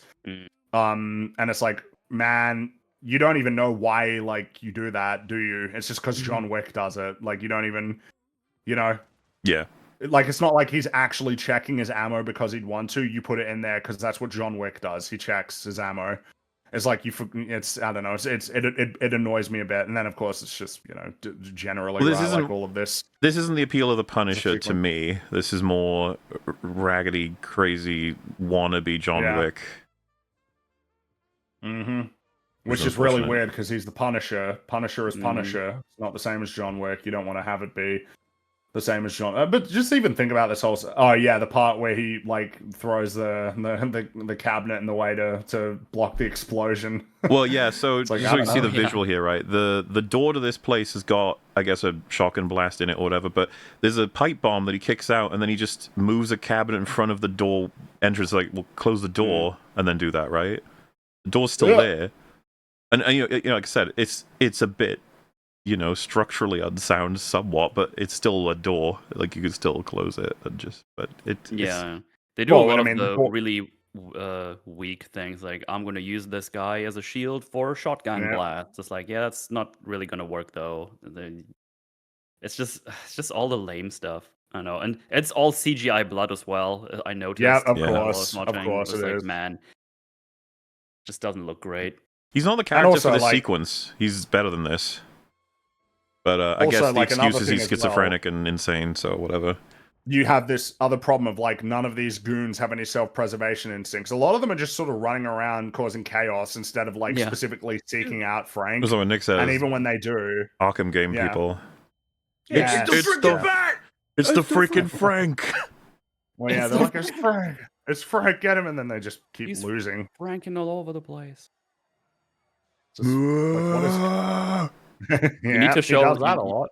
You do need to show the one thing where he falls on like a. Oh, of course, Metal, of course, but it's in We'll the work our way. it's in there. the thumbnail, bro. It's so iconic. Is it? I haven't looked at the thumbnail. I remember the part in the elevator. I remember when they come up the elevator. That particularly incensed you, Mauler. Right. Oh, wait, is there anything in between there that's just amusing, or I guess we've sort of covered it? He's just shooting people. It's just, it's just boring. There he goes, kill it again. Oh man, have I managed to go past it? Where is that? Yeah, iconic? you've gone past okay. You've So these guys with mass appear in an elevator naturally, and the way it seems right now is Frank just sort of immediately starts shooting at them, and it's like, well, you don't know, this is an apartment building, and it's like, well, you could say it's enough that they have guns, but this shot kind of implies, like, did he even see that? Like, it looks a bit, and then he's just gunning down people coming out of an elevator, which is pretty fucking awkward. So it seems to me there's ADR. And it's just so funny because we bring it up the Arkham shit, where it's like, he said that the ding it opens is going to alert it, but you need more than that, right? You need dialogue. And so it's going to be, I see him, castle. It's like, oh, like that's supposed to give away that they're bad guys so he can shoot them, as opposed to, it's just funny to me that they probably filmed this and like, wait, did he just gun down people in an apartment building? Like, we should probably fix that. Very clever of them to announce themselves when they had the jump on him. And there he is. And they get killed. And then they're in the staircase. And it's another. In the staircase, it's just a lot of people charging towards him for some reason. They hear him coming. They hear gunshots emanating from the stairwell, but then they just round the corner like idiots and get shot. I wish we could do a compilation of all the mooing. There's so much of it. It's just pretty stupid, really. Like, yeah, they just keep rounding the corner. They keep charging. And then he gets on the roof, and then he shoots a bunch of guys, runs out of ammo, and then the only people left, they melee. Yeah, look, there they go, with the baseball bat, and they charge at him. It's, like, really lucky for Frank that when he ran out of ammo, the bad guys no longer had guns on them. That's really stupid. Like, look at that. They just suddenly, none of them have guns. Yeah. Also, this shot isn't as cool as I think it is. There's also a couple of them he shoots down, but then he doesn't take the guns because currently he still has one, even though he knows he only has the one magazine. I was like, this is weird. Yeah, you figure that he'd be. I'm reminded of how Archer counts bullets, and that's like something he always does. He screams like tossed cattle. Yeah. Which then, yeah, I mean, it does lead to a real conversation starter here, where he's on the roof and he falls off the roof, and as he falls off the roof, he shoots the guy in the head, which is pretty funny. Yeah. And then he falls and he hits something. Here we are, boys. We made it. Dude, I'm in normal situations. I don't really pick up on bad CGI. This was bad CGI. This is really bad CGI. Well, so the I don't current even know- conversation is trying to figure out what kind of bad it is, because they very insecurely released the BTS footage of, well, I say footage, it's a screenshot of this to sort of be like, hey, this was practical. And it's like, bro, nobody believes that this Really is isn't. authentic right now. The You've comment done I something saw to is it. like, this is Joel. Like, I'm watching The Last of Us 1 right now. Or on Uncharted. PlayStation 3. Yeah. It's it really, really, really looks bad, and the fact that you even have to come out and make any statements on it means Yeah. that you failed, regardless of how much CGI there actually is in this shot. I don't Yeah, so even understand What was his allegedly- leg the supposed to be I don't- doing here? I Well, don't so understand the yeah, movement upon basically, impact. what is to be concluded is his head is absolutely CGI. His head is definitely CGI. As for the rest of it, They well, want you to think that the rest of it is real. It's like a stunt dude, and that presumably he's on a crash mat, but that maybe there's a chance that this thing is just built to crush like this safely, and it's not like metal or anything. Yeah. But something I was noticing when I was looking at it, and I like done a screenshot, but like, if you can see my mouse, yeah. So can you see this thing that's next to him there? It like turns up on his back behind him. This part here. Just track that with your eyes on this A/B repeat. I don't think it makes sense. It sort of curls up on his back when he's down. It just looks really fucking weird. Oh, yeah. Yeah. See, someone in mhm. chat said it looks like Zach in a film. It's like, what would you do if you fell Oh, that and guy, yeah. landed on a... Yeah. Oh, God. And so I start to wonder if it's like, so all of it is probably fake. It probably is a crash mat, and maybe that's adding to how weird it is. They had to like put the physics of a metal thing crushing underneath him when it needs to be both flat and bending and pouring pieces off it, so it can match what it'll look like when they get back to like the IRL shit. So that, plus the weird compositing of his face, plus I guess unfortunately, if the body is real, the way he moved his limbs looks funny and silly. Looks really. I don't know it looks why you very would- ragdolly. Yeah. Yeah, it's, I think doesn't make something sense that to me. something you should understand is that when they say like how much CGI they use, there's usually more than they say. Yeah. Whatever amount that they're willing to admit is there's more.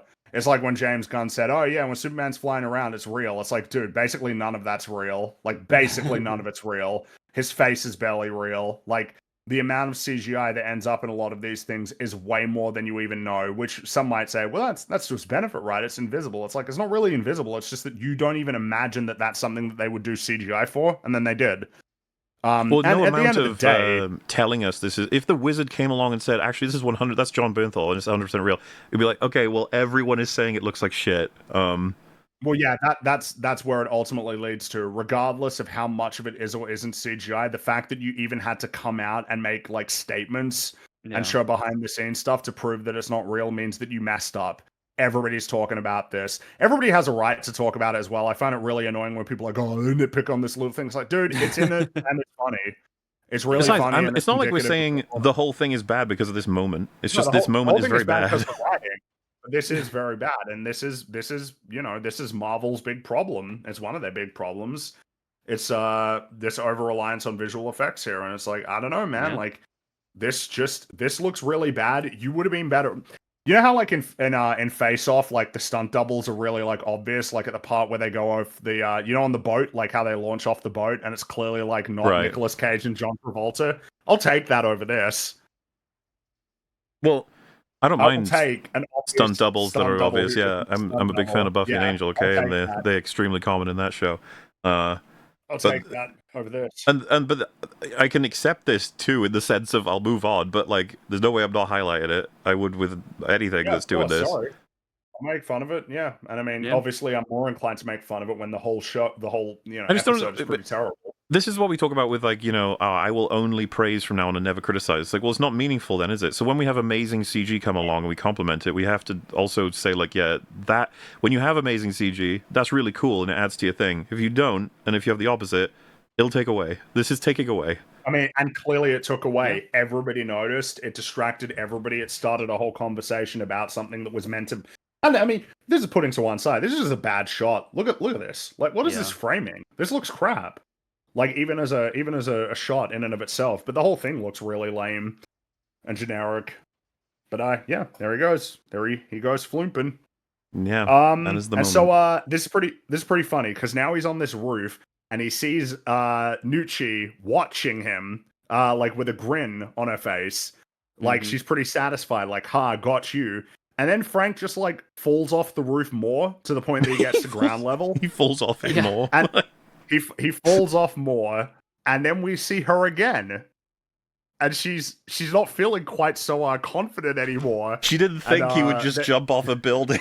And then it can we just focus on that for a little bit though? Like the fall first, because it's supposed to be like, sure. there are two dudes coming at me. I've got no choice but to do this. It's like, damn. Frank, what the fuck are you doing, you moron? Like, Frank's never taken on two guys. Like crashes onto the thing. It's like, and then there's a guy that like starts falling towards him while he's laying on it, and so it's funny. His friend throws him. He throws him onto Frank. I don't know why.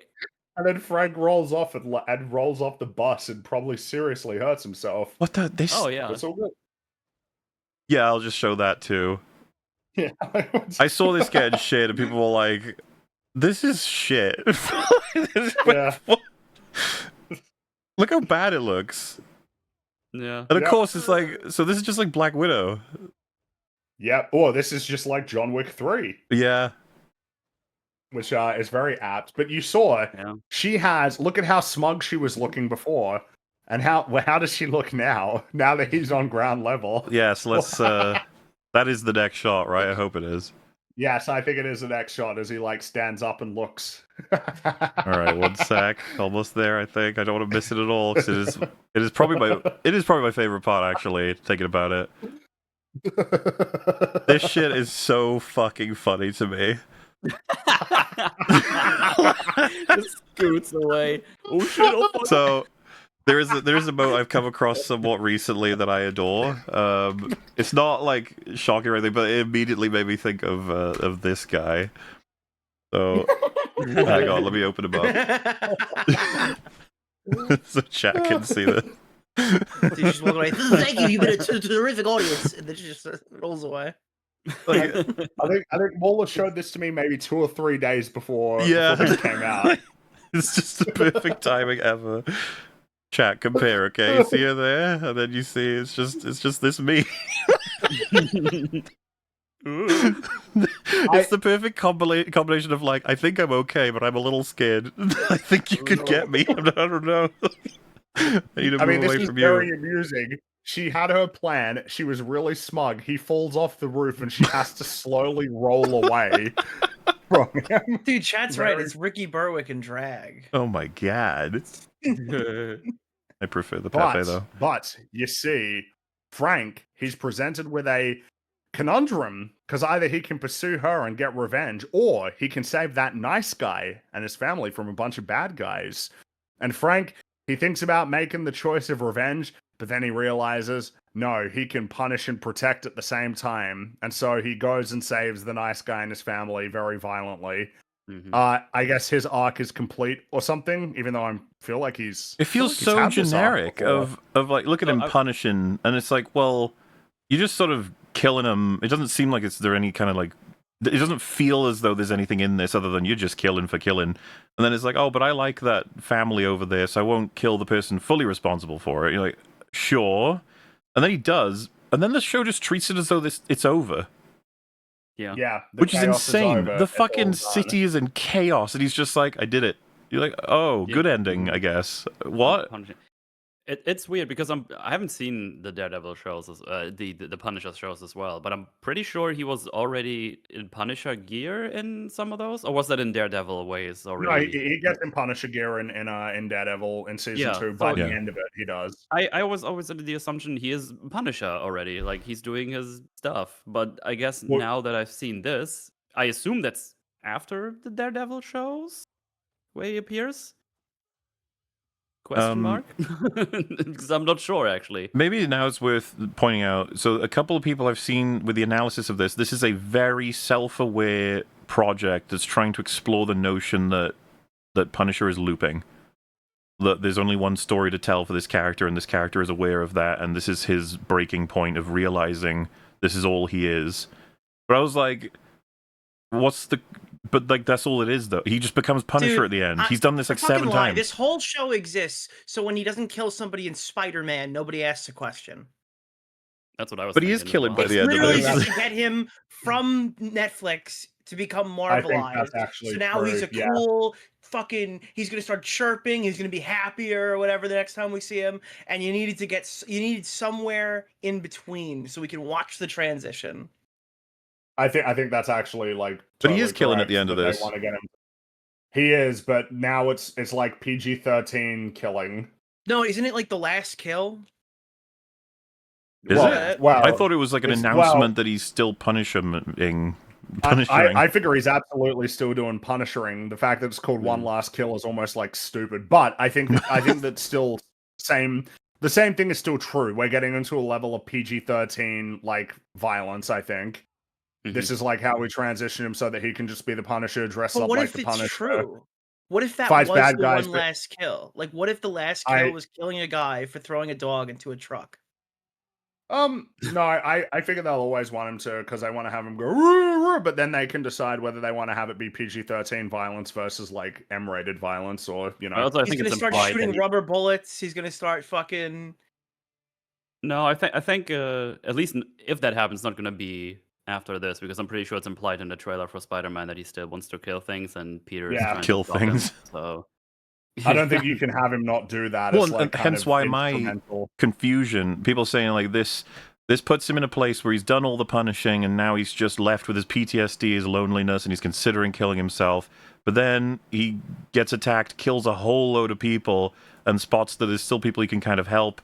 And so now he's, instead of a punisher for himself, he's a punisher for everyone else or something. It's like, it feels like he was already. Yeah, was this is what I already mean there, about the man. looping thing. I'm like, do you think this is self-aware? No, it's not self-aware. It's what a few people in chat said. They're making this with the expectation that a lot of people haven't actually seen the show. This is like Yeah, a that's reset. I could believe that. This is why I didn't feel like I gained anything from watching this. It's like, yep, we're doing the Punisher thing. And I mean, how much clearer is that than what essentially does happen at the end? Frank goes to the cemetery and he's like, oh, I got a purpose. I guess I'm not going to kill myself. And then we see the evil guy who killed the dog. He's about to just smack some lady with a baseball bat. And then Frank shows up and yeah, it was intervenes. iconic catchphrase, ding dong. Yeah, or something like that. And then he, the veteran asks Frank to give him his hat back before saying that's not the only thing he took from me. And so Frank throws an axe at the bad guy, and then he looks at the veteran who basically gives him his approval, and then Frank executes the guy. Yeah. And that's the end. Yeah. Which is really a bit weird and awkward. Like that's so Punisher is gonna basically say like, I'm gonna put the onus on you. Like if people are gonna die here, yeah, you know. Was that You what that own this, was? Like in a waiting for the go-ahead? Yes. 'Cause that's what I got the definitely. impression of as well, yeah. I think that's absolutely what it is. That the veteran's like, yeah, do it. And then Frank's, and that this is almost the nature of the Punisher completing an arc is, well, I'll punish, but like only if you say you want me to. Which is so It's like, fucking oh, odd that's, because, like, well, don't you need to punish Manucci? Not just for Yeah, I was yourself, about but to for all say, the damage he he just didn't did to really the city? Didn't really finish his mission for this special, huh? Well, Like, and then, of she course, just scooted away. it muddies it all because he's already wanting to get punishment on her anyway because the Nucci's took out his family, right? They were involved in it. So Yeah. it's like, you need to get her for your old self and your new self, I guess. But then you don't even end with going instead of, after like, her. You seem to just be no, doing, that like, would I'm a be street guy now. I'm the gonna. dog guy, yeah, the evil man who killed the dog, and yeah, that's what he's gonna do. And I don't know, this is like a weird way to conclude on the Punisher. It's like, so now the Punisher will only punish if people want him to do it. It's like, oh man, feels like what the Punisher's thing is, brute forcing it, kind of like, well, I don't really care like what you think, like I'm gonna do it, and if you don't like that, like tough. Like it's well, necessary. a lot of people in chat saying, so he's punishing with consent, and it's like, yeah, this is just what you want to see for the character, right? Like, which is really, really strange. Seems kind of incompatible actually with who the Punisher is. But it's much more compatible, I guess, with having him be part of the MCU mainline, like so that he can appear in Spider-Man. Which, you know, I mean, is that a surprise really? That would be the way that it works. But yeah, I mean, this is a bit of an awkward one because, like, well, I'm not as invested in the Punisher. I'm invested in the Punisher in so far as he relates to Daredevil. But for you guys who like the Punisher, yeah, this is pretty unfortunate. I feel bad for you. At this point, he's a joke to me. Like, I really liked him in season 2 of Daredevil, but in this, it's like, so he's doing the crying and like faux PTSD sort of, I hate myself, I'm gonna die with a wank in front of my illusions, and then I hate being alive. I hate being alive. I'm in tremendous pain. I'm in tremendous pain. Help me. And then just kill indiscriminately in poorly put together sequences, as far as I'm concerned, until it's like, yeah, I'm the Punisher, bro. It's like very much exactly what you'd expect this to be at this point, which is like, this is what you guys want, right? Question mark. And you're like, ugh. Well, and again, you know, because I see someone say, you know, good actor, bad scripts. It's like he wrote this. He was involved in this pretty intimately. Yes. Which yeah, I mean that's unfortunate. And I guess you'll probably be getting a decent amount of Punisher going forward because it's probably, you know, like a. Then again, I don't know what the viewership is for this. I guess I don't know that we'll ever know exactly what the viewership is for this. But I mean, you know, he's in the MCU, he'll be in Spider-Man, you know, and yeah, I guess this is the future for pretty much any character that sort of gets incorporated in. We got more characters that's going to be happening to, you know. I mean, like the X-Men, you know, Doomsday is like, that'll be barrels of fun. But I mean, this is what the MCU is now. It's just barrels of fun. Yeah. I mean, that's the end. That's the end of the Punisher special. Did it feel special? No, not really. Absolutely not. Yep, it probably cost a lot of money too. I know I said they only shot it over the course of 2 weeks, but imagine they say it cost like $20 million or something ridiculous. I can believe it. Look at that. Yeah. That's what the Punisher is. That kind of that right. Until next year for Born Again, and then next year for Punisher will be coming up in Spider-Man. Which, yeah, I guess we'll be finding out. Are we all excited for Spider-Man, guys? Everybody's so excited. Spider-Man. Yeah. There's this shot where Spider-Man like swings and he gets a bunch of pigeons caught up in him. Wow, that's an amazing shot. It's really good. It's such a great shot. I sure do love how all of the shots that are homage to comic book covers are less dynamic than the comic book covers, less vibrant, worse poses. It's really cool. It's going to be great. Oh, wow. Yeah. Oh, street level or something. Yeah. I'm sure that'll bear out when the movie actually, when it comes out. It's so exciting. Yeah. The guy who made Shang-Chi that everybody says is great. And then they share that one clip where he fought the guy in that building that was lit by the neon. That guy who then got his soul sucked out by like a monster or something. People don't post as many things from the ending of Shang-Chi. The only things they post is that fight with the guy, the cool guy. And then that second fight that looks really bad where he's fighting his dad in the big CG place with the rings. That's the only two things that people show. Otherwise, they have nothing to say for that film, but they say it's great, and it's great that he's directing it and way better than John Watts. And it's all just kind of like, I don't know, isn't this a little bit like desperate? You're desperate for some rationale for why it's going to be good when you know that it won't be. But that's coming. The summer of movies is looking great, isn't it? I gotta be honest with you. I don't got much left to look forward to. No, I mean it's not looking good, right? What do you mean? You still kind of have to be excited for this. I'm running out of things. The Boys finale. Dopamine is at an all-time low right now. We're in Grogu, the Odyssey. Everybody's really excited. Everyone's loving the Odyssey, has dude. Considering turning to like hard drugs.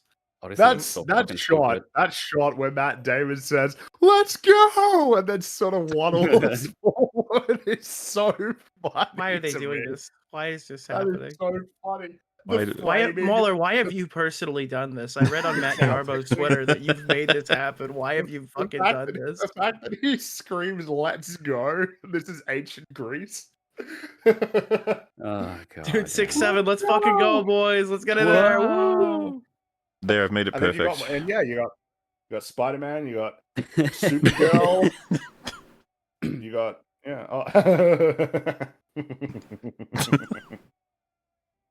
it's looking like a grim, and it's looking like a summer that's going to have a lot of box office bombs as well, which Yeah. will be sort of interesting to see. Rings I of feel like I Power saw- November. Let's fucking go. I feel like I saw a Variety article that was sort of speculating on the box office prospects of Spider-Man and Supergirl, and I found that really funny. It's like, well, Spider-Man's going to make $1 billion at least, and let's be honest about the other one. It's probably not going to do very well. It's like, oh, it'll sort of indicate how well superhero films will do that aren't like the main superheroes. Like, yeah, it sure will, and it will be that they are non-viable anymore. They are non-viable products. Any superhero media that isn't Batman or Spider-Man, because Superman wouldn't even be included in that mix. So yeah, looking like an exciting year for movies. Everything's The on only there. thing I think I'm looking forward to actually watch is the Back Rooms. The trailer looked kind of Yeah, that film looks neat.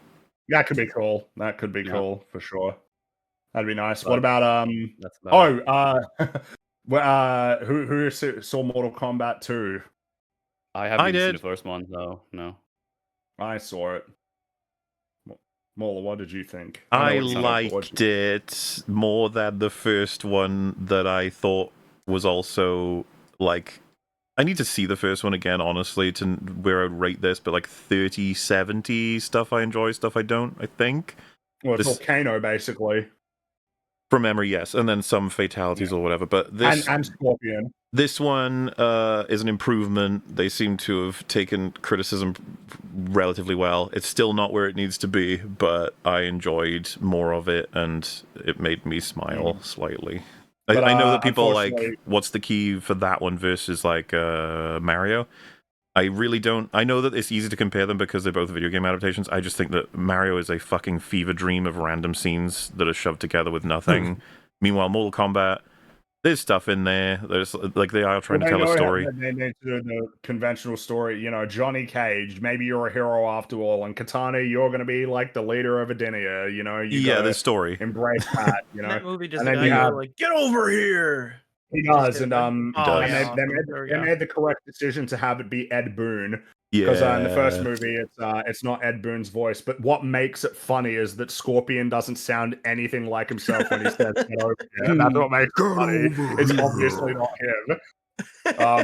Yeah, no, I liked it less than Mola did, I think, but it's an improvement on the first one, and there are some bits that are all right, like when Johnny Cage does the splits and punches Baraka in the nuts. It's like, It's funny. There you go. It's like I really liked the Johnny Cage Baraka fight. I did not like the Sonya and Sindel fight. Sindel, that And was then it's really like, but I bad. did like I liked the Liu Kang and Liu Kang and Kung Lao, and yes. And then it's like, but I fight, didn't really yeah. care about Jade and Jax. And it's like, oh, but I did like. And then I like Scorpion versus Noob Saibot. It's like, Yes. that was So how do cool. they deal with like gore in that? I guess. Well, actually, it's something that I realized while watching, because I was like, we don't really have fatalities actually in these movies, and I think the reason why is because what makes the fatalities like sort of interesting is the fact that they're like either needlessly and excessively cruel and sadistic, or they're really funny. That's like what fatalities are. They're like over the top, excessive, incredibly overkill and cruel. And often that loops back around to being really amusing. But a lot of the time that doesn't match up when in this story, when characters are dying, it's supposed to be like sad and meaningful. So it would be 'cause really you can't like awkward if a character respawn. dies. Yeah. Well, you can't respawn, and it would be really awkward if like you had a hero character die and their death involves like a really elaborate fatality where they get their spine ripped out, frozen, and get smashed to bits like Sub-Zero would do. It's so the fatalities are kind of lame in this movie, I would say, compared to like They the are rest of exactly as you described them. Mortal They have to Kombat. be reserved when it's a good guy dying. When it's a bad guy, it's still kind of They like can be a little bit they don't more want to lean acceptable, into the yeah. absurd. They want to lean into the hero is victorious over the villain. Exactly. Well, and of course it would be a bit awkward, right? If Katana, Katana's like kind of the co-protagonist of the film with Johnny Cage. It's like, yeah, I guess it would be awkward if she had like a fatality where it was like this really sadistic sort of like, messed up one. Like, It's like, she has whoa, it. Katana. It's like, I can't control it. This is what the developers coded. Sorry. But again, that's what I find. That's what makes fatalities like funny to me. It's the fact that they are like so overkill. Yeah. But yeah, it's got that problem. But hey, maybe I know Street Fighter doesn't have fatalities, but hey, you guys excited for that Street Fighter movie? I want to see I don't 50 really- Cent. Sure. I gotta be honest. I don't know much about. I just know that Ryu, the Shoryuken, and all that. But yeah, isn't that? It's, you got a lot of video game adaptations coming up. Maybe the fights are going to be a bit fun, but otherwise I found the trailer to be cringe. I wasn't very impressed by it. At all, so We got the He-Man movies coming. Everyone. Yes. Speaking of box office He-Man? bombs, speaking of box office bombs that are coming up, I think the projections for that film are pretty miserable. And it's like, yeah, of course they are. I don't even know how these projects get so much money. It's like, dude, I could have told you that wasn't gonna. Of course it wasn't. Of course it wasn't gonna do that well. Yeah. There's not that there are people who don't like He-Man or anything, or would be interested in seeing He-Man, but it's almost like you gotta realize that is comprising a relatively probably small portion of the world. And then Jared Leto as Skeletor probably doesn't help. Fucking hell. Yeah. Toxic masculinity Skeletor. Fuck you, He-Man. I don't think he doesn't sound like that. No, which because is they're unfortunate. cowards. He should though. He should. He absolutely should. But you got a lot of movies coming up over. It looks like it is going to be a bit of a bloodbath. I'd say, at the box office. Yeah. Because I don't see that Disclosure Day is going to do very well either. Like, I feel like a lot of maybe I'll be wrong about that, but it feels like a lot of people are talking about it, but that I don't think it's actually going to translate. Fucking but maybe Toy Story 5 coming out. Oh, that'll make $1 billion. Yeah, that'll make $1 billion. Unfortunately, that'd be so bad. So you got a few sure but I feel like that's almost what the story tells. You have a few sure things scattered between a few things that might work just by virtue of the fact, like that Backrooms movie will probably make money because it's probably not very expensive. It seems kind of cool. It's like what you will find success in is the most popular things ever, or like kind of these more sort of risky but pretty low budget sort of things. And then otherwise you have a whole bunch of these intellectual properties and ideas that kind of sit in the middle where they're too expensive, but there's not enough of an audience for them. And that's going to be like a really like awkward sort of situation, I think, going forward. I don't know if Toy Story 4 was terrible and a lot of people acknowledge it. It's going to make $1 billion. Yes, a lot of people acknowledge that Toy Story 4 is bad. It's going to make $1 billion. Of course it will. It's Toy Story. Toy Story. Well, just to be clear, a lot of people don't. A lot of people think that Toy Story 4 is awesome. A lot of people think it's good, and it doesn't even matter. People will just watch it anyway because it's Toy Story and they recognize it and they like it and they figure it'll be like an easy thing to throw on. A lot of these things, I mean, bear in mind, like, you might be surprised by it. I'm pretty sure Moana 2 made $1 billion, and I'm pretty sure that was like as I understand it, that was like a repurposed Disney Plus television show. And then they repurposed it in a movie and made $1 billion. Oh, and Moana's coming out, and that'll make more money than it should. That'll probably be successful. That'll be one of the few successful films probably of the summer. Most of you guys, winter over here. I think that'll probably be the case. It'll be a disappointingly high amount of money, maybe even Lilo and Stitch money. So yeah, really. Back on screen, no. Yeah, put him back on screen and put him, and then put the people there. Well, that's all. No, yeah. I guess that's the end of the adventure. Yeah. Beautiful, Thanks for wonderful, joining happy. us on it. And you've got Mandalorian and Grogu to look forward to next week, chat. Oh, golly. Yeah. Finally, we can see an update for Star Wars and how they're doing. Anyway, Metal, thanks for joining us for this wonderful stream. Why don't you tell everybody where they can find you and what you're up to?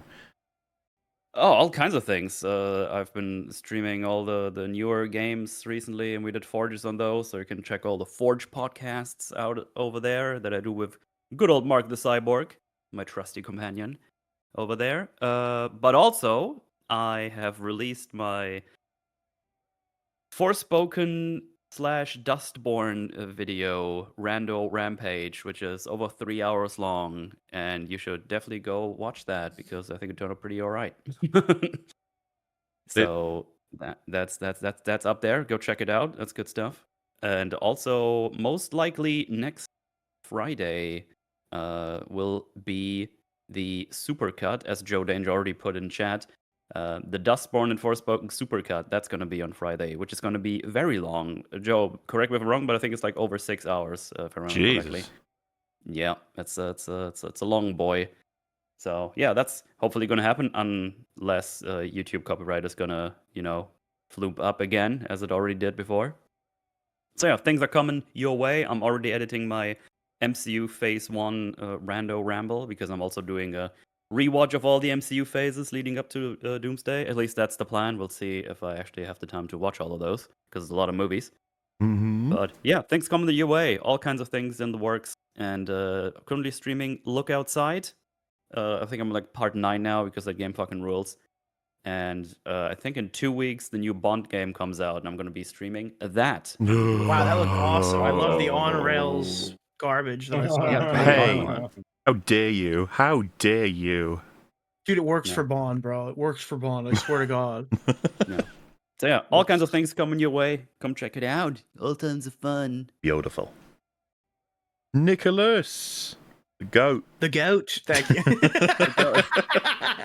I knew exactly where you're going with that. Yeah, I mean, I covered drama. I go through this spiel. It feels like every week I go through this spiel now, but there will finally be a gap unless you're desperate to talk about Mandalorian and Grogu, which would be funny. there actually is crossover though this time with my plug because I've been talking about where the oranges are, or what they're for rather.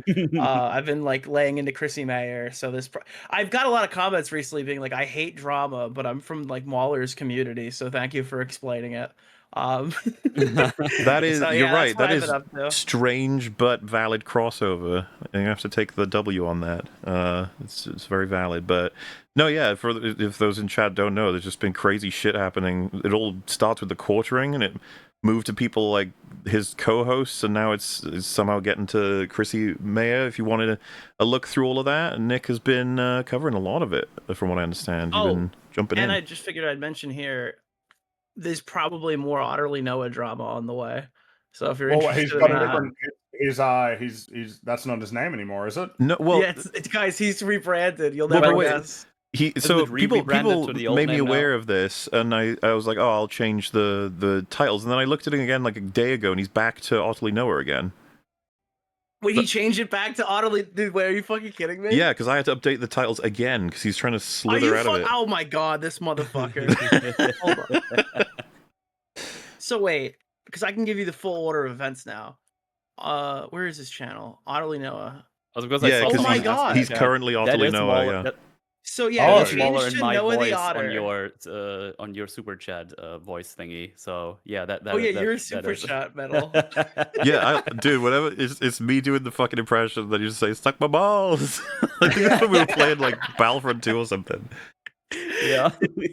So Otterly Noah changed his name to Noah the Otter. Then he unlisted or privated his apology video, posted a new video, got exposed for plagiarizing and removing the apology video, then put the apology video back up, and has now changed his name back to Otterly Noah. This has been like a really bad week for him.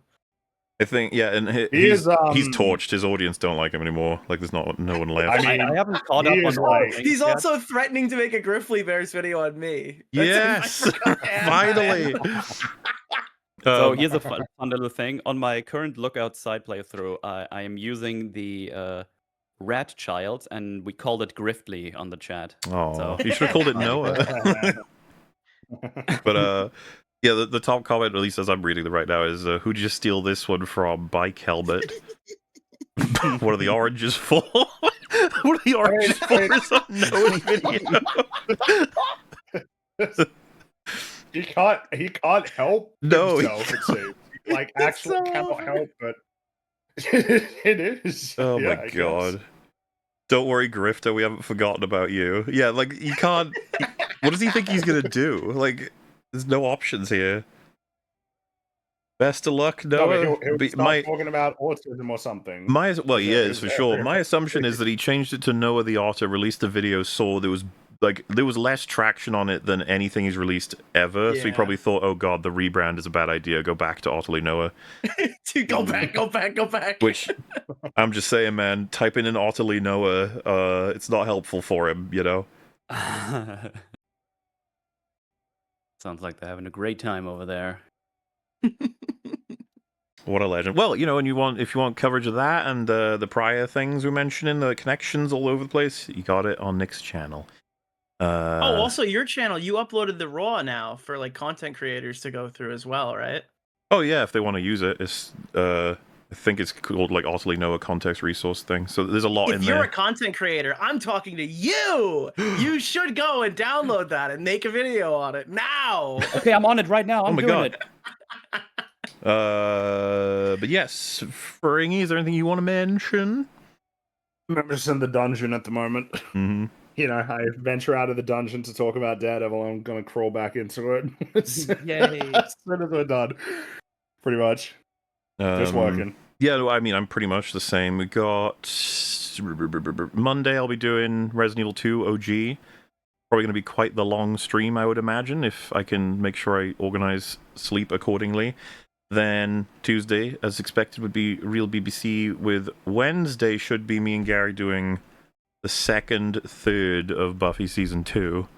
As long as that's going to be going crazy over the year. And then Open Bar, as per usual. I'm trying to think of if every day I've got something going on. Then, well, we're heading to Mando and Grogu then on Friday, Saturday. For me, anyway, because I got to see it on Friday. But, oh boy, nothing but excitement. And then, yeah, just generally speaking, I'm getting on with work. There's something that we're working on that we might tell you more about. But we're very far away from it being fully completed. But we're close to it being locked into something that will happen for sure. As weird as that sounds. You're really gonna like it. You're really gonna like it. But yeah, a lot of work to do. Yes. But you know, hey. And I mean, there's a lot of stuff. There's a lot because we got Mandalorian and Grogu, and then the Boys season 5. Yeah, and then the Bond game is coming. So we're like, I'm expecting you'll see me and Fringy and some others will be playing it. But you know, we're gonna have to see if it's like notable whether in it any becomes direction. coverage remains to be seen. Essentially, it depends on what kind of.